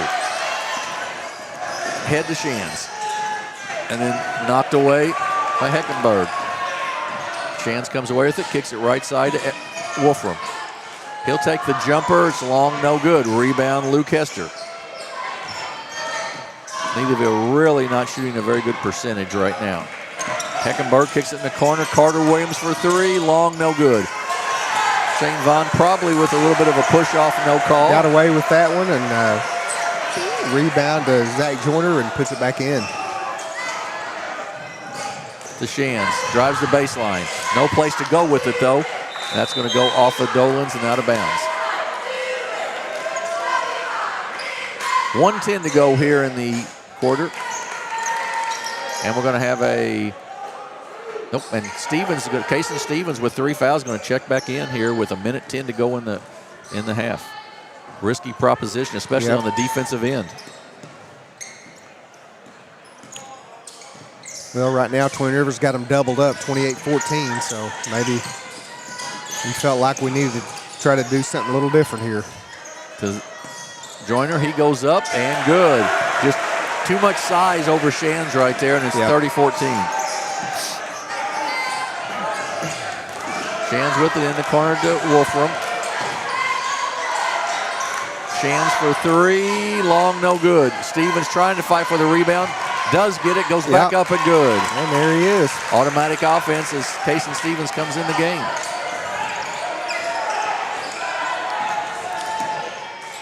Heckenberg up top.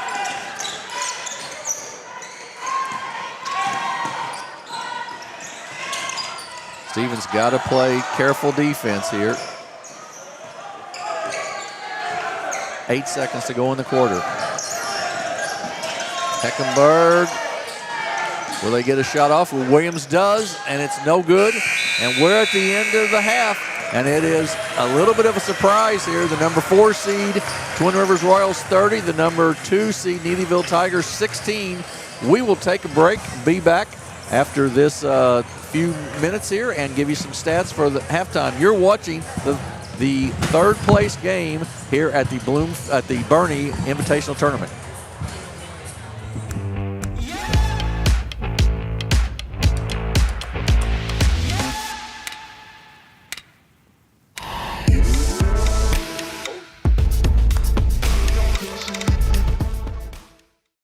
At Young Real Estate, we're Southeast Missouri, just like you. We are parents. We are teachers. We are grandparents. We are active in our community. We are patriots. Serving all of Southeast Missouri, and we are here for you. We are young. NextEra Energy Resources is the world's largest generator of renewable energy from the wind and sun and a world leader in energy storage. Since 2016, NextEra Energy Resources has invested more than $339 million in Missouri to fuel local economic growth. Today, our company owns and operates one wind energy facility in the state and is looking to invest even more in the Show Me State. We are committed to being a trusted community partner and look forward to providing affordable, clean, renewable energy for generations of Missourians to come. Sandy Small Engine in Malden, Missouri is the best local dealer for all your outdoor equipment needs. From mowers to repairs, we've got you covered. Call now or stop in today.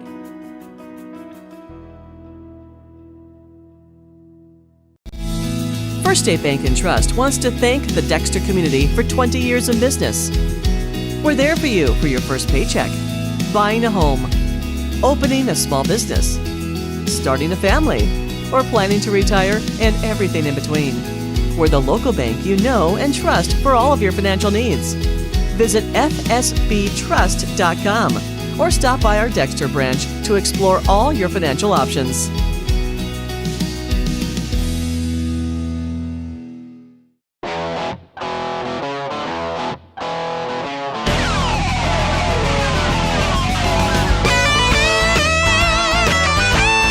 We're right here at King Jerry Lawler's Hall of Fame Bar and Grill on world famous Beale Street, and as you can see, oh my gosh, we have the best barbecue ribs in Memphis.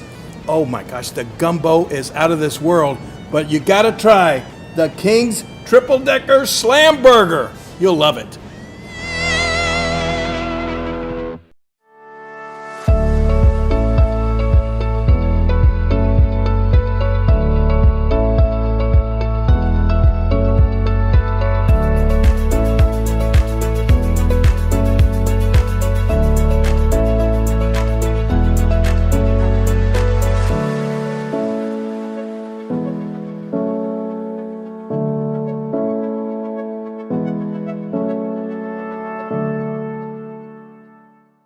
Mathis Funeral Home of Dexter and Bernie strives to provide their community with the accommodations and services needed to relieve your family during times of loss. For more information, give them a call and see how Mathis Funeral Home can help meet your expectations in celebrating your loved ones. Fast break, cold beer, pork steak. Fast break, the best chicken in the whole state. Fast break, whoop doggies, I think I need a fast break. All right. Fast Break in Bernie, Missouri. Fresh food, lottery, gas, and more. Fast break. Growing cotton in the Mid-South is hard work. As a farmer, you make tough decisions every day. Choosing a cotton variety shouldn't be one of them. Next-gen brand varieties from Americot are bred specifically for cotton growers like you. We're 100% independent and farmer-owned. Plant cotton that works as hard as you do. Americot. All we do is cotton, all the time.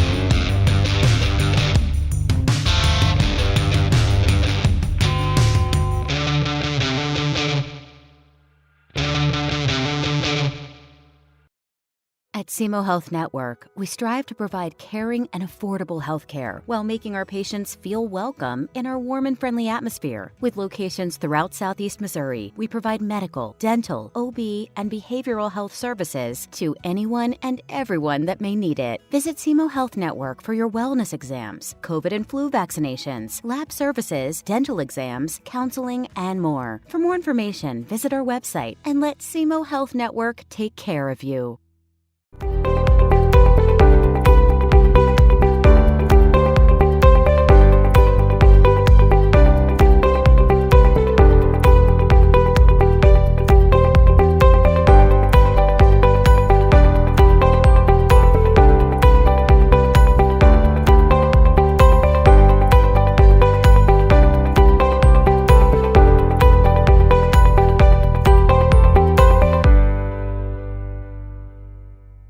Do you need personalized merchandise? Trying to celebrate the season of that big state run? Then Juju Promotions in New Madrid has you covered. Whether it's heat presses, screen printing, or embroidery, we always have an option that will leave you satisfied and looking your best. With seasonal styles and plenty of accessories, there's something here for everyone. So come in and shop around. You'll be welcome with a smile and leave more fashionable than ever. Call us at 573-748-4040 or visit us in New Madrid.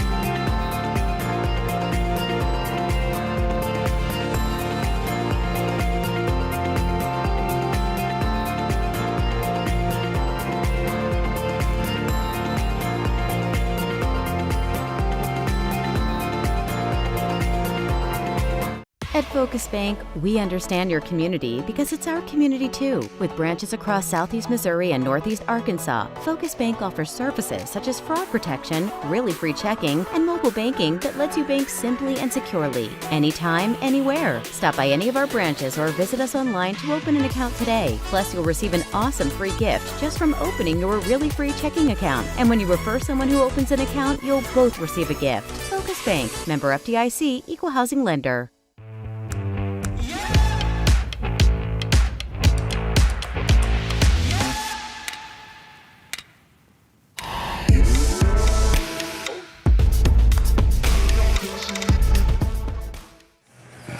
We are back at Bernie High School at halftime here. It's Twin Rivers 30 and Neelyville 16. This is the third place game of this Bernie Invitational Tournament. Jim Riker and Scott Nelson along with you. And Scott, I mean, really, Neelyville, the foul trouble in Neelyville really hurt them in that first half. Well, yeah, not having Casey Stevens out there to rebound and give some offense and move the ball and just give that extra height, you know, to see over things really hurt them. You know, I was looking, Jim, just like the previous game, the team with the fewer points, which is Neelyville in this one, they actually have more shots on goal than Twin Rivers. But, boy, just just shooting 7 of 28 here. 25%, is all they're shooting. And Twin Rivers shooting 11 of 25. Yeah, so not too far off of that shooting about 40-45% probably. Yep. 3 of 10 from 3, and Carter Williams really got hot there. He missed his first 3, but he got really hot after that. Yeah, he's got 12 here in the first half. Only 7 for Elijah Dollins. He's leading the Neelyville. Drew Shands with 5, and Cason Stevens only with 4, and he had 27. He's had 27 and 16 in the first 2 games. Well, looking here in that second half, key for Neelyville, they're going to, Stevens is going to need to stay out of foul trouble. And I don't know if they really had anybody else with a ton of fouls. Grant Hale's got 3 as well. Right, he had 3. 2 on Luke Hester and 2 on Jake Hester for Twin Rivers. So they can't ill afford to pick up 2 quick ones or something. But I think they got to keep Stevens in the game and to have a chance here and find some offense through him. And Neelyville, even when he was in the ball game, Twin Rivers did a really nice job with him. You mentioned that they doubled him every time he touched the ball. Every time he touched it, they had people doubling him. Twin Rivers in that first half did a really nice job, especially out front, getting hands on balls, getting tips balls away, Jim, and those led to some easy baskets there, especially later on there in the second quarter. I noticed Elijah Dollins on the bench, Neelyville with gauze up his nose. He must have got a bloody nose there at the end of the first half. Oh yeah. So he may be out for a little bit as well. Twin Rivers with the basketball, and they lead by 14, 30-16. Robards kicks it off to Jake Hester.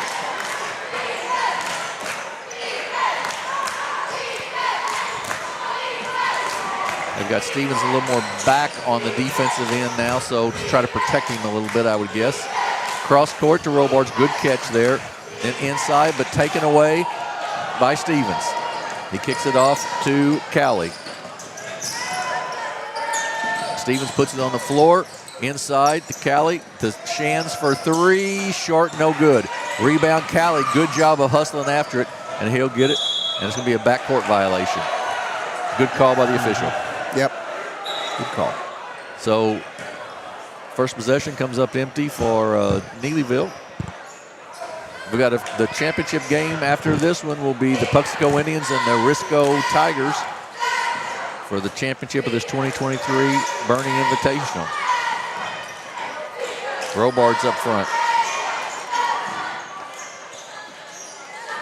Inside, good job by Stevens of defense there. Well, there's a case right there, Jim, where you got him in the game. Yep, absolutely right. Makes a huge difference. Chance to Hale. Tries to go up inside, does go up inside, misses the shot though, no good. And Hale almost picked up that 4th one there. Jake Hester with the rebound.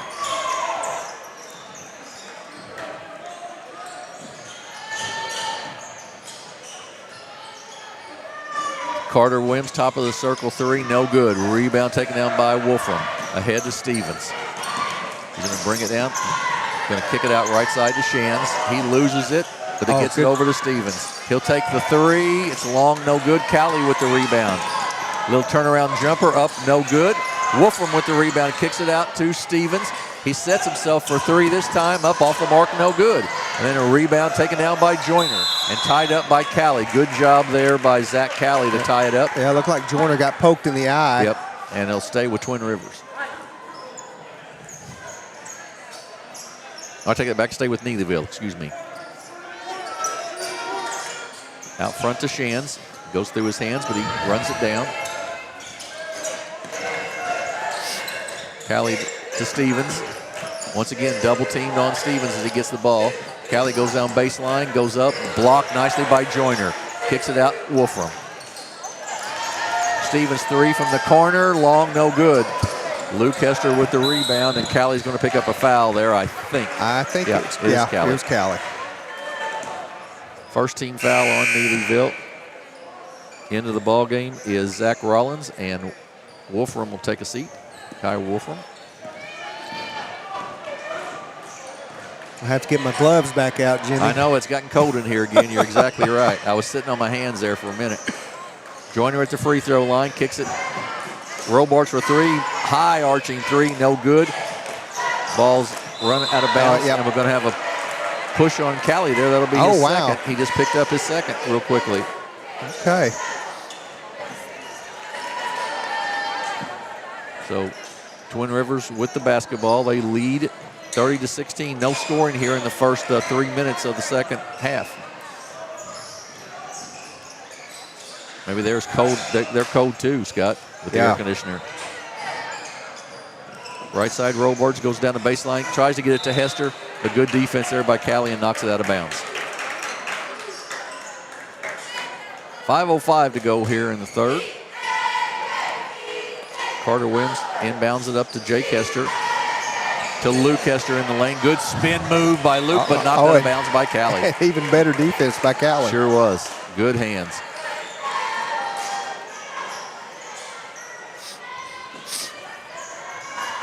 In the corner, now to Robards.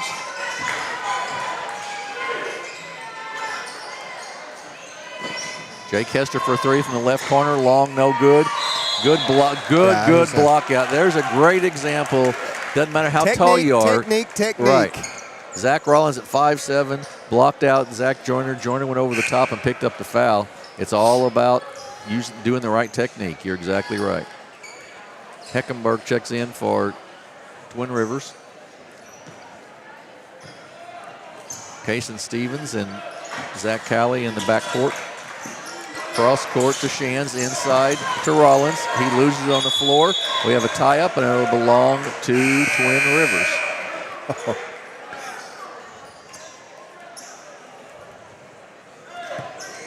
Little guy in there puts it down low like that's a problem. Yeah.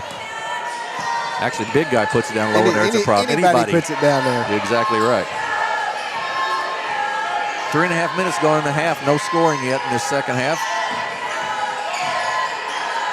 Hester to Williams. To Luke Hester. Goes inside, and they're going to get a travel. Yeah, he kind of shuffled his feet. He did.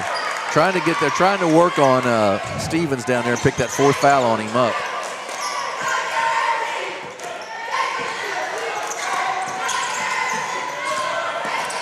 To Callie. He goes in. That's going to be a blocking foul. Yep. That'll go on Zach Hendricks. Second team foul. Yep. And it will send Callie to the line to shoot 2 free throws here with 4:08 to go. Nope, out of bounds. I'm sorry. But they were lining up for free throws. Well, I thought he was taking a shot. Good catch there by Rollins, and then a foul on Heckenberg on the catch of the pass.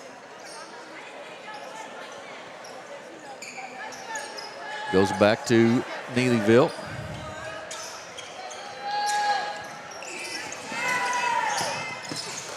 Rollins goes up, no good, but he'll be fouled and go to the line to shoot 2. Tell you what, good strong move. We've got somebody teed up there. Yeah, that was Jake Hester. Well, that'll get a team back in the game, possibly. We'll see what the call is here. We know we had a foul on. Those two have been kind of talking to each other a little bit during the game here. So Grant Hale will shoot the technical fouls. I think Rollins still should have some free throws coming as well from that. Free throw by Hale is good. First points of the half.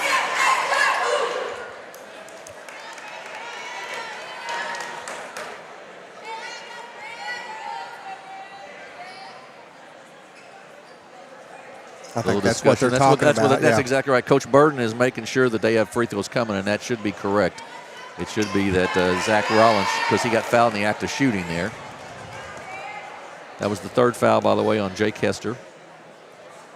Hale's second free throw rolls out. So they get 1 of 2.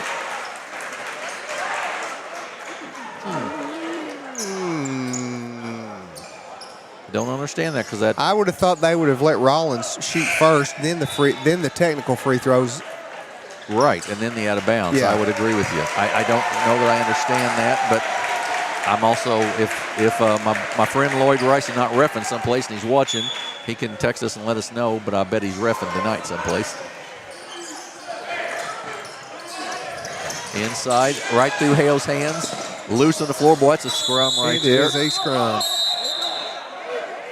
As you said, these two teams are Ozark Foothill Conference teams, and they know each other pretty dang well. They play a lot against each other over the years. So jump ball will belong still to Neelyville. Been down on this end for a while, Jimmy. Yes, it has. Yes, it has. Wolfram checks back in. Rollins checks out. 3:55 to go here in the third quarter. 30-17. All this action, and there's been 1 point in the quarter so far in 4 minutes. Zach Calley to trigger the inbounds. They get it up top to Shands, to Stevens. Stevens gets it back. Drives to the basket. Goes up and good. Chasing Stevens for two, and it's 30-19.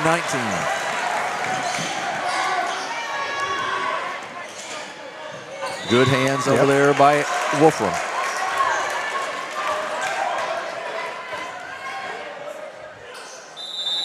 And we've got a timeout by Coach Seth McBroom of the Twin Rivers Royals. And it's going to be a full timeout. So we'll take a break as well. It is 30 for Twin Rivers, 19 for Neelyville. We'll be back in 30 seconds here on the Aycorp Sports Network.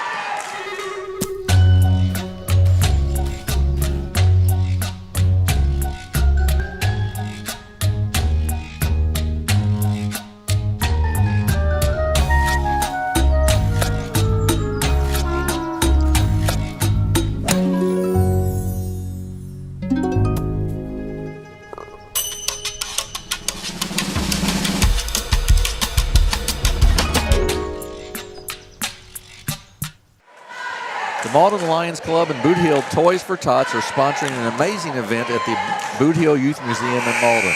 It's Pancakes with Santa from 8 a.m. to 10 a.m. tomorrow morning, December 2nd. There'll be pancakes and pictures with Santa. There will be a kids-only gift room where kids aged 3 to 12 can select gifts for someone special. Each child also receives a free toy from Boot Hill Toys for Tots.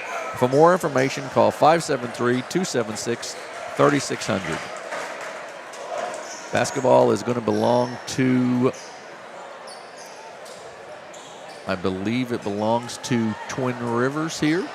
And they lead by 11, 30-19 with 3:38 to go here in the third quarter. Heckenberg kicks it over to Vaughn. Gets it back in the corner. Out front to Shane Vaughn. Cross court and a steal by Wolfram. He gets it off to Hale. Hale's up the floor with it. Gets it to Stevens. He's double teamed there. Kicks it off to Calley inside to Hale. Trying to go against Luke Hester. And he is going to get Luke Hester with a foul. Yeah, Hester kind of wrapped his arm around his neck there a little bit. Yeah, a little bit. As Hale ducked a little bit, he did. He wrapped around. That's the 15th team foul. Is that three? Yep. That's 3 on Hester and the 15th team foul. So we now have free throws for Neelyville the rest of the quarter. 3:17 to go here before the end of the third. Hale's free throw up and good. So they've cut it back to 10 now, 30-20. Zach Joyner to check in, and he will check in, as will Jake Hester. Replace Hendricks and Vaughn. Grant Hale, the 5'10 senior, to shoot second free throw. Up, and it is good. Nothing but net. 30-21. Back to single digits here, Jim.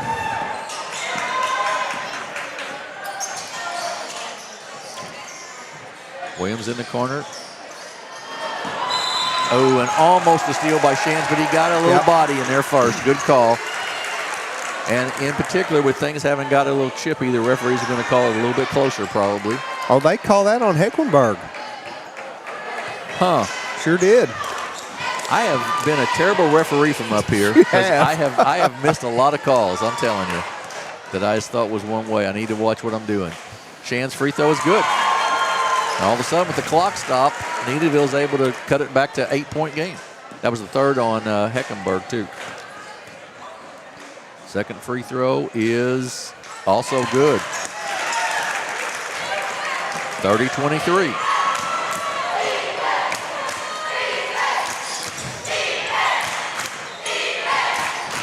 Jay Kester out front.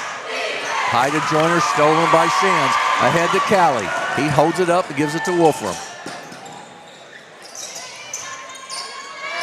Wolfram wide open for three. Jumper off the mark, no good. Stevens, nice rebound and a reverse layup up and good. 30-25. 5-point game. Well, that really tough defense out front that Twin Rivers played, it looks like foul down low. I was going to say, it looks like Neelyville's kind of decided they wanted to do that this half. Yeah, exactly right. Foul is on Shands. That is his second. Team foul number 3, and it sends Zach Joyner, the 6'5 senior, to shoot 2 free throws.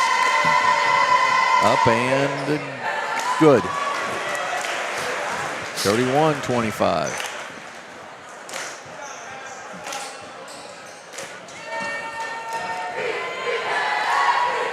Second one, also good. Good look there by Joyner.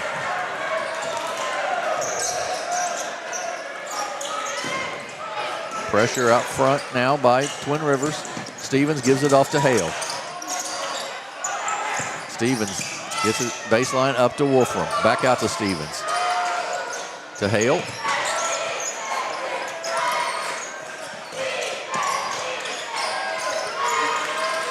Callie to Stevens.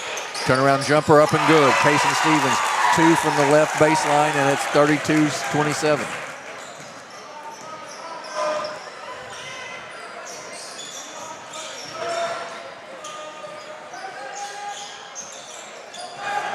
Joyner top of the circle to Williams. He's been sort of quiet here in the second half. To Joyner, up and short, no good. Hale with the rebound. Just left that a little short.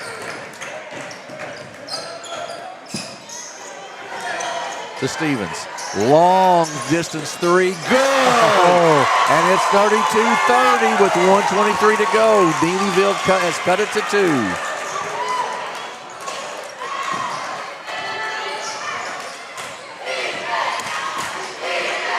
Right corner to Lou Kester. Up top to Jay Kester. He'll take a long 3. Off the mark, no good. Rebound Stevens. Off to Callie. Chance to tie or take the lead for Neelyville.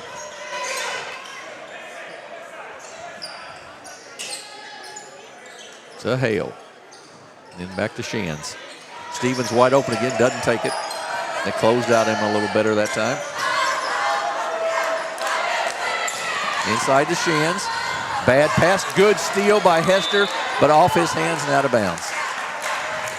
Good effort by Jay Kester. Yeah, real good effort. Zach Callie inbounds for Neelyville. Up to Wolfram.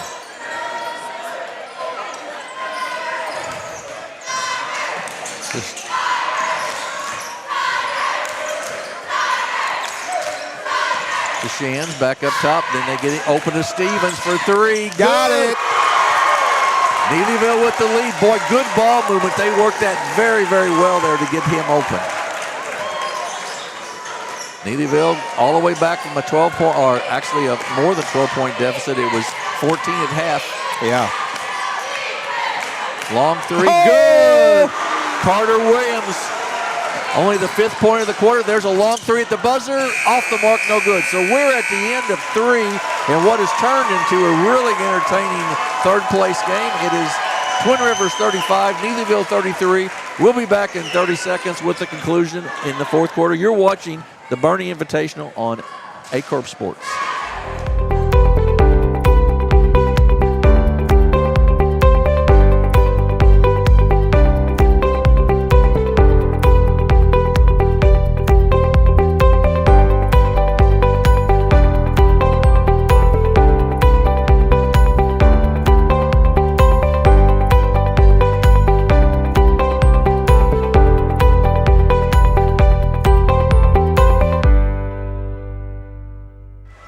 Back at Bernie High School, Jim Riker and Scott Nelson, 35-33. Twin Rivers with the lead as we head to the 4th quarter, but it was a 14-point game at halftime, and Twin Rivers only 5 points in that 3rd quarter, Scott. Yep. And Casey Stevens came out in the 3rd, and he now has 16 points, 7 boards. Carter Williams with 15 points. So and Stevens did not pick up that third foul, which was a big thing there in that third quarter. Did a nice job. Nor did Grant Hale, for that matter. So really has turned the ball game around with Stevens being back in there. It just gives them so many different options out there offensively with him on the floor. Yes, obviously he can shoot it from out there, but defensively he is really good. Rebounding and just making you change your shot there a little bit. Right, exactly right. So 35-33, Twin Rivers with the basketball and the lead as we start this fourth quarter. Neelyville still in their zone. Joyner at the high post. He puts it on the floor. He takes the basket. Good move by Zach Joyner there. The seniors had a nice game. He saw that open hole and took advantage right to the goal. He's had a very nice game.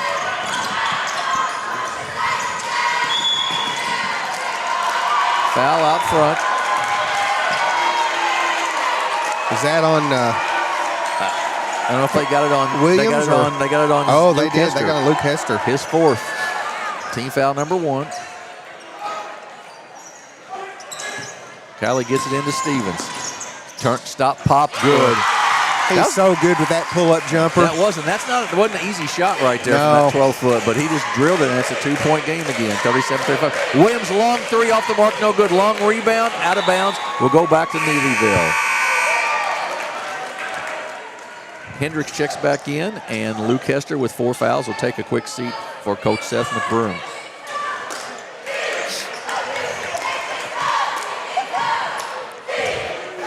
Wolfram to bring it up. Hendricks will guard Stevens. Man, he's dogging him right now, no question.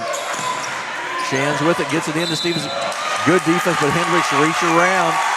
And he was pretty physical on him over the whole time down here. So, second team foul, third one on Hendricks. So Twin Rivers got a little foul trouble going on now. Wolfram for 3, long, no good. Rebound, gets his own rebound, kicks it inside to Callie, up and good. Good look by Kai Wolfram there to get it to Callie, and we're tied at 37. Jake Hester up top for the Royals.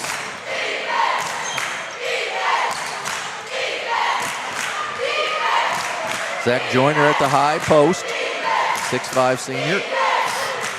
They've done a good job of getting the ball to him tonight. Williams, good job of closing him out there. But then he gets a step back 3. Got good. it. Carter Williams, a big step back 3, and it's 40-37. Yeah, and he was calling for that ball. He knew he wanted it.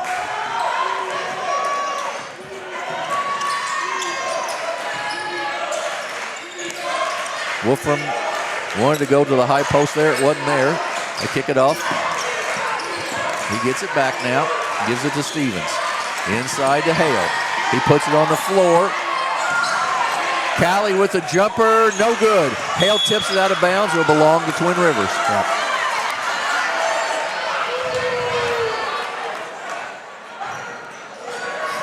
Heckenberg will bring it up for the Royals. 5:45 and counting here in the fourth.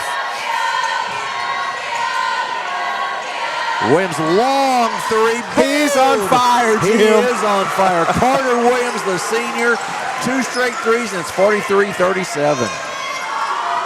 He is a pure shooter. And that was no short 3 either. No, it was not. Inside to Callie, to Hale. Hale, reverse layup, up and no good. Taken away by Joyner. Good strong rebound. Hale takes it right away from him. Gives it to Stevens, up and good. Grant Hale with a great steal there, and it's a 4-point game. Very good defensive play by Hale. 43-39.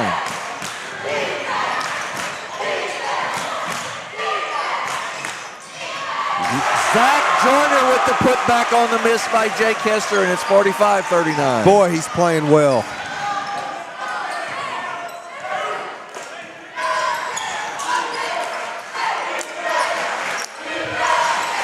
Wolfram, top of the circle, almost took the 3, decides against it. Cross court to Stevens, inside to Callie, to Wolfram. He drives down the lane, kicks it to Shands. Shands, good move to the basket, up, no good. Joyner affected that shot. And then Shands picks up a blocking foul. First team foul on the Tigers here in the fourth quarter. Third foul though on Shands. 6-point game, 45-39. Well, Twin Rivers is kind of ebbed that big run a little bit. Carter Williams, good. I think I'd want to know where he's at. Yes. 9-point lead. 3 straight threes down the floor for Carter Williams. Hale with it. Spin move inside. Goes up. He's going to be called for a travel. He switched pivot feet. He sure did. And a timeout by Coach Brad Durbin here. 48-39. We'll keep it right here and look at some statistics real quick. Well, let's see, field goals. Twin Rivers 17 of 39. Neelyville 15 of 47. 3-point field goals, 7 of 19 for Twin Rivers, 2 of 11 for Neelyville. And Carter Williams has just gone off here. He's now got 24 points in the game. Casey Stevens with 20. I mean, he has had such a good fourth quarter here. 3 straight threes there, and really put sort of Twin Rivers on his back a little bit. Well, he certainly has. You know, they were the Tigers of Neelyville made that big run to get back and actually take a lead there. Right. And but Carter Williams said, "Hey, I'm not going to have any of that." And he's hit 3 or 4? Well, he hit 3 in a straight row. in a 3 row. straight, yeah. 3 straight, and that Neelyville's got to do something defensively to try to counter that, whether that be right in his face or whatever. But Zach Joyner's done a nice job as well of getting down of getting some putbacks and doing some things offensively that has really helped this Twin Rivers ball team. Yes, he has. He's played a really, really nice game. Jake Hester walks it up, under 4 minutes to go, and a 9-point Twin Rivers lead. Carter Williams open again. They get it inside to Joyner this time. Shot's no good. Long rebound. Hendricks runs it down. Heckenberg for 3, air ball. Carter Williams runs it down. It's loose. Jake Hester after it and picks it up and resets the offense. I was going to say, I believe I would. At halftime, Dexter leads Malden 36-30. That's a little bit of a surprise, I would think, to people. But at Malden today. Heckenberg in the corner to Jake Hester. And it's going to be a foul on Callie. Foul. Third team, and Callie's got 3. I was going to say 3. Yeah, I thought he had 3 or 4. I wasn't sure which. Heckenberg with the catch. To Hendricks. Carter Williams. He's in the gym. If Carter Williams catches it, he's in the gym. You're right. He's in range, I guarantee you. You are right. Twin Rivers willing to run a little clock off here, I would say, if they get a chance. They want the look they want. They get it to Carter Williams in the corner. This time he misses one. But Joyner right there for the putback. Zach Joyner with another basket, and it's 50-39 Twin Rivers.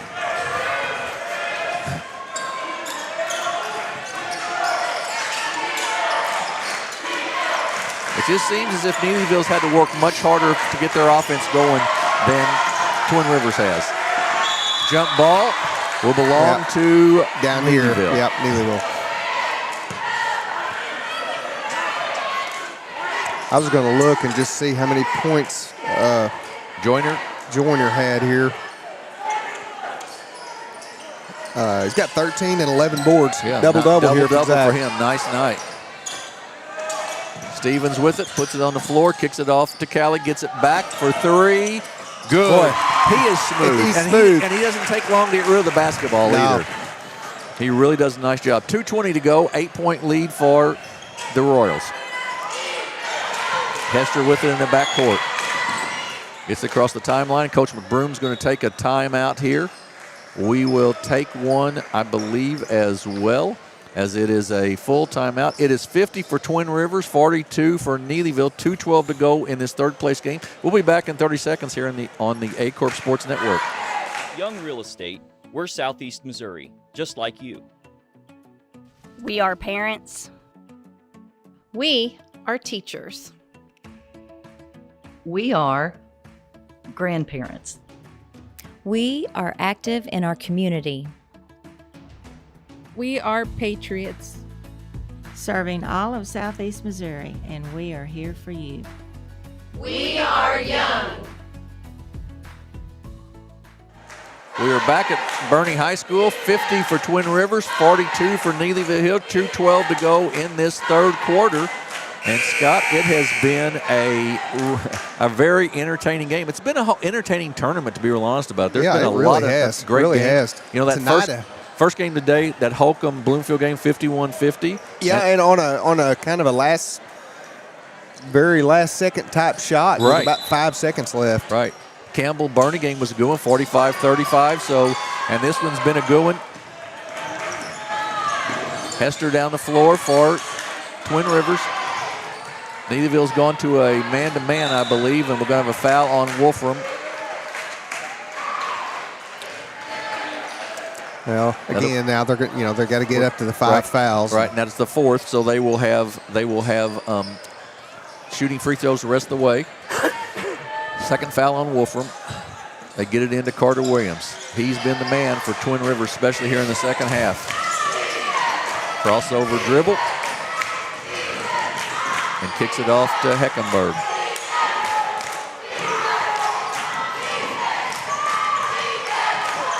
Baseline steal taken away by Hale. He gets it off to Callie, a chance to cut the 8-point deficit. To Stevens, he's open for 3, missed it. Rebound taken down by Jay Kester. Gonna come out of there. Going to take it all the way to the basket himself. Up off the glass, no good. Joyner with the rebound, but Wolfram comes and pulls it away from him. Hale gets it ahead to Stevens. In the corner to Shands. Down to Hale. Callie for 3, no. Rebound loose, tied up, and it'll be a jump ball belong to Twin Rivers, I believe. Stevens was begging for that ball over here on the wing that time to try to get that three-pointer off. Luke Hester back in the game for Twin Rivers. He's got 4 fouls. Joyner's going to take a little breather. He's probably a little gassed at this moment. He probably is. Played a great stretch there for Twin Rivers. Nope. Oh, nope. Take that. Hendricks is going to come out instead. Well, with a minute and 10, you got to kind of put Luke Hester back in the game and have the added rebounding ability. And Jake Hester with a bloody nose, so he's going to sit out, and Robards will check back in for the Royals.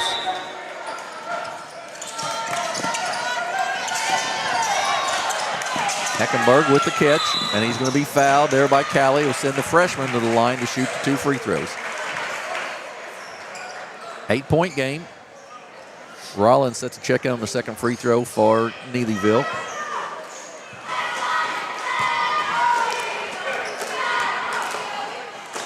(50-42). Twin Rivers with the lead. We've got the championship game coming up here after this one, which will be Risco and Puxico. Free throw off the mark, no good. Hester checks back in the ball game, and Carter Williams going to check out. Give him a little breather as well. Yep. Callie checks out. Minute 7 to go in the ball game.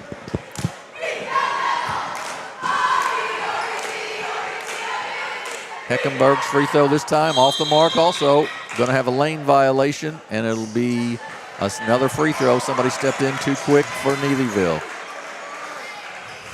So Eli Heckenberg will get a second chance here on this free throw.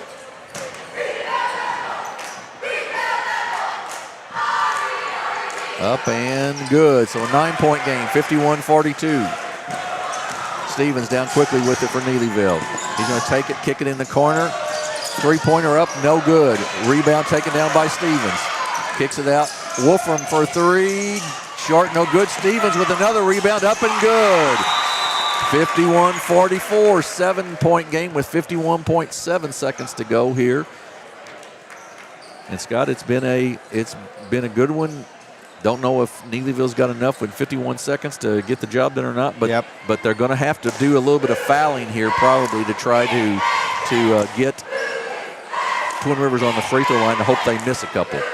Yeah, they are. That last time down there, they got what they wanted, fouled the freshman, and had those free throws not hit. So, and this is sort of where the 1-and-1 versus the 2 makes a little bit of a difference, you know. Yeah, it really does. Typically you get in here, before you get fouled. If you knew you had 2 shots, you had a little bit of, and now there's no pressure of that 1-and-1. Right. 52 seconds to go in the ball game, and it's a 51-44 lead for Twin Rivers, and they will have the basketball. Jake Hester will inbounds. He can run the baseline. They get it into Heckenberg, and he gets fouled and send him right back to the line, which is probably who you want there. Mm-hmm. Drew Shands with the foul. That's 4 on him. Also was 4 on Callie, so they've got a little foul trouble going on, but sort of figure that at this point in time in the game. Berg's free throw up and nothing but net. Joyner checks in. He's going to replace Robards. Callie checks back in for the Tigers.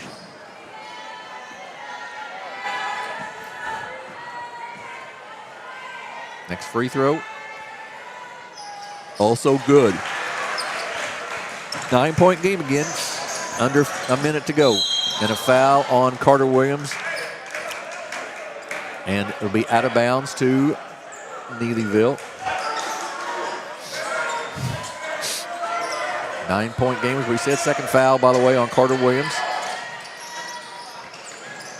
Inbounds to Hale. Gets it back to Callie. Cross court to Stevens. They got to get a shot up quickly here. Stevens in the lane, jumper up and no good. Tipped out of bounds by Shands. Yep, we'll go back to Twin Rivers with 36.3 to go. Robards checks in, replacing Joyner, and Callie checks out, and Rollins checks back in. Somebody's got to take the ball out of bounds. Rollins was going to try to guard Jake Hester there, but Jake was just going to take the ball out of bounds. That's probably a pretty good place if you're Twin Rivers to put the ball. Yep, I would think so. If you're Twin Rivers, you'd sure like to have it in Carter Williams' hands, I would guess. Third foul on Wolfram.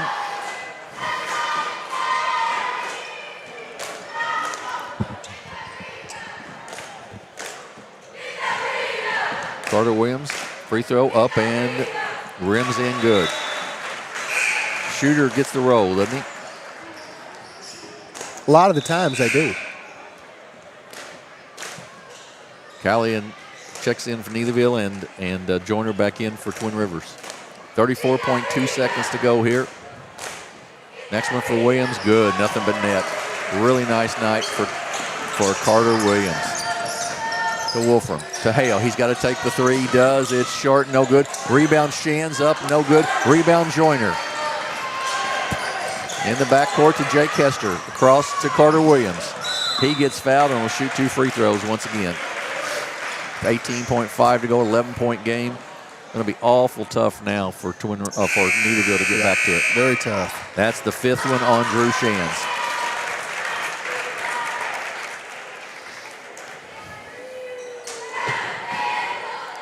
So Carter Williams, the 6-foot senior, at the free throw line. Good. Big night, big night for Carter Williams. He sort of put Twin Rivers on his back in this second half in particular. Second one, all off the mark. Rebound. Hale gets it ahead. Gets it to Stevens. Long three, top of the circle, off the mark, no good. Out of bounds, belongs to Twin Rivers. I can't imagine them fouling now, Jim. Yeah, it wouldn't make much sense to. It's a 12-point game, and they're not going to. They're just going to try to play some defense. Yeah, he doesn't even really have to take it across the. Right, exactly. Carter Williams on the baseline gets it ahead, and that's the ball game. Final is going to be Twin Rivers 56 and Neelyville 44. Let's look at some stats. All right, let's look at some stats. First player scoring for the Neelyville Tigers. Let's see. Zach Kelly with 2. Elijah Doggins with 7. Grant Hale with 3, Drew Shands with 7, and Kason Stevens came back in after being in foul trouble second half and has 25. 25 of their 44, yep. For the Twin Rivers Royals, Zach Joyner with 13, Luke Hester with 5, Jake Hester with 5, and Carter Williams with a big 27 points tonight. Yeah, Williams, big night, 27 points. And a lot of, Neelyville's going to have to find a way, Scott, to get some additional offense besides just Kason Stevens. Yeah. You know, they've got they've got a nice little team, but somebody else is going to have to be able to score for them, I believe. So that's the ball game. It's 56 for Twin Rivers, 44 for Neelyville. We're going to take a break here, and then we will be back with the championship. It'll be the Puxico Indians and the Risco Tigers. We'll be back here in about 8 minutes or so with that pregame. You're listening and watching high school basketball on the Aycorp Sports Network.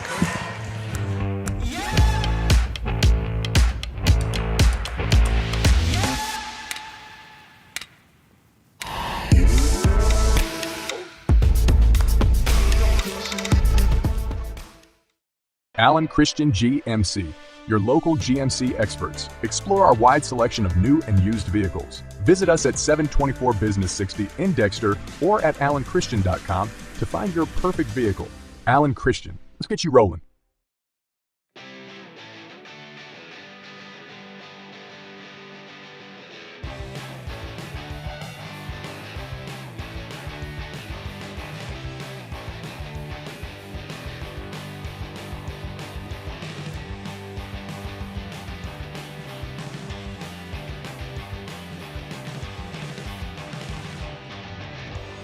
Just remember, if Autry Moreland is not on the back of your vehicle, you paid too much.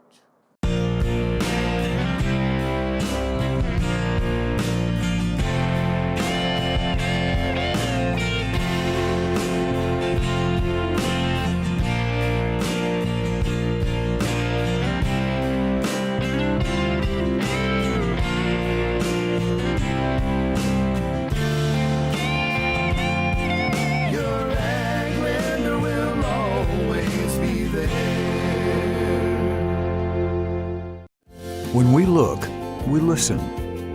When we evaluate, we understand. We get you to the right number without treating you like one. At Southeast Primary Care, we know your relationship with your doctor is one of the keys to get you better and keep you well. Our network of providers connects you to the brightest minds and latest technologies. It's a healthy relationship. Southeast Primary Care, always by your side.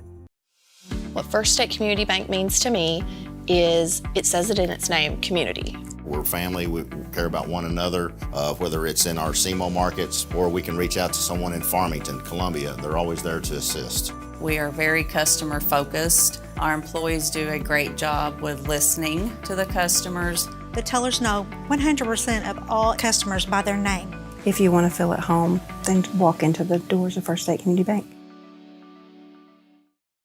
Southern Custom Meats in Dexter, Missouri is providing you with the best in custom butchering, fresh vegetables, and farm fresh eggs. Call now or visit us today and see the Southern Custom Meats difference for yourself. Missouri State Senator Jason Bean, representing Butler, Carter, Dunklin, Mississippi, New Madrid, Oregon, Pemiscot, Ripley, Stoddard, and Wayne counties, would like to wish all the Southeast Missouri basketball programs in the 25th District a safe and successful season.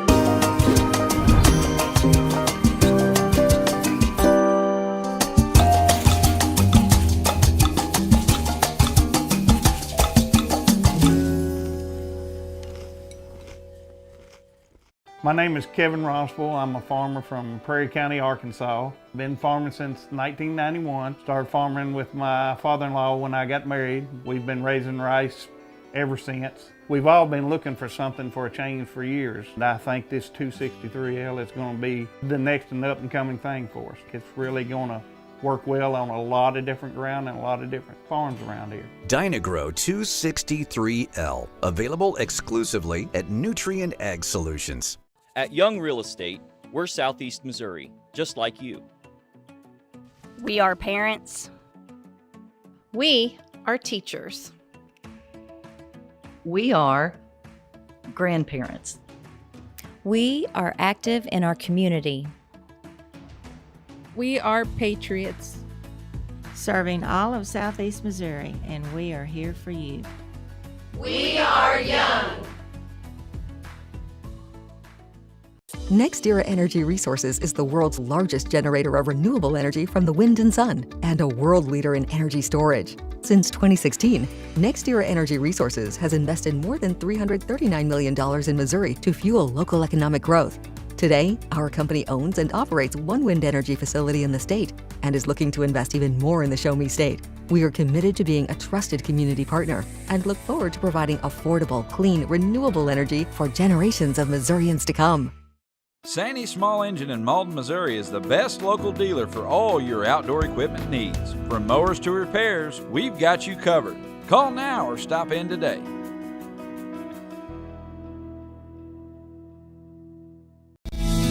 First State Bank and Trust wants to thank the Dexter community for 20 years in business. We're there for you for your first paycheck, buying a home, opening a small business, starting a family, or planning to retire, and everything in between.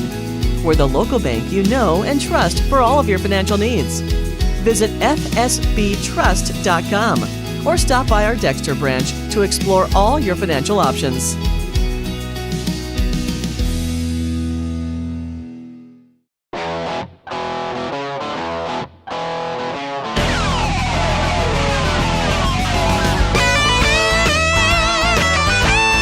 We're right here at King Jerry Lawler's Hall of Fame Bar and Grill on world famous Beale Street, and as you can see, oh my gosh, we have the best barbecue ribs in Memphis. Oh my gosh, the gumbo is out of this world, but you gotta try the King's Triple Decker Slam Burger. You'll love it.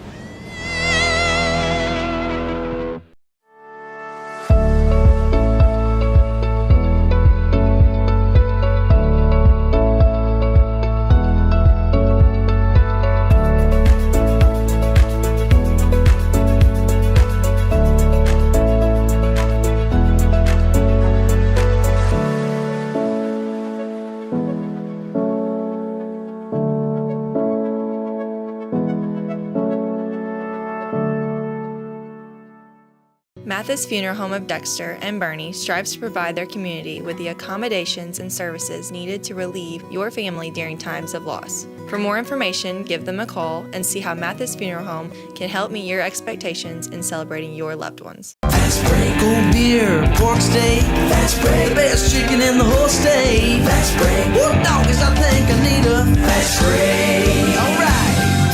Fast Break in Bernie, Missouri.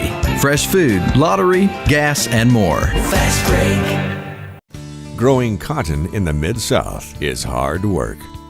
As a farmer, you make tough decisions every day. Choosing a cotton variety shouldn't be one of them. Next-gen brand varieties from Americot are bred specifically for cotton growers like you. We're 100% independent and farmer-owned. Plant cotton that works as hard as you do. Americot. All we do is cotton, all the time.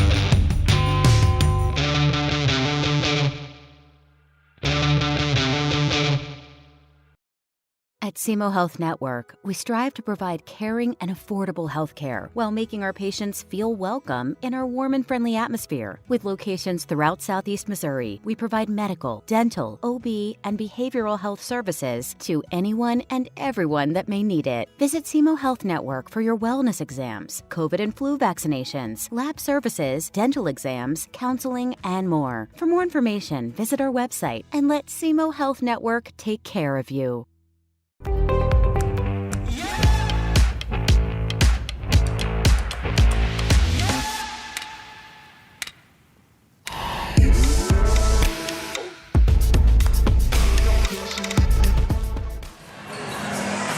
Welcome back, everybody. Game 4 of 4 today, the championship game, what we've been waiting for. The Puxico Indians, the number 1 seed, the Risco Tigers, the number 3 seed here in this tournament. And it should be a good one. Jim Riker along with Scott Nelson. Scott, we've seen some really good basketball games tonight, and we think this one will be a good one. Puxico comes in, coached by Bryant Fernetti, of course, and they have they just play a lot of kids. They play a lot of kids. I got here late Monday night, last time I was able to be here with you, and got to see a little bit of that game. By the time I kind of got here, they had kind of pulled away pretty good, but I know you and I talked earlier tonight about how many kids they played. They are led in scoring. Landon Burchard, the sophomore, has 15 and 17 in their 2 games. They also have Skylar Zimmerman, a big guy inside, and Thomas Birch, who can score, so they can score in bunches. And then you've got the Risco Tigers, the Class 1 school in this whole tournament. Yep. And you mentioned that they've got some nice size. Yeah, they're got a bunch of big kids, and got a nice player in particular, in Sammy Smith, who's led them in scoring in their 2 games. But also had some double-digit scoring from a couple of other kids, Riley Calvert and Owen Fortner. And they did lose C.J. Blankenship, a senior who would have been a starter for them, to a groin injury in the first ball game. He played just a little bit in that first game, didn't play the other night in their 67-63 win over Neelyville. So we are set for the championship game here. The Risco Tigers will be in black, trimmed in gold. And this is the starting lineups for them. Number 0, Landon Baker, a 6-foot junior. Number 3, Eli Rogers, a 6-foot sophomore. 6'3" sophomore, number 14, Owen Fortner. 6'3" junior, number 20, Sammy Smith, that Scott talked about. And 6'4" junior, number 32, Riley Calvert. So they've got some nice size there, especially for a small school. And they don't start any seniors. That's right. They don't start any seniors. Exactly right. And then you've got the Puxico Indians, the number 1 seed, and they'll go like this. In their white uniforms, number 10, Jayden Mitchell, a 5'10" senior. Number 12, Jet Hancock, a 5'10" sophomore. Kason Long, a 6'1" junior, number 25. Thomas Birch, a senior, 6'3", number 34. And 35, Skylar Zimmerman, a 6'4" junior. They're coached by Bryant Fernetti, assisted by Jimmy Davis. Risco Tigers head coach Brandon Blankenship. So we're set for a good one. The Risco Tigers in their black and gold uniforms, very reminiscent of the Missouri Tigers. Puxico, the Indians, in their white, familiar white with orange trim, and we are set to go here for this championship game. Tip is up, taken down by... We don't know yet. Risco maybe, and they do come away with it. Sammy Smith will bring it up for the Risco Tigers. Puxico in a man-to-man, which is they typically play. Sammy Smith takes it to the basket. Wild shot, no good. Rebound by Thomas Birch. Smith a little out of control on that shot. Risco in a man-to-man as well. Birch kicks it off to Mitchell. In the corner, Hancock to Long. Long does a lot of nice things. Doesn't score a lot for the Indians, but it does a lot of nice things. Good defense there by Eli Rogers. They kick it out to Long. 12-foot jumper, Long, no good. Rebound taken down by Smith. He comes here for Risco. To Fortner, the sophomore. He puts it on the floor. Nice. Little move inside, up and good. Owen Fortner for 2. Nice little step through by Fortner. He had 10 in the win against Neelyville on Thursday night. Zimmerman up top, a long 3. It's going to be off the mark. No good, air ball, and it'll go back to Risco. Puxico will play full court pressure. They trap there. They trap Smith. He gets around it, though. No problem. He gets it ahead to Calvert. Calvert comes away with it. He'll take the 3. It's up. It's off the mark. No good. Long rebound taken down by Thomas Birch. Quickly down the floor. Up. No good. Hard foul. And he'll go to the line to shoot 2 as that foul will go on Riley Calvert, his first, team foul number 1. So Thomas Birch, the 6'3 senior who had 16 points against Twin Rivers the other night, will shoot 2 free throws. Up and rims out, no good. That end of the floor seems to not have been kind for free throws. That's what I was thinking too. You know? They've got a lid on it down there on the free throw. Birch's second one. There it is. Naturally, good. He breaks the rim. Breaks the lid, rather. Rogers, double teamed, off to Smith. Kicks it in the corner to Baker. Fortin, a good defensive pressure there by Puxico. To Calvert. Calvert gets it back. Speed of this game is pretty high. Yeah, it really is. And what I was going to say was, you know, both teams, if you get a good open look, you better be ready to shoot. Yeah. Because the closeouts have been really, really good defensively. Yes. It really is amazing the difference of speed of this game versus the first one we saw today between Bloomfield and Holcomb. Yep. I mean, just a really different speed game. Rebound up, no good. That'll be the second team foul already on Risco. And that will go on, let's see who it is on. I don't know.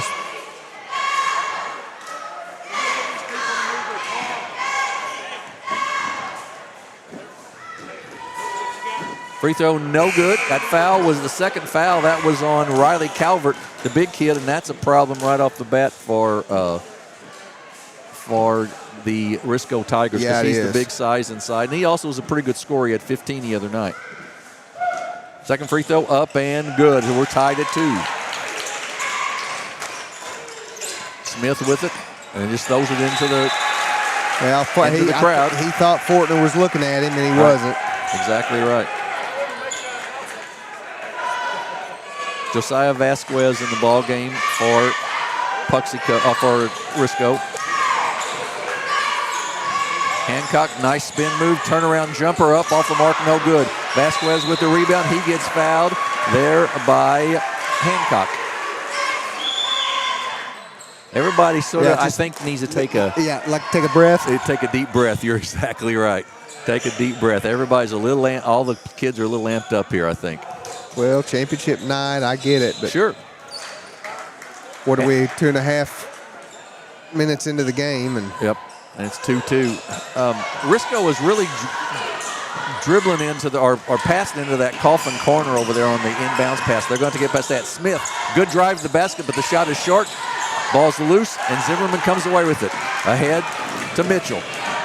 Jaden Mitchell with it. Ooh, almost a tie up there. Three-pointer up and good.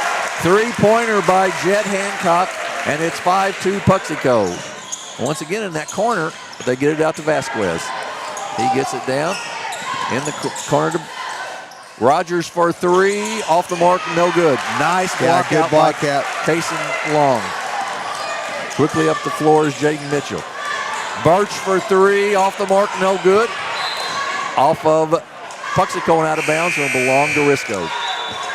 Landon Burchard, the leading scorer for Puxico, checks in. He's just a sophomore.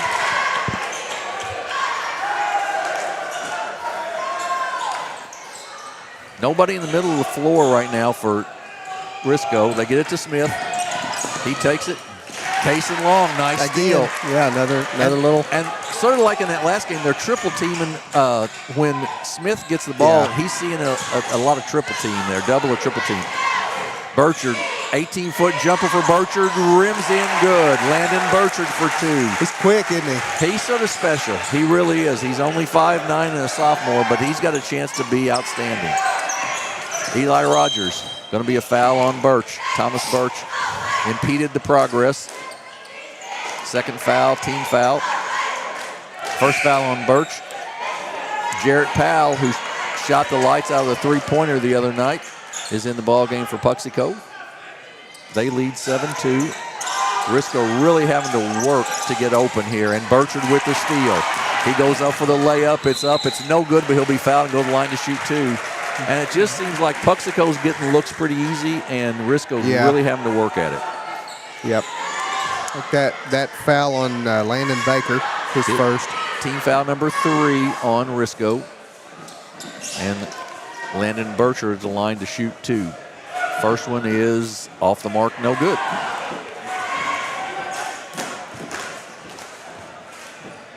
He'll have a second. Up and good. Puxico, ton of pressure, and then stepped across the inbounds line to turnover on Risco. Ton of pressure by Puxico. They just put an unbelievable amount of defensive pressure on. Yeah, they really have so far for sure. Burchard to inbounds. He gets it in. Hancock with it. 18-foot jumper. He's fouled and will go line to shoot 2. That on Smith.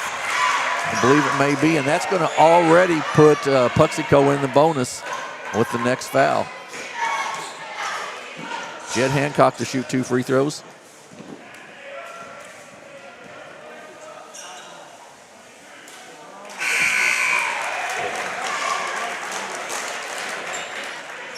Trevor Fortner checks in to replace Skylar Zimmerman. Free throw up and good. So 1 of 2 for Hancock. He's got 4 now. Rogers with it in the backcourt. And then, boy, right now, Puxico is getting a hand on every ball or forcing an errant pass. Yeah, I think it would not. I was just going to say, I think Risco needs a timeout really badly. Yep. 30-second timeout here. Puxico leads 10-2, and Risco just needs a timeout just to take a deep breath, I think. So, yes. 3:54 to go here in the first quarter, and Puxico leads 10-2. With East Prairie's win over Kennett tonight, and the way Puxico's playing, the Bloomfield Christmas Tournament seedings could be very, very interesting this year. Yeah, they really, really could. And we get a score. I don't know if this is totally correct or not, but the Dexter leads Malden 57-44 in the fourth quarter. That would be a surprise. I think people assumed Malden would be the #1 seed in that tournament, but that would certainly change that around. Yeah, it really would. You know, so. Well, Dexter just lost so much last year, I think. Right. And just got a couple seniors back and playing a lot of underclassmen. So we'll see how that turns out, of course. Game's not over there, but Puxico and East Prairie both setting themselves up for a chance to be a high seed. Hancock, a long 3. Boy, he's a shooter. Jet Hancock, he's only a sophomore as well. Hancock and Burchard are low to sophomores, I guarantee you. Owen Fortner for Risco with it to Rogers. The defensive pressure has just been more than Puxico, than Risco's been able to handle so far. To Smith. Fortner with it. He's got the 2 points for Risco. Rogers for 3. Good. Got it. Eli Rogers, you said you better be ready to shoot, and he was. You gotta. If you get a good open look, you better pull it. 13-5. Hancock, good steal. Good steal by Fortner. Ahead to Smith. He's going to take it to the basket. Nice dish around pass, wrap around pass to Eli Rogers. Good, and it's 13-7. Cut it to 6. Really good timeout by Brandon Blankenship, I believe. 3-pointer up, off the mark, no good. Rebound by Fortner. Eli Rogers up for Risco. To Fortner. Nothing there. Good spin move. Goes up off the glass and good. The 13-9, Jimmy. Yeah. Sophomore Owen Fortner with a nice basket, and it's 13-9. Well, if Risco just needs to get stops without them scoring it, well. Hancock throws up an air ball, and it's taken down by Smith of Risco. Stop, pop, up, and good. 13-11. Now, and Coach. Brian Fernetti's got to take a timeout to try to calm his troops down a little bit. Great run there it was 13-2, so we're on a 9-0 run for Risco. I mean, that's the really nice job. That timeout that Brandon Blankenship took was huge. Well, what I was going to say is if Risco just gets some stops and not let Puxico set the defense up. See what we got here. Puxico 3 of 14 shooting the basketball, so they've not shot over. 5 of 9 for Risco. 2 of 6 3-pointers from Puxico. Jet Hancock's been the story offensively, 8 points there. And sort of spread out over here. Rogers, Fortner, and Smith all for Risco. So good game. Been a tale of runs so far, and Puxico leads by 2 with 1:56 to go in the first. Burchard almost loses it out of bounds. That's a turnover, unforced turnover. Goes right back to Risco. That was the case. He knew what he wanted to do with the ball, and he kind of looked off before he caught it. Exactly right. Double high post for Risco. Rogers puts it on the floor to Smith. He'll take the 3. Good! And Risco takes the 14-13 lead.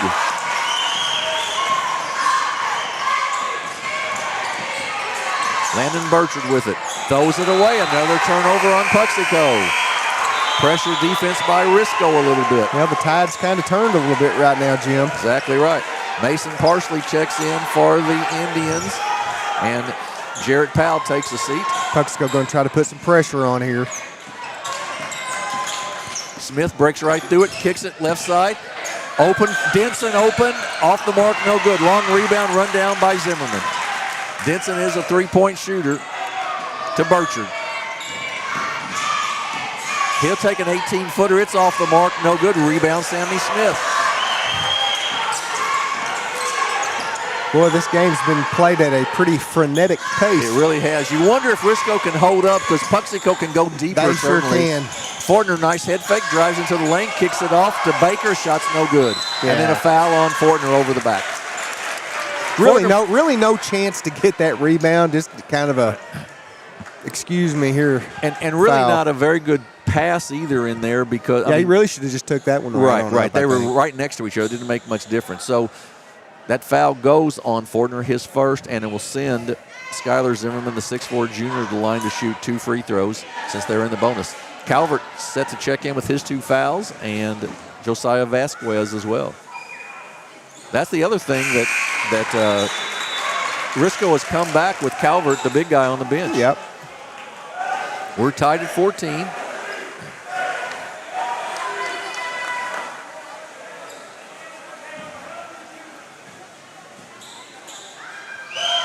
Free throw up and good. 15-14 Puxico. Vasquez takes the 3. Off the mark, no good. Nice rebound by Zimmerman. Kicks it out to Mitchell. Drives inside. There'll be a foul called. Shooting free throws. Puxico just has so many different potentials, you know. Yeah, so many looks they can give you, so many. Absolutely right. Jaden Mitchell, the 5'10 senior, to shoot free throws. Second foul there on Fortner. Free throw up and no good. They really need to keep Fortner and Calvert in the game. Risco does.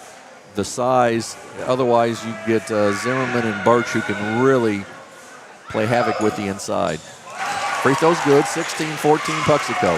Ahead quickly to Vasquez. Back out to Rogers. Inside to Calvert, loses it though. But Fortner gets it back. He goes up and no good. Rebound Zimmerman. Or Fortner had a good look at it. 12 seconds to go in the quarter. Mitchell drives in, kicks it off to Long. Parsley for 3, off the mark, no good. Rebound Calvert, 3 seconds to go. They get it ahead to Denson. He gets it off, but it's short at the buzzer. So we're at the end of one in what has been a hectic first quarter. Yes, sir. It is Puxico 16, Risco 14. We'll be back in 30 seconds with the second quarter of this championship game.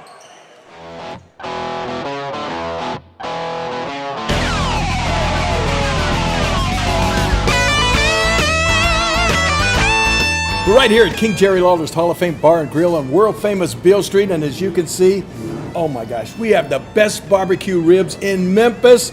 Oh my gosh, the gumbo is out of this world, but you gotta try the King's Triple Decker Slam Burger. You'll love it.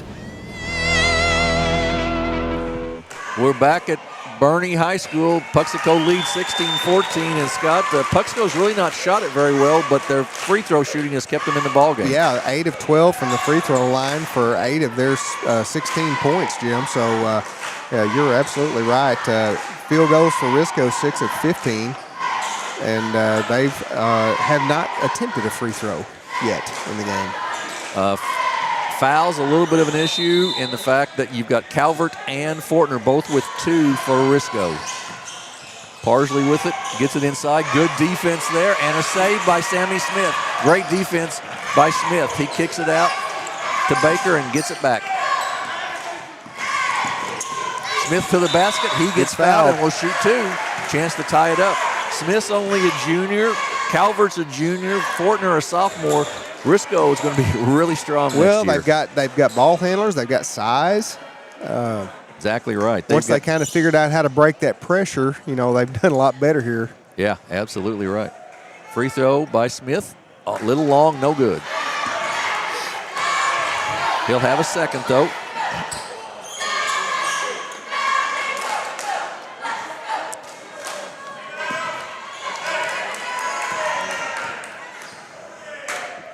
Free throw up and good. 16-15. Full court pressure by Risco. Man-to-man full court pressure. Vasquez on Mitchell. Hancock. Over the head. Zimmerman throws it over Birch. Little uncharacteristic. Puxico always plays a little quick and maybe a little loose, but a little uncharacteristic with all the turnovers they've had tonight. Well, both teams have kind of let themselves get sped up just a little bit in this game. Baker with it, gets it across the timeline. Back to Baker, he'll take the 3. It's off the mark, no good. Vasquez, nice rebound, and that foul's going to be on Jaden Mitchell. That'll be the second team foul on Puxico here in this quarter.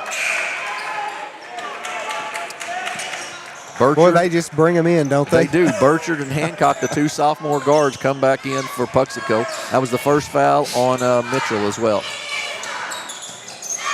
They get it up top to Smith.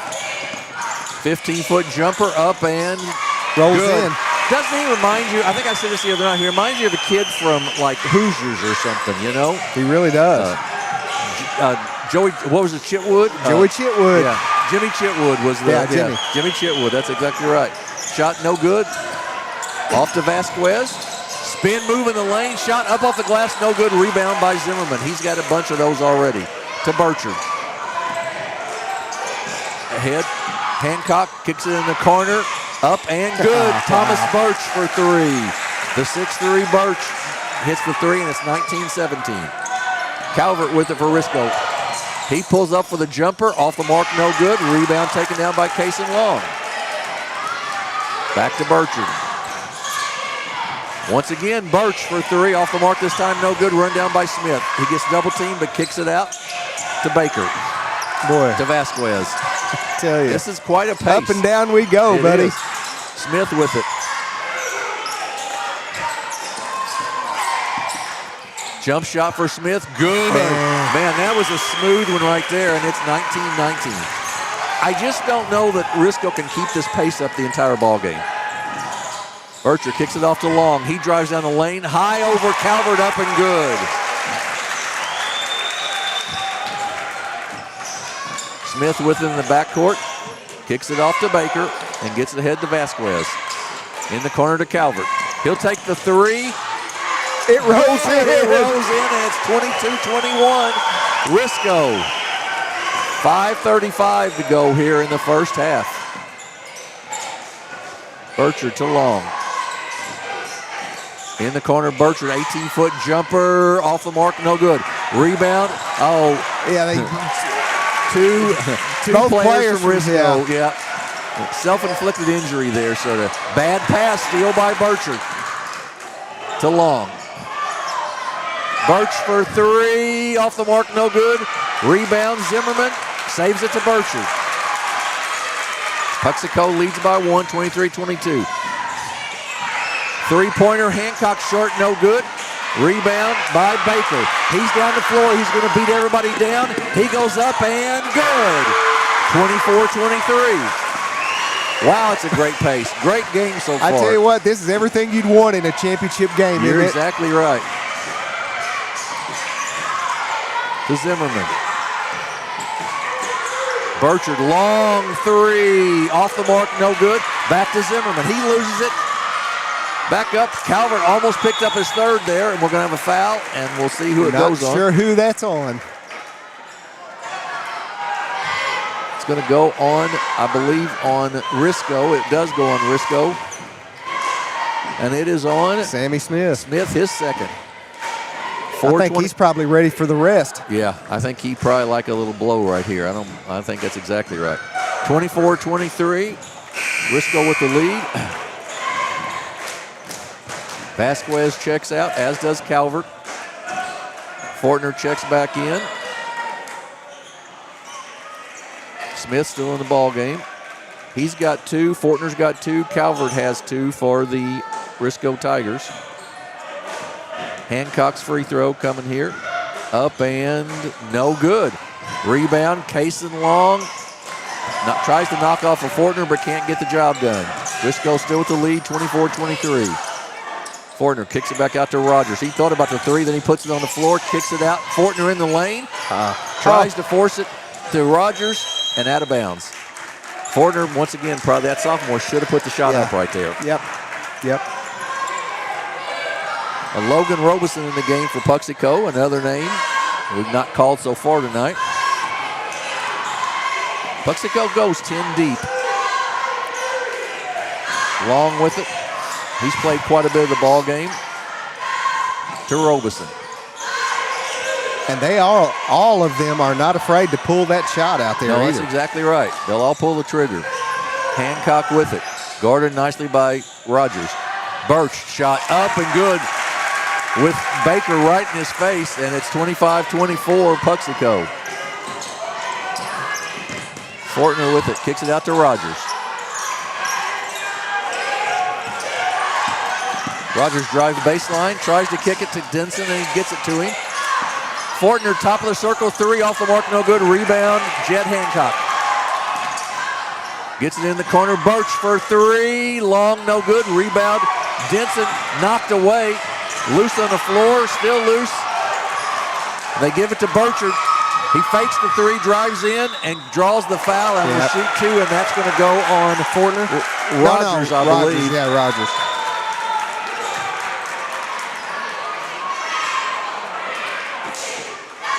Final. Yep. So 25-24. I think Coach Blankenship was asking for a foul earlier down there, maybe that didn't get called on a rebound, but that's the first foul on Rogers. Burchard's free throw is good, makes it 26-24. Hank Mitchell checks back in. Kaysen Long checks out for the Indians. 3:07 to go.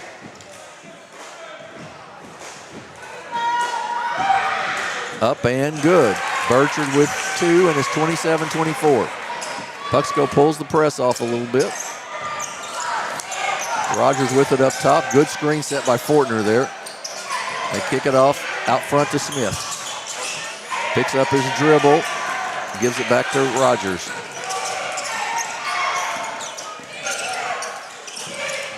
Sammy Smith trying to drive in the lane. Burchard, nice job on him. Smith, jumper, good. Man, I'll tell you what, that was great defense. It was, and there's nothing else he could do. No, but just a great shot by Smith. Robeson to Hancock. He was hot early in the ball game. Burchard with it, drives into the lane, kicks it back out. Birch for three, off the mark, no good. Robeson with the push-off, I think, or they're going to call the hold on Rogers, possibly. I believe it was the hold on Rogers. Yeah. 27-26. Puxico with the lead. Sub in the ball game. That is Skylar Zimmerman. He will replace Thomas Birch. Second foul, by the way, on Rogers. Third team foul. Robeson to get the inbounds. Throws it into Burchard. Hancock, nice head fake. Jumper up and off the mark, no good. Rebound, Sammy Smith. Ahead to Denson. He gets double teamed there. Gets it wide open inside to Baker. Yeah. Great look by Denson and a foul on Zimmerman. What a great look by Aaron Denson right there. It really was. Somebody just missed an assignment there and left Baker wide open for that layup. Zimmerman picks up his second foul. 2 minutes exactly to go in the first half here, and it's 28-27 Risco. Free throw, good. 29-27. Zimmerman will take a seat with his 2 fouls. Birch will check back in.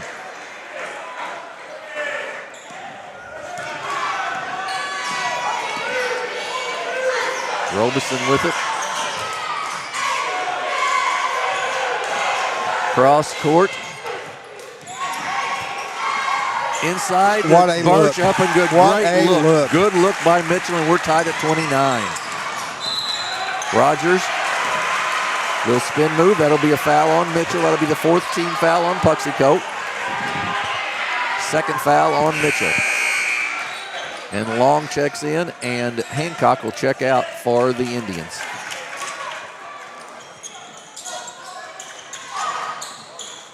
Back to Rogers. He's guarded out there by Mitchell. Puts it on the floor, kicks it in the corner. Denson open for 3. Off the mark, no good. Rogers, nice job of tipping it, but couldn't bring it down, and it goes to the Indians. Birch to Robeson. To Burchard. Long has his man sealed inside. They don't get it to him. Burchard puts it on the floor, drives in the lane, kicks it off. Mitchell drives in, goes up for the layup up, misses the shot, no good. Off of Puxico and out of bounds. Off of Long, I believe. Yeah. Parsley checks back in for Puxico, and Mitchell will take a seat. Calvert checked back in as well for Risco. If you were the scorekeeper on a iPad place or where they had scores up on the, it'd be tough. It would be tough. Calvert, nice backdoor to Rogers, up and good. Good high-low set there for. Yeah, really nice. Really nicely done.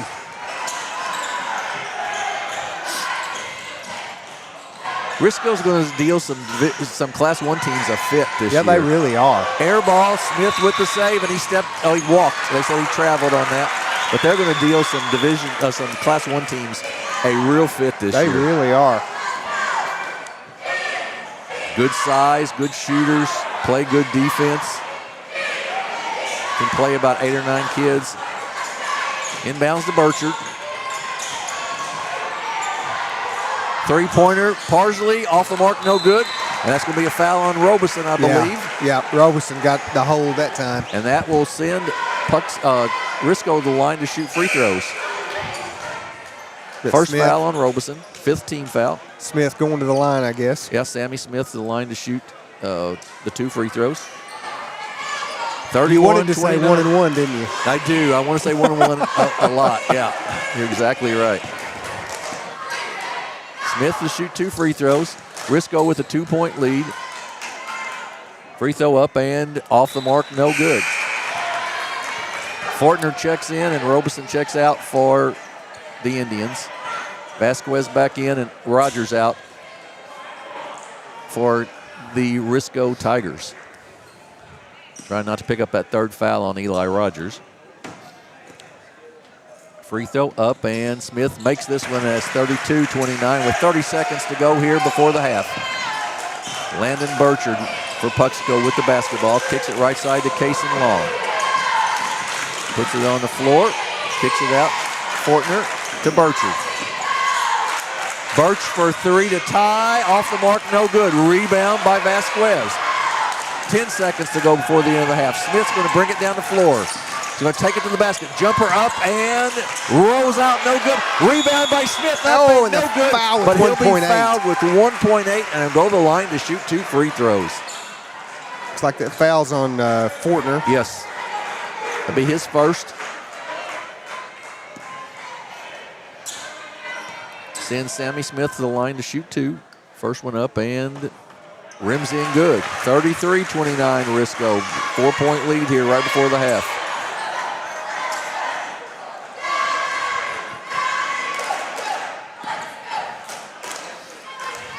Second one by Smith. Up and good also. To Burchard. He gets the shot off at the buzzer and it hits the ceiling. So we're at the end of the first half in what has been an incredibly good game. It is 34 for Risco, 29 for Puxico. We're going to take a break. I need a breath. I'm telling you. And we'll be back here in about 8 minutes with the stats and the second half. You're watching the championship game of the Bernie Invitational Tournament here on Aycorp Sports.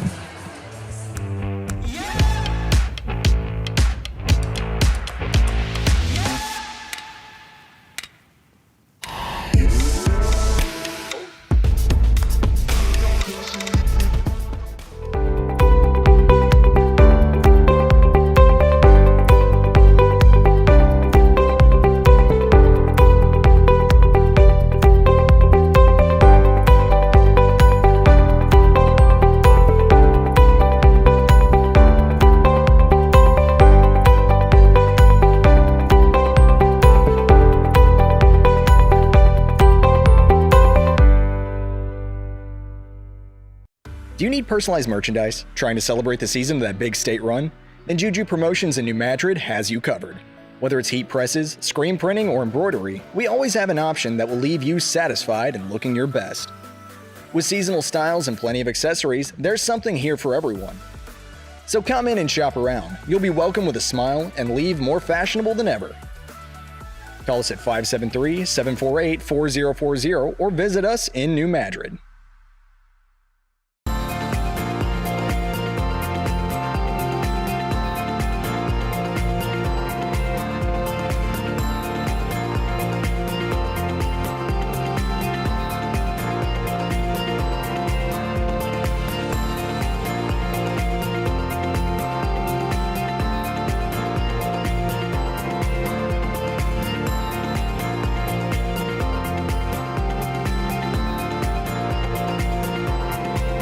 At Focus Bank, we understand your community because it's our community too. With branches across Southeast Missouri and Northeast Arkansas, Focus Bank offers services such as fraud protection, really free checking, and mobile banking that lets you bank simply and securely, anytime, anywhere. Stop by any of our branches or visit us online to open an account today. Plus, you'll receive an awesome free gift just from opening your really free checking account. And when you refer someone who opens an account, you'll both receive a gift. Focus Bank, member FDIC, equal housing lender. Allen Christian GMC, your local GMC experts. Explore our wide selection of new and used vehicles. Visit us at 724 Business 60 in Dexter or at allenchristian.com to find your perfect vehicle. Allen Christian, let's get you rolling.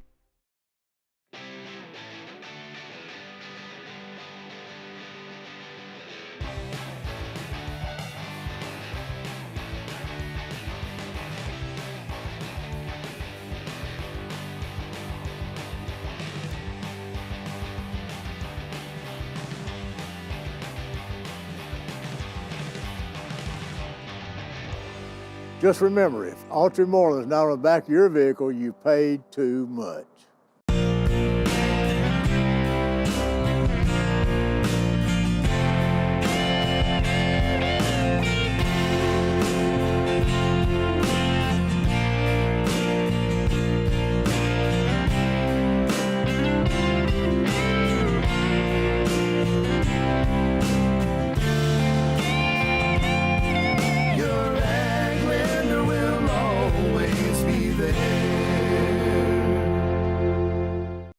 When we look, we listen.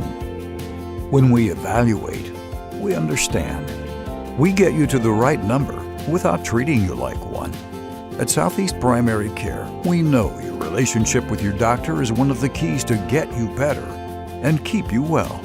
Our network of providers connects you to the brightest minds and latest technologies.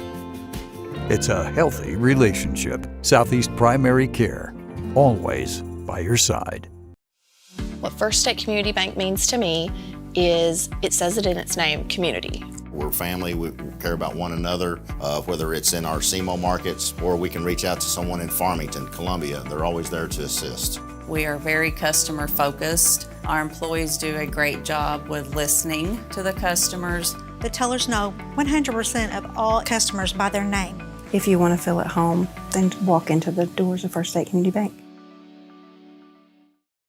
Southern Custom Meats in Dexter, Missouri is providing you with the best in custom butchering, fresh vegetables, and farm fresh eggs. Call now or visit us today and see the Southern Custom Meats difference for yourself.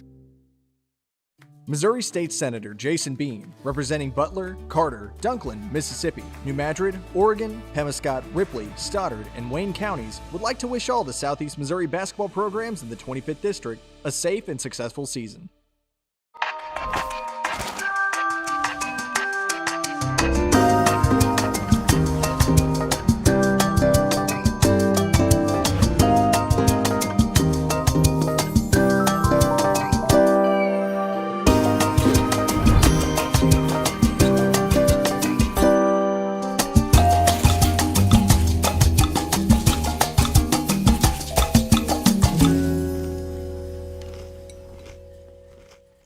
My name is Kevin Rossville. I'm a farmer from Prairie County, Arkansas. Been farming since 1991. Started farming with my father-in-law when I got married. We've been raising rice ever since. We've all been looking for something for a change for years. And I think this 263L is going to be the next and up and coming thing for us. It's really going to work well on a lot of different ground and a lot of different farms around here. Dynagrow 263L, available exclusively at Nutrient Ag Solutions.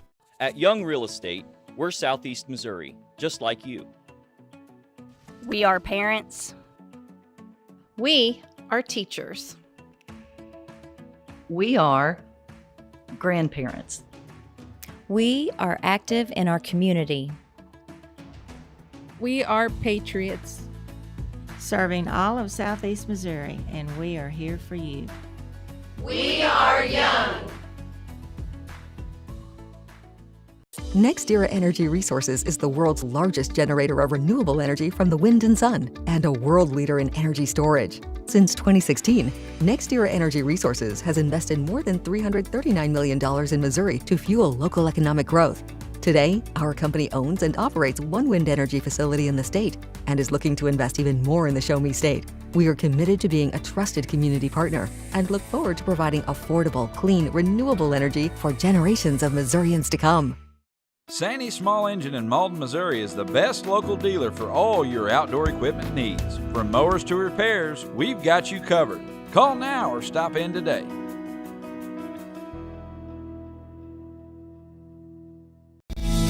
First Aid.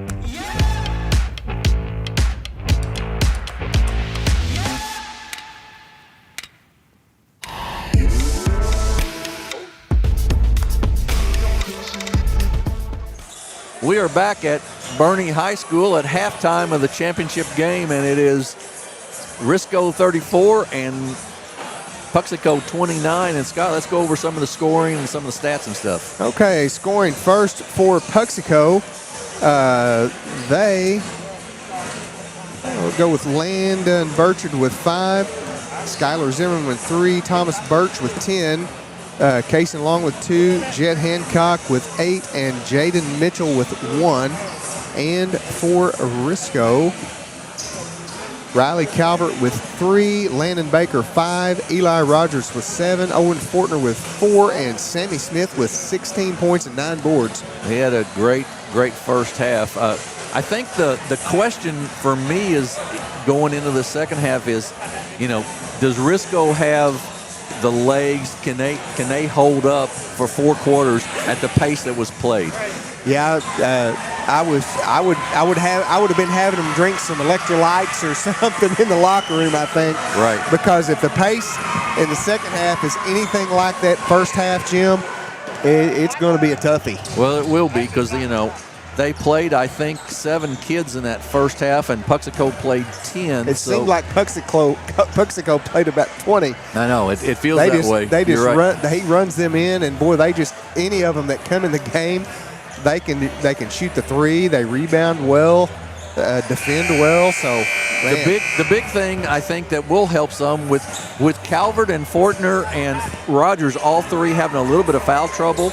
They all had to sit a little bit, so they did get some breaks in there. Now, what that means for Smith, who had the big first half, and maybe for Baker as well, that's a question mark. How do their legs hold up in the fourth quarter? You are in particular? exactly right, sir.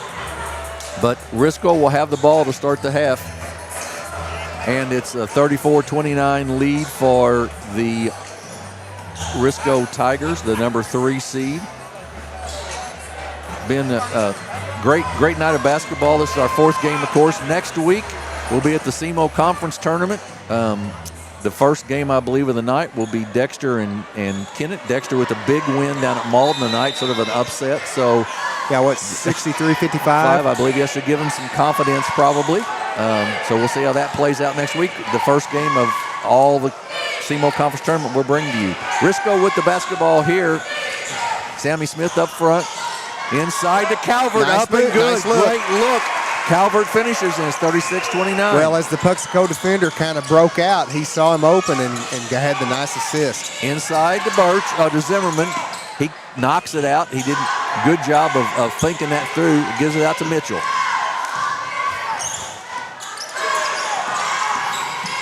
Hancock has to kick it back out front to Birch. They give it to Hancock. Zimmerman drives down the lane. That's going to be a charge. Really nice job by Landon Baker of getting there, Scott. Had his feet set, didn't wiggle either way. So good call there by the official. 3rd foul on Zimmerman. First team foul on the Indians here in the second half. Rogers to inbounds. Gets it into Smith. He gets double teamed in the corner there. He's got to go someplace with it and gets it out to Calvert, who gets ahead to Baker to Smith. Back out to Rogers. A 3-pointer for Eli Rogers. Rims out, no good. Smith with the rebound. Baker comes away with it after it was blocked. Kicks it back out to Rogers. To Sammy Smith. Puxico in a 2-3 zone. Mitchell just about picked his pocket. Smith kicks it right. 3-pointer up by Fortner, no good. He gets the rebound though. And then he stepped on the inline. Yep. It'll go back to Puxico.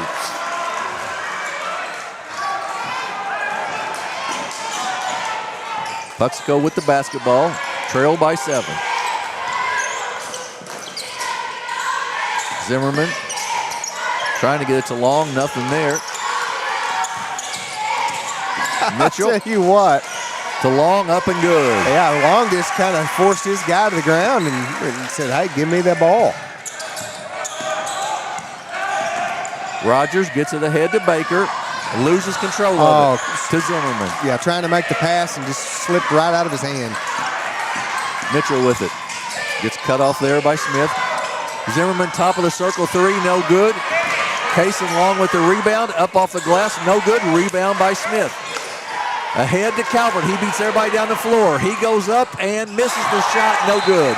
Out of bounds will stay with the Tigers. Well, the pace hasn't slowed down much, Jim. It has not slowed down much. Fortner checks in to replace Zimmerman. No, it has not slowed down a lick. Like I said, I just wonder how Risco will hold up in the fourth quarter with this. Smith, a long 3, off the mark, no good. Rebound, no. Fortner, he gets fouled and go to line to shoot 2. That foul's going to go on, I believe, Birch there. Yeah, that was Birch. Second foul on Birch, second team foul on the Indians. Owen Fortner, the 6'3 sophomore, will shoot 2 free throws here. Risco leads by 5, 36-31. Free throw up and off the mark, no good. He's got a second.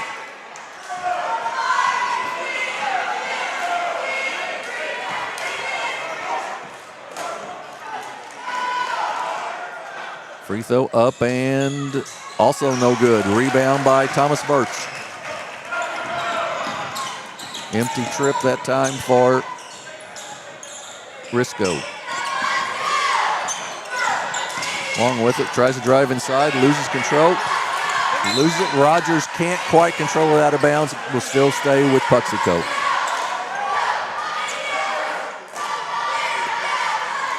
Mitchell to inbounds, gets it into Hancock.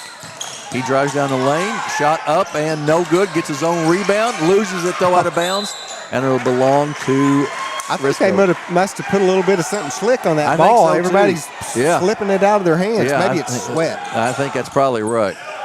Smith with it. Gets in the corner, double team, steps through it though, and then double dribbles. So walks, take your choice. Well, somebody's got to go over there and help him right there. Well, and he sort of moved himself into that corner too, which he didn't want to do particularly. But Mitchell inbounds to Birch, jumper up and good. You can't leave him open. You cannot leave him open. Right. He will burn you every time. Rogers double teamed to Fortner, drives in the lane, little runner in the lane, rims out, no good. Birch with the rebound. Chance for Puxico to tie with a three. Birch loses it. Calvert comes away with it. Smith up the floor. Kicks it in the corner for Rogers. He's open for three. Long, no good. Rebound Baker. Inside to Fortner. Back to Baker. He takes the jumper. It's no good. Eli Rogers with the rebound. Risco keeping it on the offensive end of the floor, and we got a foul. I didn't see it, Jim. I was not looking that direction. It must not have been a foul, 3-second call, I believe, maybe. Okay. Burchard checks in for Puxico.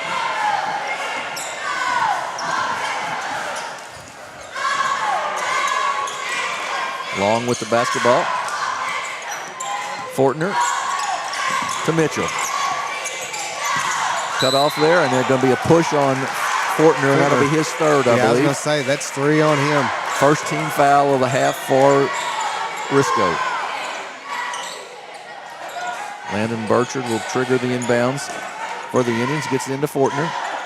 Burchard's going to pop out for a three. Good job of cutting him off. Then Mitchell to the lane. Oh, nice dish off, but we're going to have a charge. Landon Baker draws another charge. Another charge there. Jim, just FYI, they gave that last foul to Sammy Smith. Oh, they did. You're right. That's the third one on Mitchell. Into Rogers, down the baseline, picked up there, and then to Calvert. Good catch by Calvert. He goes to the basket. He's going to walk. He sure did. That's a turnover. Well, sometimes it's okay just to pull up and shoot that 12-footer. Yes, it is. Yes, it is. It's gotten a little bit sloppy all of a sudden here. As good as the first half was, this has been a little sloppier. Burchard with it, tries to get it inside. Smith, good defense by Smith. And a go back to... Smith actually knocked that one off of his leg. Yes, he did. Great job by Sammy Smith. Logan Robinson checks in. Risco really having a hard time getting the ball on the floor, and this time they get it down, no problem. Smith goes in, little jumper, rolls around and falls out.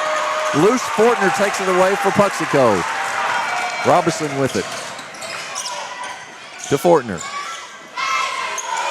3:25 to go here in the third quarter. Birch up top to Robinson. Into Burchard. He thought about the three. He sure did. 18-footer up, off the mark, no good. Oh, little push. That's going to be a foul on Birch, I believe, there.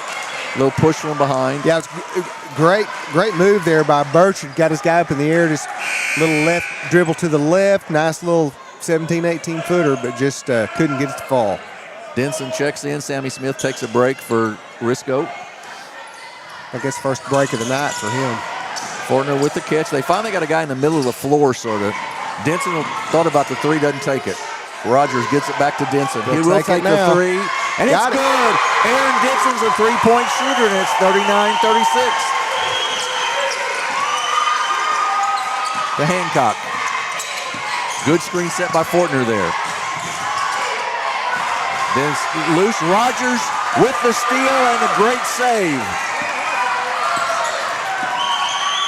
Eli Rogers with it for Risco. To Fortner at the free throw line. Tries a spin move. Does get the spin move. Bad shot though, but Calvert. He's wanting the foul. He was wanting the foul. No call. Robinson with it for Puxico. To Burchard.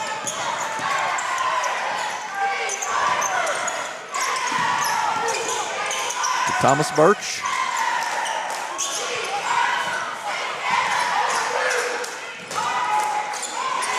Out to Hancock.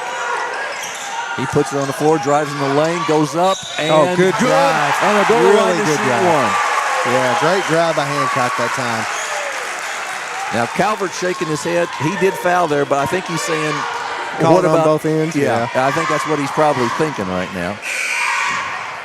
But smart enough not to say anything. Good for him. Long and Zimmerman check in for Puxico. Vasquez and Smith check in for Risco. 39-35. Jed Hancock will shoot one free throw here. That's right, as he made the basket.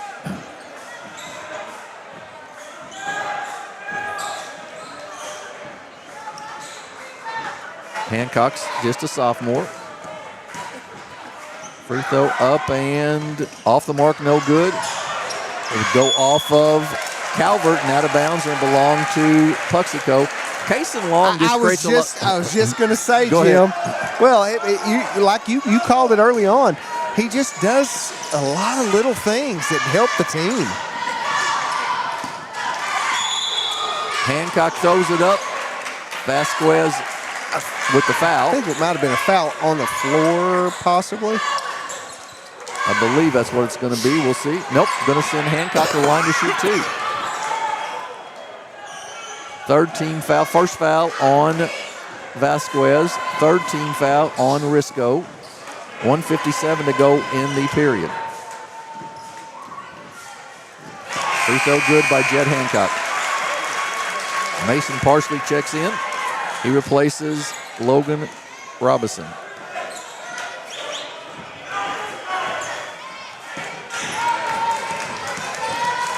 Second free throw up, and we've got a two-point game, 39-37. Rogers double teamed.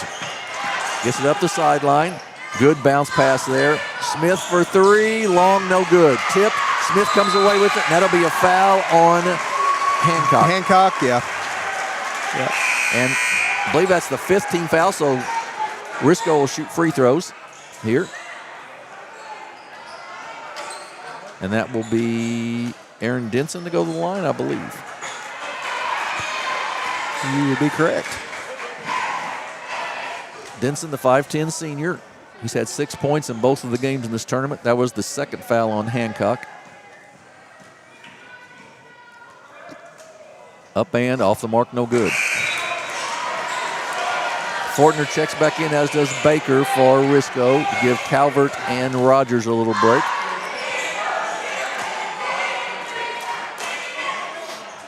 Second one coming from Denson. Risco leads by 2, 39-37. Free throw up and short, no good. Rebound by Robinson. To Burchard. You wonder if those short free throws are legs starting to wear out a little bit. Yeah, it could be. Zimmerman off to Burchard. Picks up his dribble and kicks it back to Zimmerman. 15-foot jumper, Zimmerman, no good. Rebound, Vasquez. Off to Baker and then to Smith. Burchard guards him. Screen set. Smith drives into the lane, up and good. What a Sammy move. Smith, great move there. You're exactly right. Little stutter hesitation step, and it's a 4-point Risco lead. Burchard kicks it off, gets it back for three. He's wide open. It's up. It's off the mark. No good. But Robeson's there for the rebound, and he'll shoot two. I'm not sure if that's the third or fourth foul on Fortner. That's 3 on Fortner. 59.2 seconds to go here in the third quarter. Logan Robinson, will shoot 2 free throws. Up and good. Hancock checks back in and Burchard checks out. 3-point game, 41-38. Just what you'd expect out of a championship game. Free throw up and good. Both of them good. Smith down the sideline. Double team. Cason Long with another steal. Up and we're tied at 41. Risco has really struggled with the pressure. Vasquez, cross court. Denson loses out of bounds, turnover, goes back to Puxico.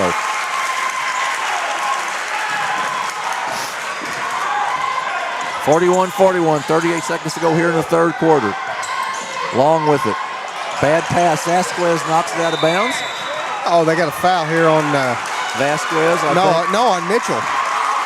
He ran over Vasquez. Okay. That will be on Mitchell. That'll be his third, I think. That'll put Burchard, fourth on Mitchell, actually put Burchard back in the game. And it should be free throws for Vasquez, I believe. You'd think. Unless they call that an offensive foul. No, it's got to be shooting foul, I think. Yeah, I mean, it wasn't like player control or anything, so Josiah Vasquez will shoot free throws here. He'll have 2. Chance to give Risco the lead back.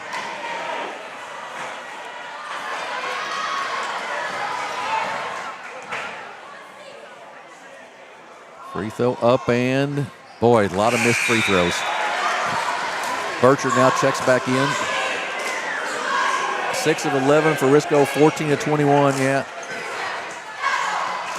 About 60, a little less than 60% from Risco so far tonight. Second free throw up and that's also off the mark. Nope. And falls in. Hit the side of the rim and falls in.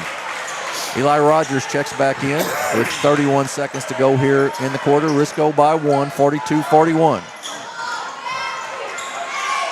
Burchard with it to Long, to Robinson. They get it across the timeline and a steal by Baker. Down the floor, Denson. He gets fouled and will shoot 2. Nice steal over here by Risco on defense, and it will send Aaron Denson the line to shoot 2 free throws.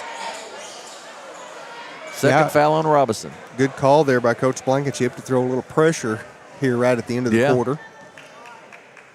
Denson's free throw, short, no good. Thomas Birch checks in. If Risco loses, they will rue the free throws that they've missed. Yeah, that's right, Jimmy. Denson will have the second.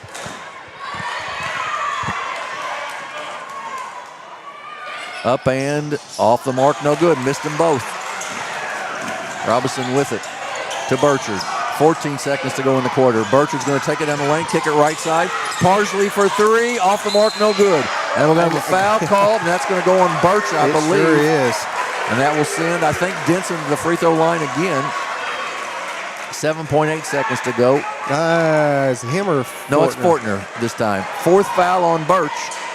And that's going to bring Jarrett Powell into the ballgame on the second free throw here for Puxico.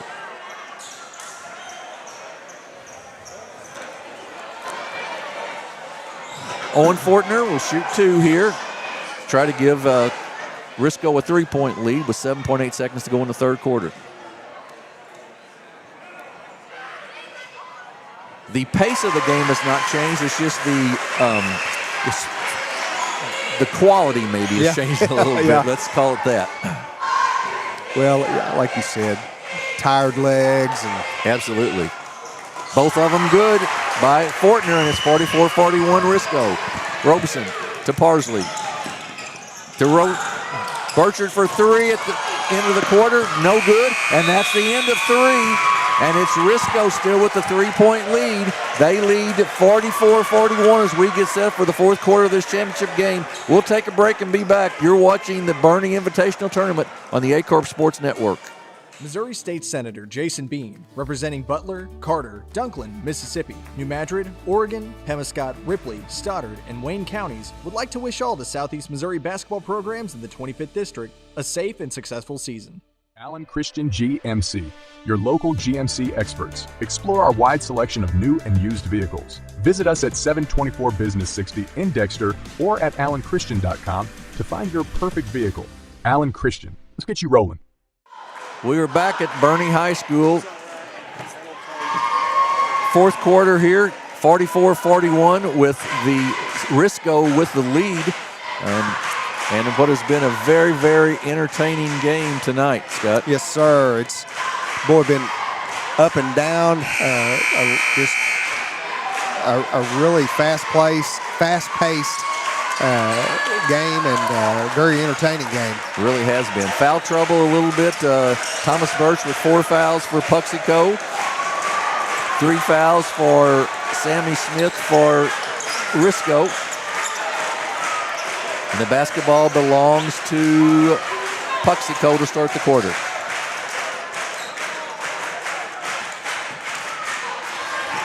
Landon Burchard to inbounds. Gets it into Zimmerman. Gets it back. Kick to Parsley.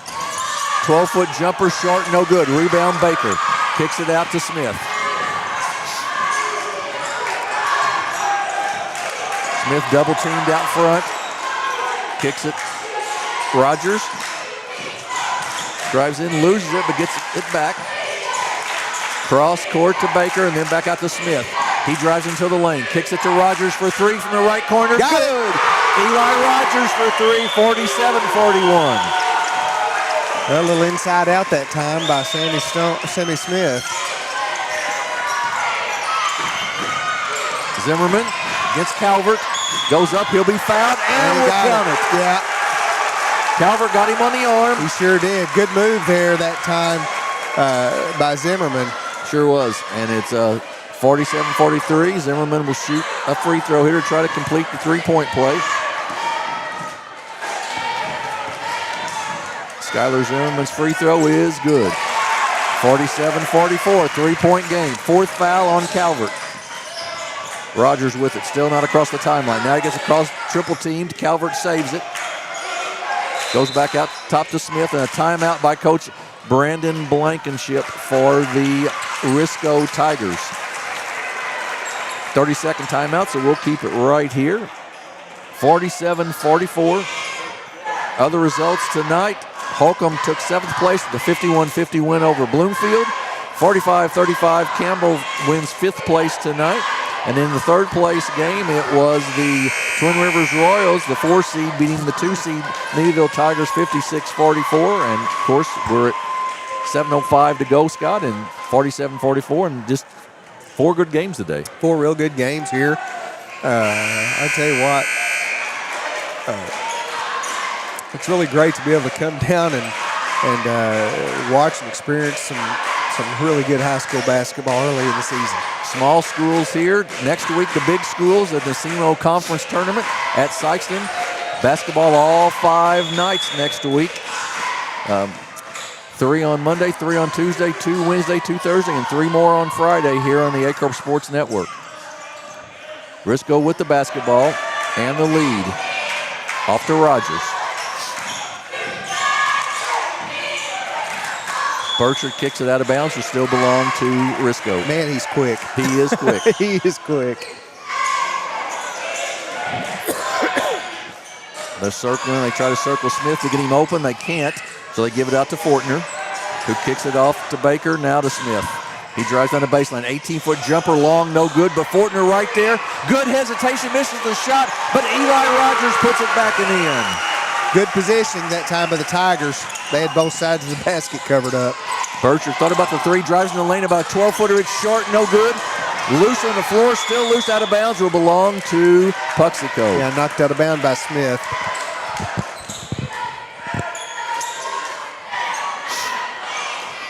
Robinson will inbounds. 6:27 to go here in the ball game. Burchard with it. Tries to get to Zimmerman. He does.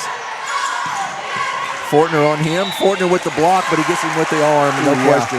And it'll send Zimmerman the line to shoot 2, and I believe that's the 4th on Fortner. 4 on Fortner. 4 on Fortner, 4 on Calvert right now. Second team foul on Risco here in the 4th quarter.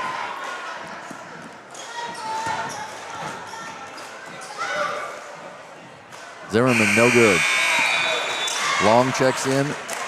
Robinson checks out. Denson checks in. Fortner checks out for Risco.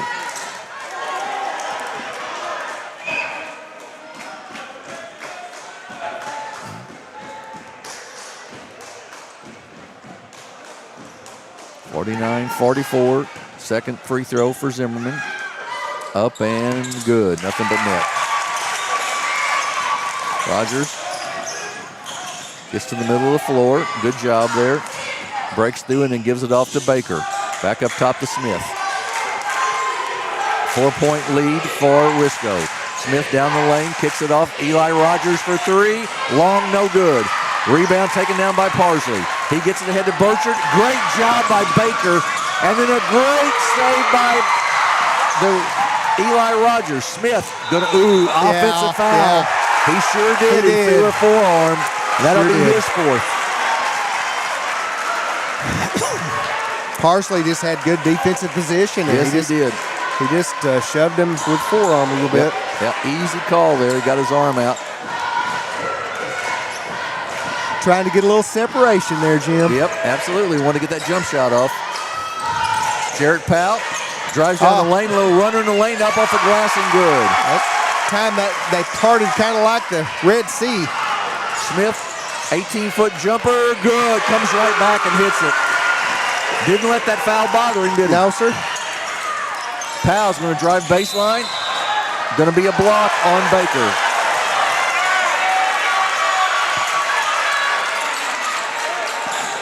Be out of bounds. 4th team foul, so Puxico shoots free throws the rest of the ball game. Puxico doesn't have a foul yet in the 4th quarter. Coach Blankenship kind of asking why that forearm wasn't a foul like the other one was, but he was a little off to the side of him on that particular play. We're going to have a timeout here. That foul was the second one on Baker, the 4th team foul on Risco.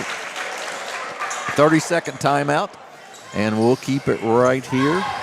We're talking, we've got the SEMO Conference Tournament next week.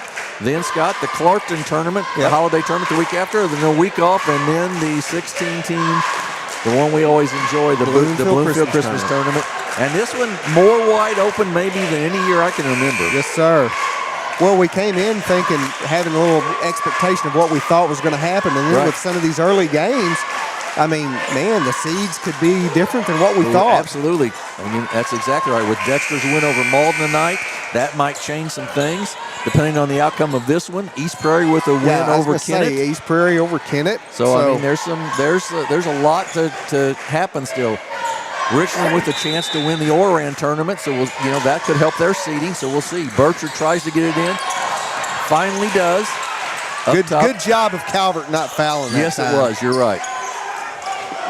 Because he easily could have wanted to do it. Inside to Zimmerman. Up and just forced his way in on the smaller Baker. And it's 51-49. Rogers to Calvert. Inside, tipped away. Good hands by Puxico and out of bounds. This thing may come down to who has the ball last. That could very well.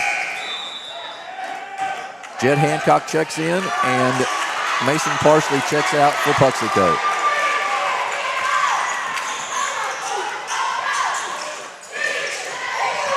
They get it in to Fortner. He puts it on the floor, tries to drive baseline, cut off there nicely by Powell. Jump shot up and no good. Rebound, Cason Long. Puxico with a chance to tie or take the lead to Burchard. He's going to drive, elbow, 15-foot, hesitation, no good. Rebound, Baker. Boy, he did everything except make the shot. He sure did. Smith with it for Risco. Takes it down the floor, kicks it in the corner. Back out now to Rogers.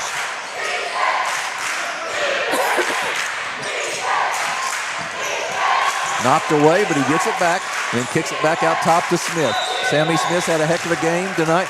Brandon Blankenship's going to take a timeout for Risco, and a full timeout at that. 4:19 to go. We're going to take a 30-second break with the score Risco 51 and Puxico 49. We'll be right back on the Aycorp Sports Network. Cold beer, pork steak, fast break. The best chicken in the whole state. Fast break. Woo, doggies, I think I need a fast break. All right. Fast Break in Bernie, Missouri. Fresh food, lottery, gas, and more. Fast break. Sandy Small Engine in Malden, Missouri is the best local dealer for all your outdoor equipment needs. From mowers to repairs, we've got you covered. Call now or stop in today.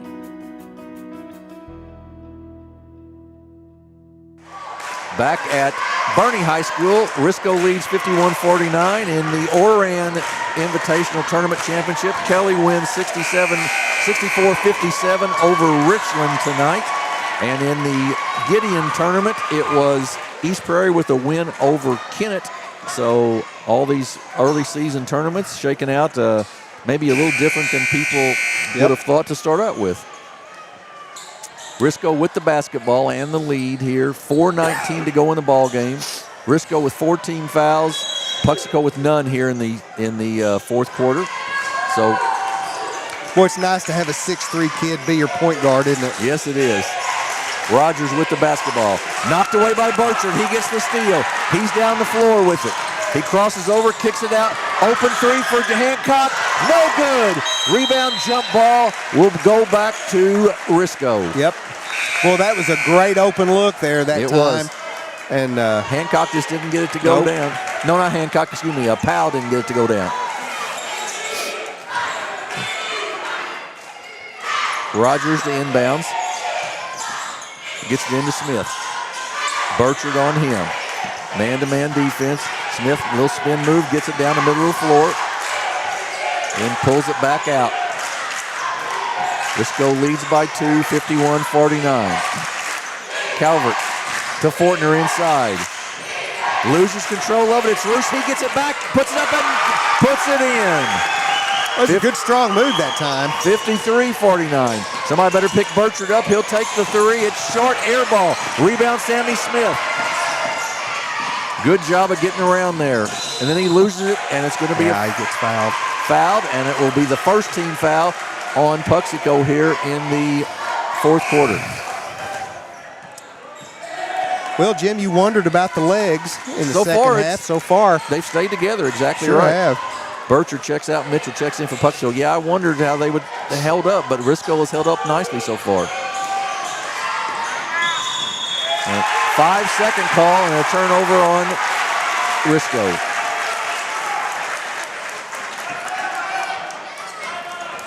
That's where you seem to have to be able to set a screen and get somebody open. Hancock kicks it off to Mitchell, to Birch. Birch has been a little quiet in the second half. Bad pass, steal by Smith. Gets it ahead, up and Eli Rogers. Boy, what a great pass. finish. What a great pass, great finish. Yes, sir. 6-point lead. Hancock to the basket, up, no good. He saves it though, kicks it out to Birch, to Long. Long 12-foot jumper off the mark, no good. Eli Rogers with the rebound for Risco. 2:54 and counting, 6-point lead for the Risco Tigers. That's going to be a foul. Oh, and they're going to foul Sammy Smith out on that call. Yeah, it was kind of a little obvious push there. I don't know. Yeah, that could have probably gone either way, but it's going to be the fifth one on Smith, and it's going to bring Aaron Denson back in the ball game. Well, it's going to be Rogers and Fortner, and the other two guards are going to have to take up that slack. Absolutely right. Somebody's got to find some scoring here. Rogers can. And some ball handling. Right. Fortner may be inside. Player control foul, so it's out of bounds. 2:49 to go, a 6-point lead for Risco. They get it into Mitchell. Right side, Hancock. He loses it, and he's going to foul Baker right there. That'll be the second team foul on the Indians. Yeah, just the second team foul, so ball out of bounds. Parsley set to check in. He will, and he'll replace Hancock. Nope, let's see. Yeah, he'll replace Hancock.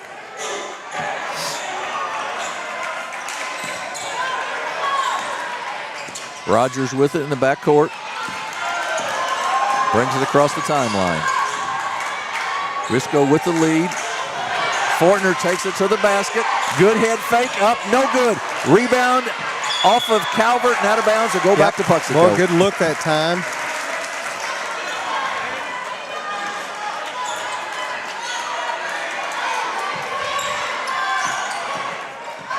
Mitchell will bring it up for the Indians. Kicks it off to Zimmerman inside to Long. Good idea that time by Long. And good defense that time by Eli Rogers on Long, too. Yep. Nice job. 2:18 to go, 6-point lead for Risco.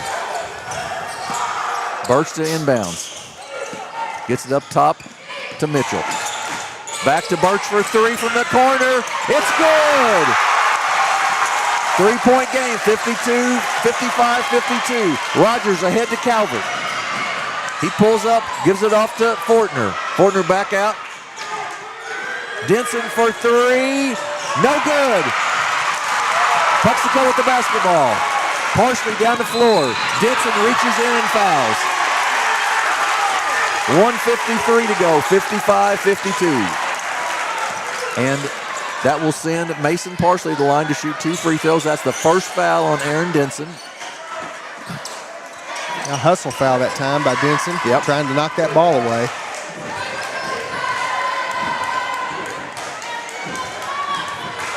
Mason Parsley, the 5'8 junior, to shoot 2 here. Left-hander. Up and good.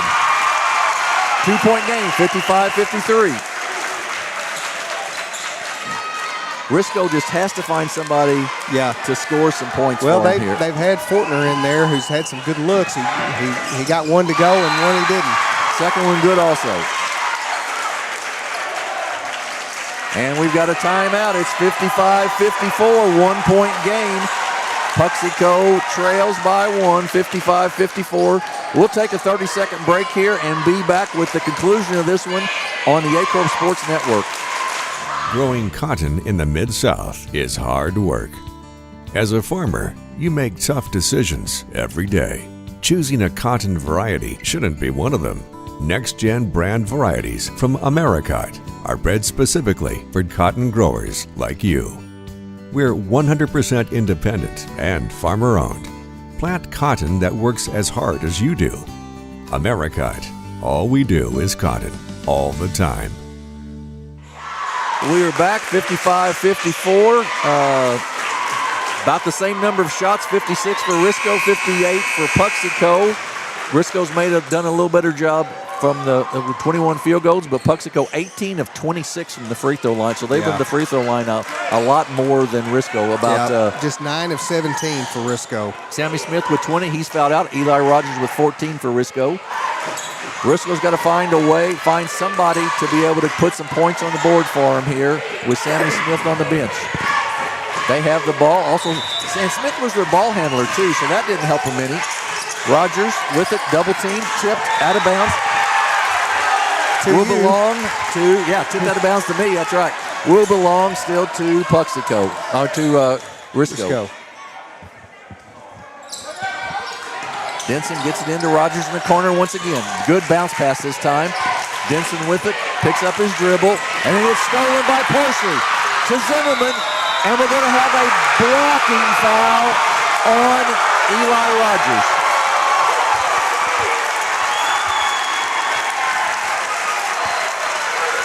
Well, in the first game, that would have been a charge. Yes, sir.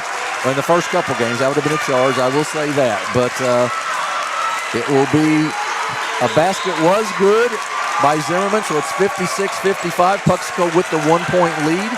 Third foul there on Eli Rogers. And Skylar Zimmerman to shoot a free throw.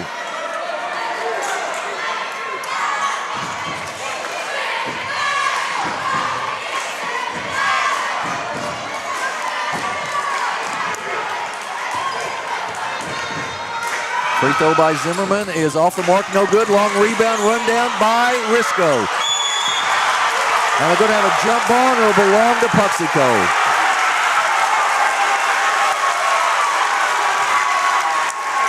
Everything going Puxico's way it right sure this is. minute. Yeah, it really is.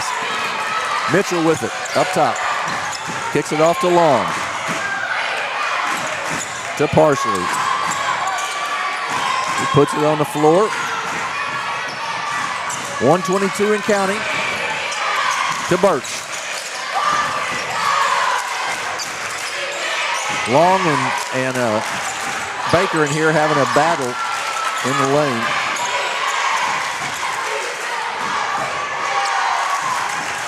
Parsley up top with it. 1 minute to go. 1 point game. Ooh, that was almost backcourt. Yeah, just nearly was. Mitchell inside to Long. Back out to Parsley. Birch, at some point here, Risco's got a foul. Thing is, are you gonna wait until a tip ball loose? Parsley comes away with it to Long. Maya got by with the travel right there. Back to Mitchell, and they'll reset some offense. Now you got to have a foul at some point. And we're going to have a timeout by Coach Fernetti of Puxico with 28.5 seconds to go. I'd say that's a pretty good timeout right there. Yeah, I would guess that's right. Well, let's see. Yeah. No, was it? Yeah, I believe it is. Coach Fernetti called a timeout, and it is 56-55. We'll keep it right here with 28.5 seconds to go. 1 point game. And then this last, since Sammy Smith fell out, frankly, it has gone Puxico's way. Yeah. And it's just been that Risco has not really been able to get the ball down the floor. Yeah, it's been tougher on them for sure with one less guard in there to do it. And not the size either, so had something to do with it as well. So, I mean, with Smith being 6'3", and Rogers only being 6 foot, and Aaron Denson 5'10", it's affected that, no question about it.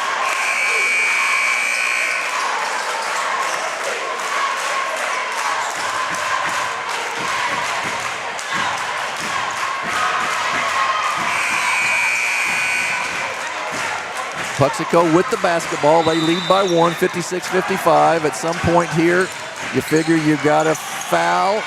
That wouldn't be a bad spot because Zimmerman is missing free throws. Inside, and then we're going to have a foul, and that will go, and that will send Birch to the line to shoot 2. All right. 23.4 seconds to go. Well, you couldn't ask for a much better championship game than this. No, that's for sure. Has been a great one. Multiple, had some lead change here. Risco was down early. They came back. Now Puxico's come back. Birch's free throw, no good. So it's all you need is a 2-pointer now to tie. Right. Long checks back in, replacing Hancock, and Fortner checks back in for the Risco Tigers.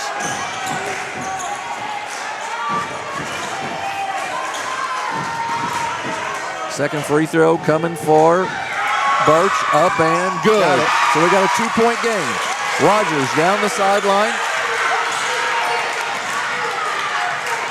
Pulls it out. Somebody's got to be able to find a basket. Yeah, I was going to say, Coach, if he has a timeout left, I would have called it. This is the time to do it, yeah. So do you play, knowing you're in foul trouble, knowing your legs are probably shot, do you play for the win here and the three-pointer, or do you just try to get a basket? If I get a really good open look, I'd pull the 3, but I'd go ahead and pull it pretty early. If I don't, then I try to probably go down and try to hit the 2. Fortner and Calvert inside, possibly. No. Now, if you're Puxico, one possibility is you can foul. You've got 2 fouls to waste here, basically. And you can really, alter that offense a little bit because of the foul. So 57-55. Risco has not shot the free throws very well tonight either. No. If they do get an opportunity to shoot free throws. So, boy, it's been a good one. I tell you what, you couldn't have asked for much better of a conclusion of a tournament than this.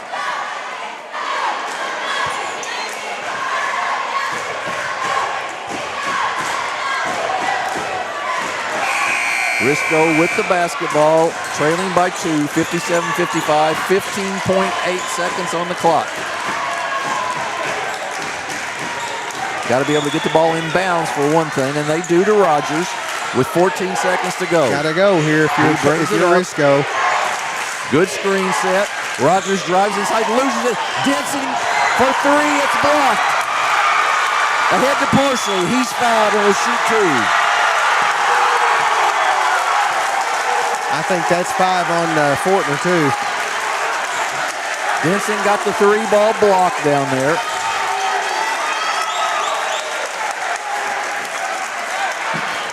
And it will be